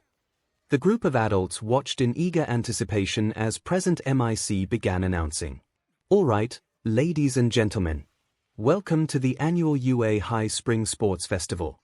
Today in the first-year stadium with me, your MC and English teacher for these rocking young boys and girls, President MIC." The crowd let out a deafening cheer, which Toshinori just knew would lead to President MIC preening himself in the announcer's booth. "And here with me is the homeroom teacher for 1A, it's Eraserhead, YA." Toshinori could hear the annoyed groan coming from Shouter's side of the booth. "Keeping it low-key, Eraser. All right then. Let's get on with it and announce our competitors. Coming fresh off of an encounter with real-life villains, folks, it's the indomitable Class A." One of the corridors on the stadium floor bustled with movement, and out stepped Izuku, leading the rest of his class. 𝐭𝐽 immediately started bawling, drowning out President MIC's other announcements. "My baby, Izuku." Rui started cheering as loudly as she could. "Yegem, Zuku." She then turned to 𝐭𝐽, wrapping the woman in a hug. "It's okay, Mama Midoriya. Izuku's gonna kick butt out there." Toshinori grinned, proud already of the confidence Izuku was exuding. "You've got this, son." Izuku filed out into the main clearing alongside his classmates. He couldn't believe how many people were in attendance. After the villain attack, he expected people would want to see the first years, but it looked like the stadium was completely packed. "I certainly hope we can do well with so many eyes on us," Tenya said from Izuku's side. "Yeah, but I guess being in the spotlight is something heroes have to get used to here." Izuku felt a shiver go down his spine. "I have to do my best. And now for your umpire. The R-rated heroine, Midnight." Izuku's art history teacher took the stand, and he felt himself blush as usual when witnessing the heroine's rather fitted costume. Midnight cracked her WHP to get the stadium's attention. "Welcome all you boys and girls, today we're going to have an incredible competition. But first, to deliver your student pledge, please welcome Izuku Midoriya." Izuku froze. He faintly remembered Toshinori mentioning that he'd have to give a speech at some point, but he'd completely put it out of his mind. He felt a gentle nudge from Itsuka on his shoulder, spurring him forward. On numb legs, he walked up and took the stand. Once to the top of the podium, Midnight gestured to a microphone. "Knock 'em dead, cutie." She gave him a wink, and Izuku was reminded of Rui. That single image of a loved one gave him some resolve, and he looked out at the crowd. "Good morning, everyone. I don't have a whole lot to say, but I will say this, everyone out here is doing their best. Everyone here made it into one of the top hero schools in the world. Everyone here is worthy to be a hero. I'm going to do everything in my power to win. I expect everyone else to do their best to win as well. Don't ever let anyone make you feel like you're not capable of excelling. Let's get out there and show the world why we're UA students." The crowd cheered, allowing Izuku to let out a sigh of relief. He knew it wasn't the most elegant speech, but he had been more focused on not passing out. As he made his way back down into the group of students, he received several approving looks and words of encouragement. Momo gave him a warm smile. "Well spoken, Izuku." Tenya fixed his glasses with a grin. "I agree." Izuku blushed. "Thanks, guys." He felt hands on his back and Okiko and Itsuka gave him encouraging pats. Turning back to the podium, the group listened to Midnight start to speak. "Today we will have 3 rounds of competition, each randomly selected." A holographic screen materialized behind Midnight. And for the first round dash, the monitor started flashing as brightly colored text boxes word as if rolling on a roulette wheel before stopping on the words "King of the Hill." King of the Hill, UA style. Just as Midnight finishes her announcement, the stadium floor begins rumbling. Dozens of pillars of different heights and widths began shooting out of the ground and stretching high into the sky. Isn't this all a bit overkill? We have 42 pillars. Your job, boys and girls, is to claim a pillar for yourself and defend it until the round is over. Whoever is standing on the pillar at the end of the round is the winner. In the event that more than one person is at the top, that pillar will go into overtime until one person is left standing. Anything goes, use your quirks freely, but know that any villainous actions will result in punishment. She liked her lips at this, causing Izuku and a good number of the crowd to shudder. Izuku turned to his friends as the crowd awaited the countdown, giving them a determined grin. I'll see you all at the end. He put his arms out. His friends smiled back and joined him in a group hug, all giving him their affirmations. Toshinori watched as Izuku tensed himself, ready to start. The air felt electric as Midnight started counting down. The students were given 2 minutes to find their places and would have to persevere in the competition for 15 minutes before the round ended. The second Midnight finished her countdown, Toshinori saw Izuku flare up with full cowling and immediately begin bounding his way to the top of a pillar before coming to a stop and adopting a defensive stance. Toshinori kept an eye on Izuku's friends as well, noticing how Itsuka used her large hands to literally pull herself up to the top of the pillar. Okiko managed to float her way to the top without vomiting, so Toshinori counted that as a victory all on its own. Tenya was able to use his legs to bound from pillar to pillar in a similar fashion to Izuku. Momo created a pole and kept creating until she had pushed her way to the top. All in all, Toshinori was very impressed. He noticed that all of Class A had secured a pillar, in addition to all of Class B and 2 students that Toshinori wasn't familiar with. Katsuki was focused on blasting away anyone who might try to climb his pillar, grinning wildly as he did so. Well, he's certainly in his element. Shoto seemed to have frozen his pillar solid, preventing anyone from climbing it. Anyone who dared attempt to climb quickly slid to the bottom or was frozen in place. Izuku seemed to be doing his best to maintain his pillar like the vast majority of people in the competition. Every time someone would make their way to the top, Izuku used a burst of air to push them away. Each and every time he did so, Toshinori noticed that Izuku would apologize. This kid is too polite for his own good, Toshinori thought with a suppressed chuckle. All around him, Izuku's little, chosen family were losing their minds. Inko was sobbing, Yashima was comforting her, Rui was screaming, Obi was staring intently, and Toshinori was doing his best to keep his cool. He was doing a terrible job at it. Keep at it, my boy. You can do it. Toshinori heard a thump next to him and found that Inko had fainted. The collective group of adults rushed to her aid, with Obi running off to grab a medic. Oh no, this isn't even the final round, he thought to himself as he helped try to wake her up. Izuku was wearing out. He could tell by the giant clock that the round was nearly over, but his muscles were screaming at him. He'd hoped that by blasting people away he could deter other competitors from taking his podium, but that didn't seem to be the case. He was distantly aware that his friends weren't having it any easier. Okiko was getting worn out from having to tap people to float them away before quickly releasing them. Itsuka had it easier, she could just smack people off of her pillar with her hands, but Izuku knew that keeping her hands enlarged for extended periods of time took a toll on her. Tenya relied mostly on kicks, so he was being extra careful not to lose his balance, and next to him Momo was relying on different crowd deterrents. She was using similar tactics to the battle trial, utilizing a variety of non-lethal firearms to knock away would-be usurpers. Izuku winced as he heard a particularly loud impact from a beanbag hitting someone in the stomach, knocking them off the pillar. Overall, the round felt less like an intense showdown, and more like a long slog to make it through and move to the next round. Everyone was exhausted, and everyone was ready for it to be over. As he heard the 5-minute warning go out, Izuku relaxed a bit. That was when he felt a chill run down his spine. Izuku was able to turn just in time to see a pillar of ice shooting his way. Deciding he didn't have time to try and blast it away, he opted for a more practical approach. He punched it and kept punching until it had been reduced to small crystals. When the ice vapor cleared, Izuku saw Shoto staring coldly at him. "Pretty forward there, Todoroki," Izuku shouted with a smile. "Have you been waiting till now?" Another blast of ice was shot his way in lieu of an answer, and Izuku had to repeat his maneuver to avoid being knocked off his pillar. After a third, Izuku lost his footing and felt himself falling. He twisted himself in the air and landed with a thud amidst the small crowd of remaining students. A student from the support course shot a net at him, which would have caught him if he hadn't ducked in time. Deciding to use this to his advantage, Izuku grabbed one end of the net and hurled it back in the direction of his attacker. A muffled scream was all Izuku needed to hear before charging up full cowling and bounding his way back to the top.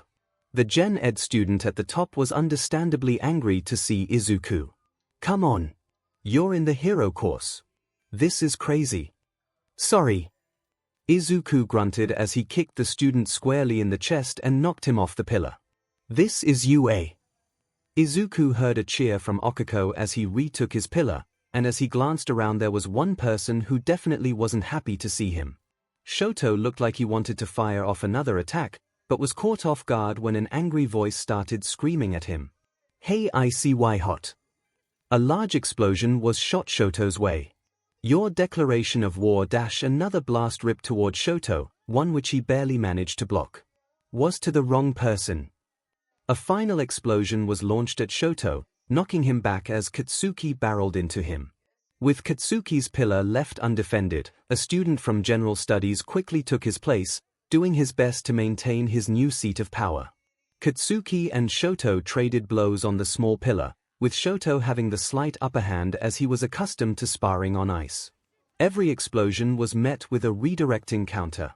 Izuku took a mental note that Shoto had clearly been trained extensively in hand-to-hand combat. Katsuki slipped and slid around until Shoto launched him into the air with a stomp of his foot and a sudden small pillar. Katsuki's eyes looked furious as he glared at his competitor before glancing around the pillars and locking onto someone else. "Izuku." Katsuki repositioned himself mid-air and launched his way at Izuku. "Are you kidding me?" Izuku raised a hand, prepared to flick his finger, when he realized that going easy on Katsuki could lead to him losing. His pillar. Suching up tactics, he reared his fist back and punched toward Katsuki, sending a burst of air forward to knock the boy off course. Katsuki faltered in mid-air, making a rough landing on a hero's platform before the hardening quirk user shoved him away. Almost as if he decided the risk wasn't worth it, Katsuki shot one dirty look toward Izuku and made his way back to his original pillar, firing off an extra potent explosion at the Gen Ed student for good measure. Just as Katsuki's feet touched down, the timer went off and the round ended.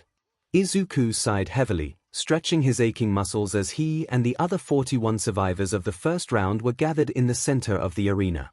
"Well done, everyone. You've made it to round 2. Midnight announced once the crowd had settled.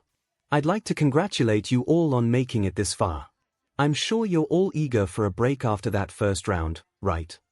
The students in the crowd all wearily nodded in agreement. "Well, too bad. A hero's work is never done. We're moving right on to round 2.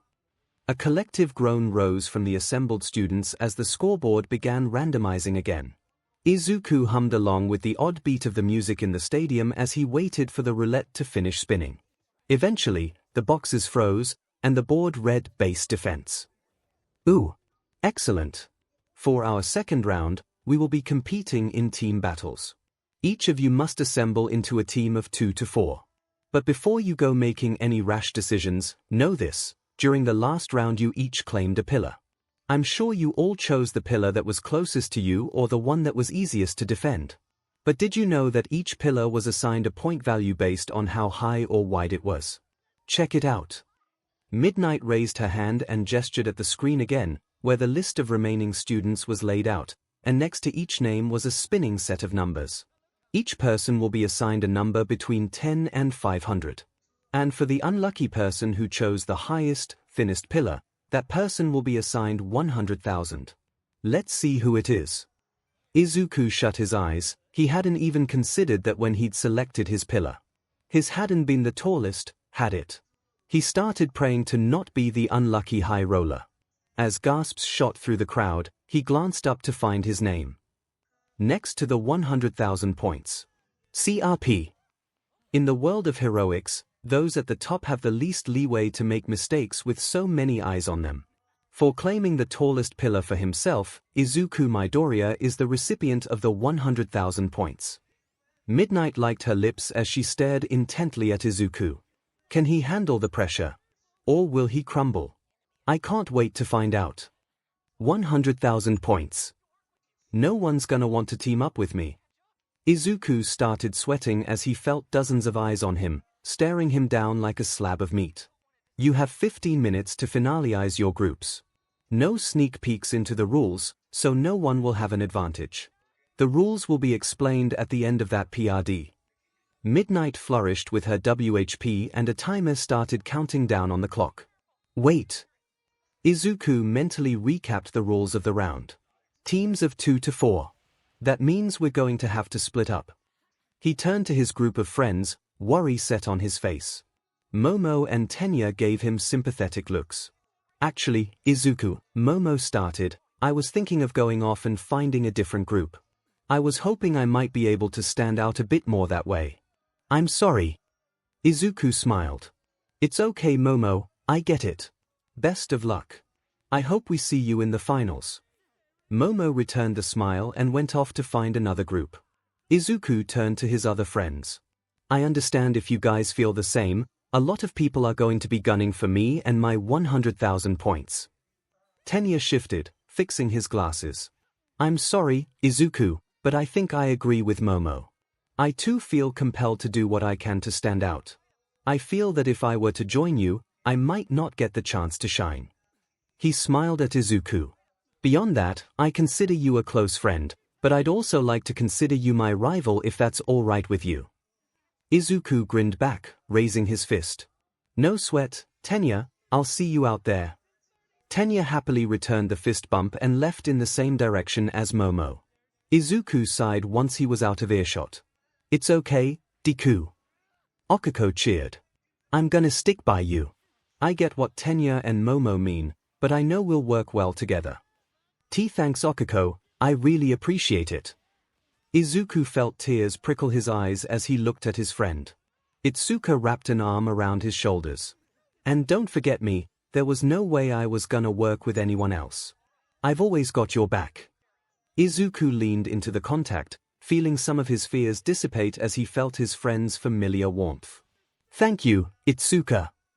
Itsuka giggled, brushing Izuku's hair with her fingers briefly before relinquishing contact. All that leaves us is our fourth person. We should probably get looking. Before the trio could even begin their search, a menacing voice called out behind them. I found you, Mr. 100,000 points. Izuku spun around to see a girl with pink hair and intimidating goggles getting in far too close to his personal space for his liking. Who are you? My Hatsum, support course. You got the most points last round, meaning all eyes will be on you. Somehow the girl kept getting further and further into Izuku's personal bubble. I'd like to use your new fame to my advantage. She's blunt. Izuku felt the forms of Itsuka and Okiko move to block the girl from Izuku. And just what can you offer our team?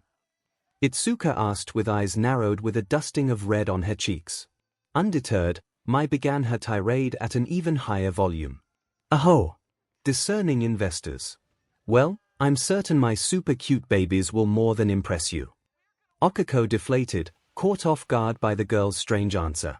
Babies? Did you bring children? Mai whipped around, producing a jetpack seemingly from nowhere. Observe this baby. It's a jetpack fueled by my own personal blend of fuel.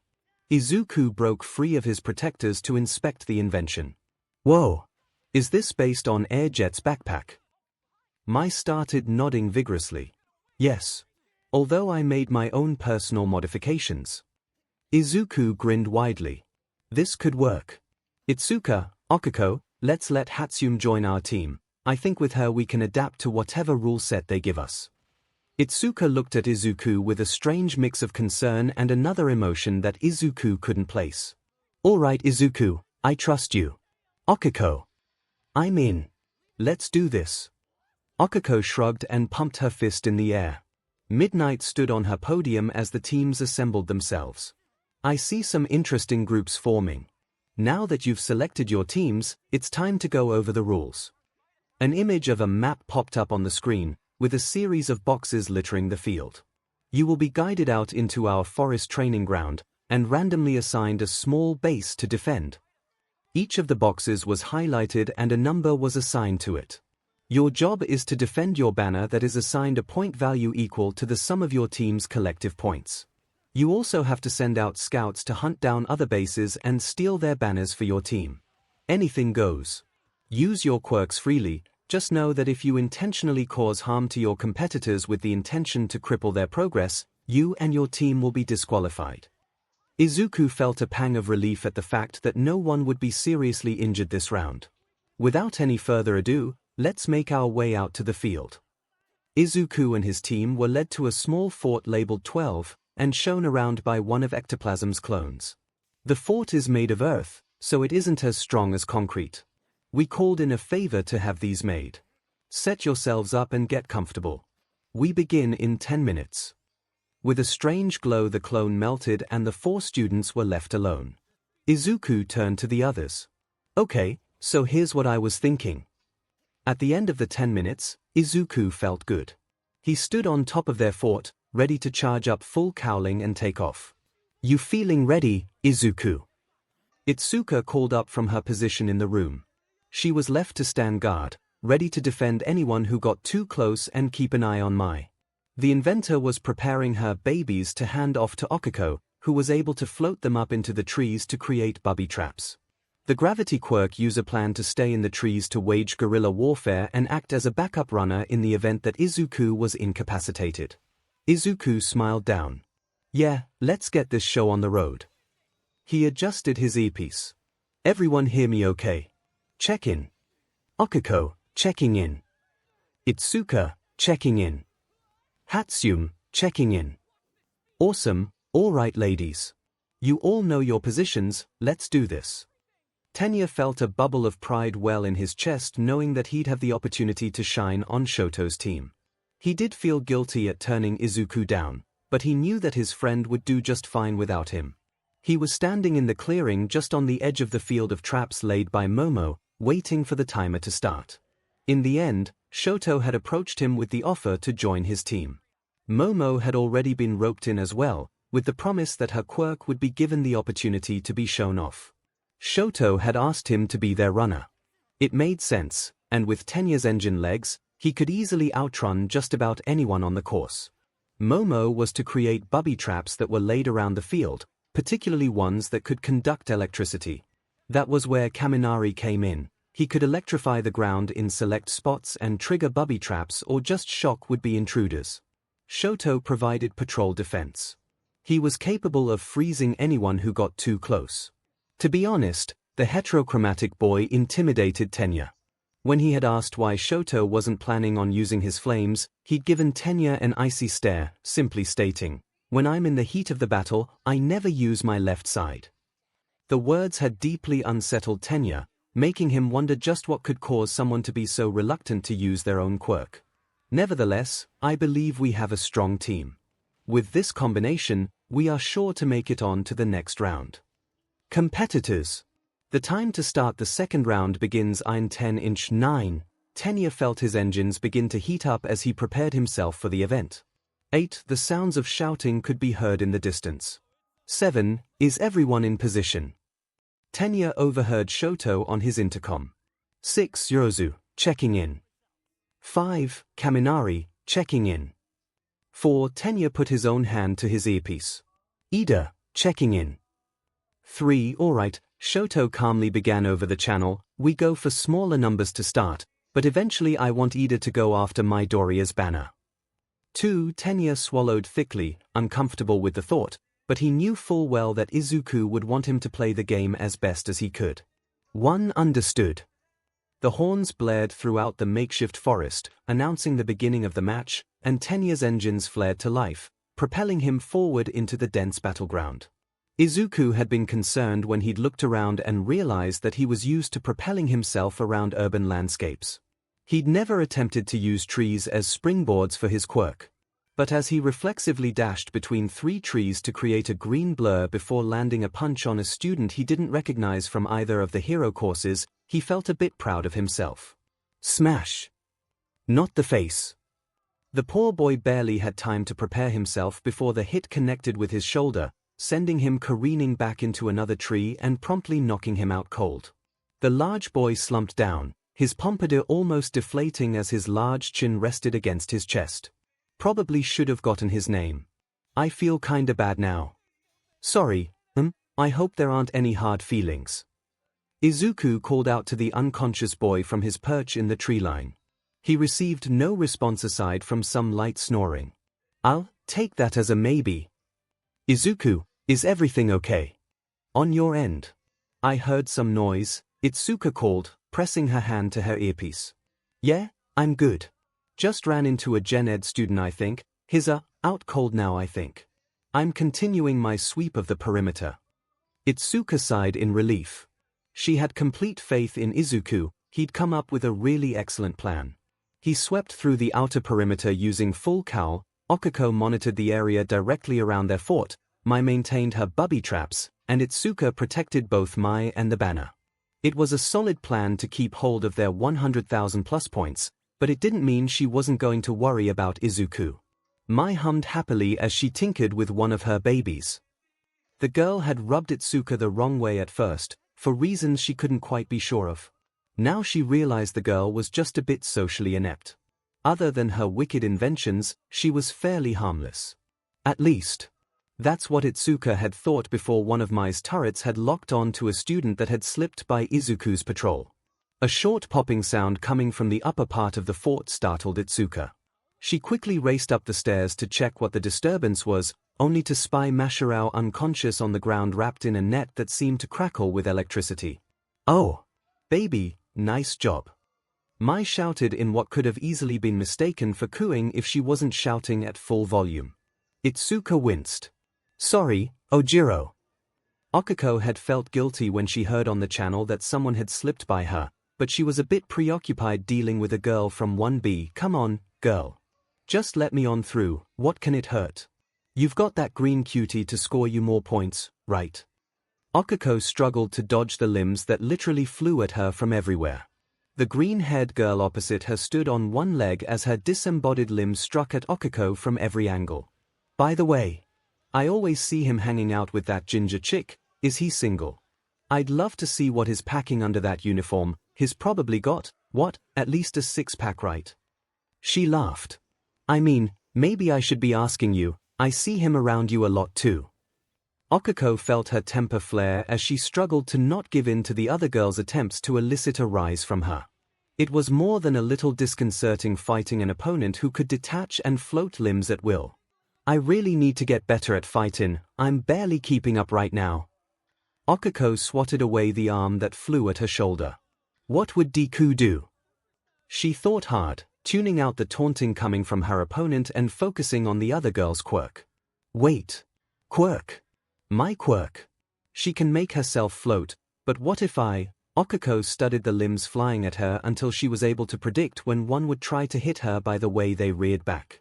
The minute she knew the other girl's leg was headed her way, rather than deflecting with her elbow, Okako reached out and made contact with her fingertips. Immediately, the leg began floating upward. Hey, what are you doing? The other girl cried out in surprise when she lost control of the movement of her limb, the disembodied leg flailing angrily in the air. What she failed to notice is that while her attention was distracted, Okako reached out and activated her quirk on the other wayward limbs, sending them up into the air too. As the now hobbling girl struggled without any of her extra limbs to protect her, Okako surged forward and made swift contact with the other girl's shoulder, sending her floating just above the tree line as well. Hatsum. Itsuka. Aim one of the turrets to the west, I have a target immobilized in the air and I need her grounded. Roger. Mai chirped from her end of the comm in a matter of seconds. Okako heard the nearby sound of a turret shooting several times, small metallic discs whirring toward the disembodied parts that floated above her. Each disc split in a small puff before expanding into a net that entangled the parts. Once each and every piece was captured, she released her quirk, allowing the weight of the nets to drag the girl down. Sorry. 𝐒𝐭𝐚𝐲 reached for her comlink. Thanks, Hatsune, direct hit. But of course. My baby is more than a match for anyone out here. 𝐒𝐭𝐚𝐲 snorted as she floated herself back into her perch in the tree line. Izuku wanted to ask about the commotion he was hearing over his comlink, but he found himself preoccupied. Izuku grunted as he felt one of 𝐼𝐻𝐻𝑜's extended fists connected with his face. As fast as Izuku was, he couldn't dodge every single one of the tentacle-like limbs that were each doing their best to knock him out cold. Sorry, Midoriya, but I plan on moving on, 𝐻𝐻𝑜's deep voice called out to Izuku. Izuku grunted as he attempted to deflect several more incoming attacks. You know 𝐻𝐻𝑜, he dodged under a fist and used the motion to roll himself closer to 𝐼𝐻𝐻𝑜. When this is over, you've got to tell me more about your quirk. Izuku began to charge up to his upper limits while simultaneously dodging 𝐼𝐻𝐻𝑜's furious attempts to attack him. I'd be happy to, Midoriya, but first I need you to step aside. Izuku laughed dryly. I'm afraid I can't do that, but I hope there aren't any hard feelings. He charged his arm to 20% and reared back. I'll see you later, 𝐻𝐻𝑜. 𝐻𝐻𝑜 could only muffle a confused grunt before a blast of air knocked him back and through several trees. Izuku sighed in relief as he ran up to 𝐼𝐻𝐻𝑜 and found the large boy snoring softly. Sorry, big guy, can't let you past. Have a nice nap. He stood up straight and checked his comlink. Hey, is everyone doing alright? Anyone know the time? Hey Izuku, the voice of Itsuka called over the earpiece, it looks like we're about to get the 5-minute warning. Izuku sighed in relief, and sure enough, an announcement rang out over the forest. 5 minutes left, little listeners. The brief moment of calm was cut short as the rustling of trees pulled him from his moment of contentedness. What dash? Apologies Izuku. Tenya. Izuku hardly had time to react as his friend raced past him. Guys! Izuku's voice shouted. Over the comlink. We've got incoming. He's too fast for me. The sound of a roaring jet engine was just audible in the distance, but that sound alone wasn't enough to prepare Itsuka for how fast Tenya was. The tall boy raced into their fort, moving faster than 𝐼𝐻𝐻's turrets could follow. Tenya! What? Itsuka gawked as Tenya grabbed hold of their banner, sparing her an apologetic look before rushing out of the compound. Wait! Itsuka chased after him, furiously trying to kick up gusts with her hands to no avail as Tenya slipped past their defenses and back into the forest. Izuku! He got past us. He's heading north, get after him. Roger! Just in case, 𝐒𝐴𝐽𝐽, try your best to scout out nearby forts. If I don't get the banner back, we're counting on you. 𝐒𝐴𝐽𝐽 sounded flustered on her end. Gee, got it. Tenya could hear Izuku chasing him. Izuku is on my tail. Tenya glanced over his shoulder and saw the frustrated mass of green electricity gaining fast. He's catching up to me. He thought briefly for a moment. I may have a way to lose him, but it'll put me out of commission for a while. Do it, just get back here as fast as you can, Shoto's voice deadpanned over the comms. Tenya steeled himself, giving Izuku one last smile before shouting. Recipro burst. Tenya's legs surged with energy as his engines flared white-hot and he shot out of Izuku's range like a rocket. He could hear Izuku shouting behind him, but he was too busy focusing on not running into any trees. 9 more seconds, come on, almost there. Tenya roared into sight of his base, straight past Momo's traps. He was faintly aware of the sounds of something crackling behind him, but the surge of BLD in his ears deafened him as he screeched to a halt inside the walls of the fort. Upon stopping, he held the banner up triumphantly, breathing heavily as he did so. I'm half back. Momo cheered and reached down to help support her friend. Nice work, Tenya, that was incredible.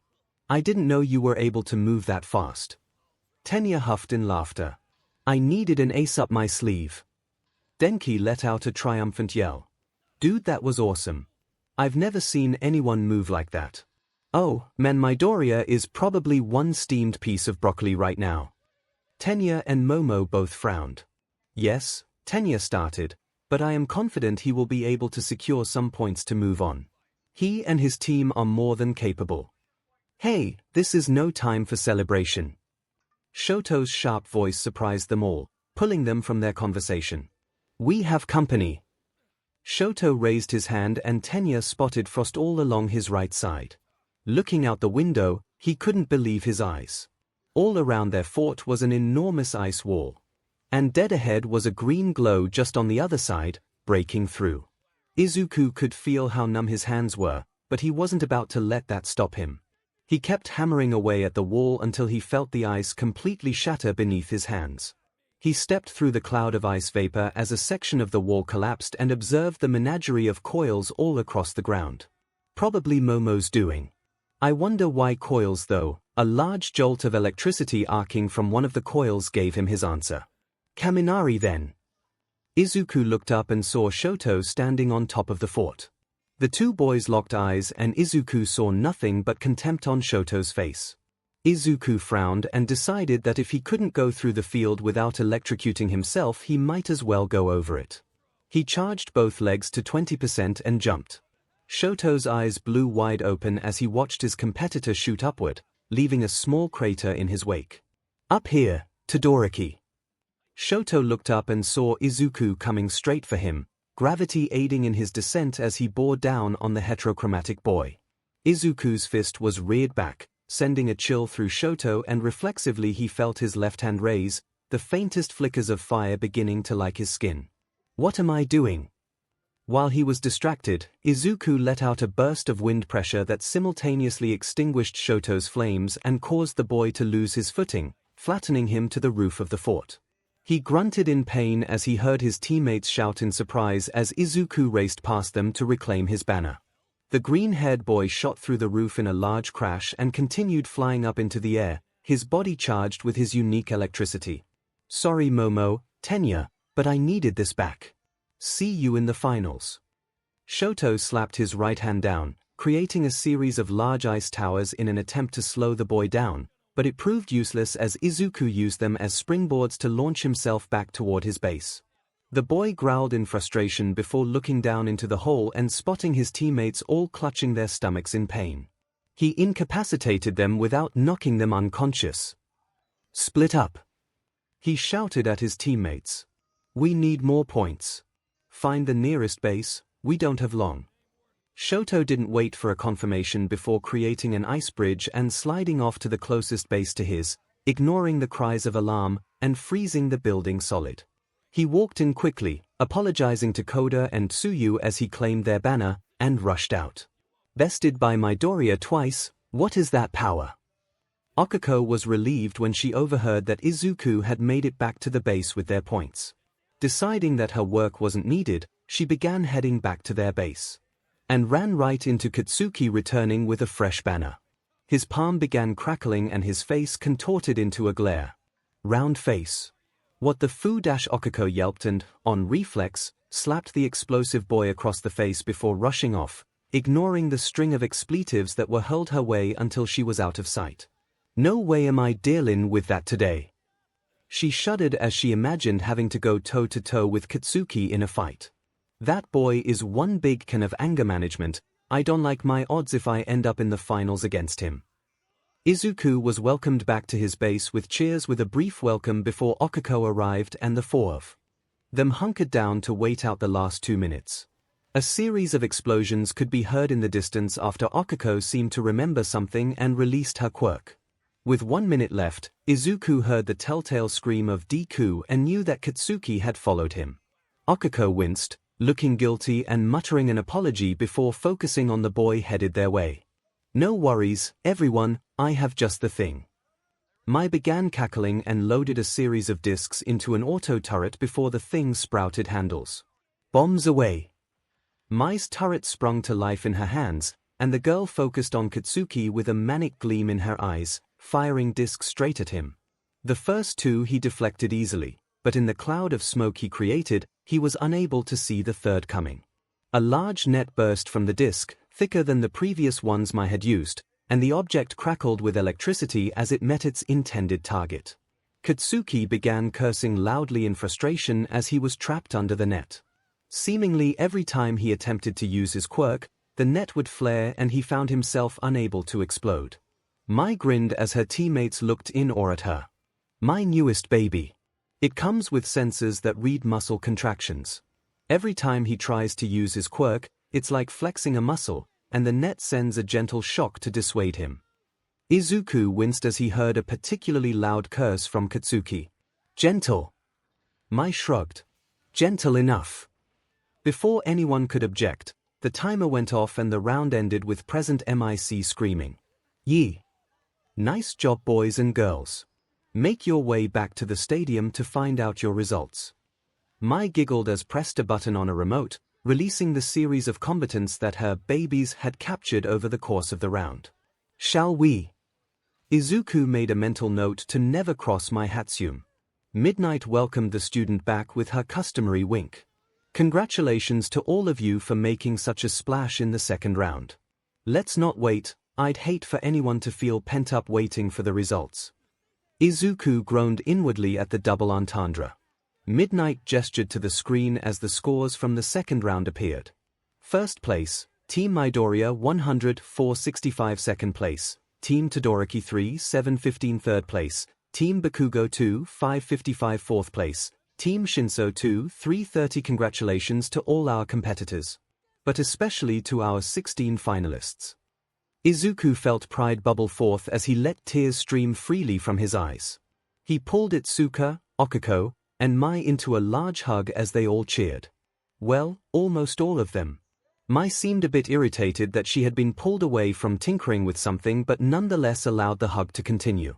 Their celebration was short-lived as the names for the first bracket of the final round was projected. Check your placement. Our third and final round will take place in exactly 1 hour. Glancing up at the screen, Izuku observed the names and froze. Izuku Midoriya vs Katsuki Bakugo Okako Uraraka vs Denki Kaminari Itsuka Kendo vs 𝐻𝐻𝐼 Hitoshi Shinso vs Tenya Ida Tetsutetsu vs Ahiro Kirishima Momorozu vs Pony Tsunotori Myhatsum vs Mina Ashido Ibara Shiozaki vs Shoto Todoroki. Izuku felt his blood run cold. I'm going against him. He didn't have time to worry as he felt an icy hand on his shoulder. Turning around, he saw Shoto's frustrated expression. We need to talk.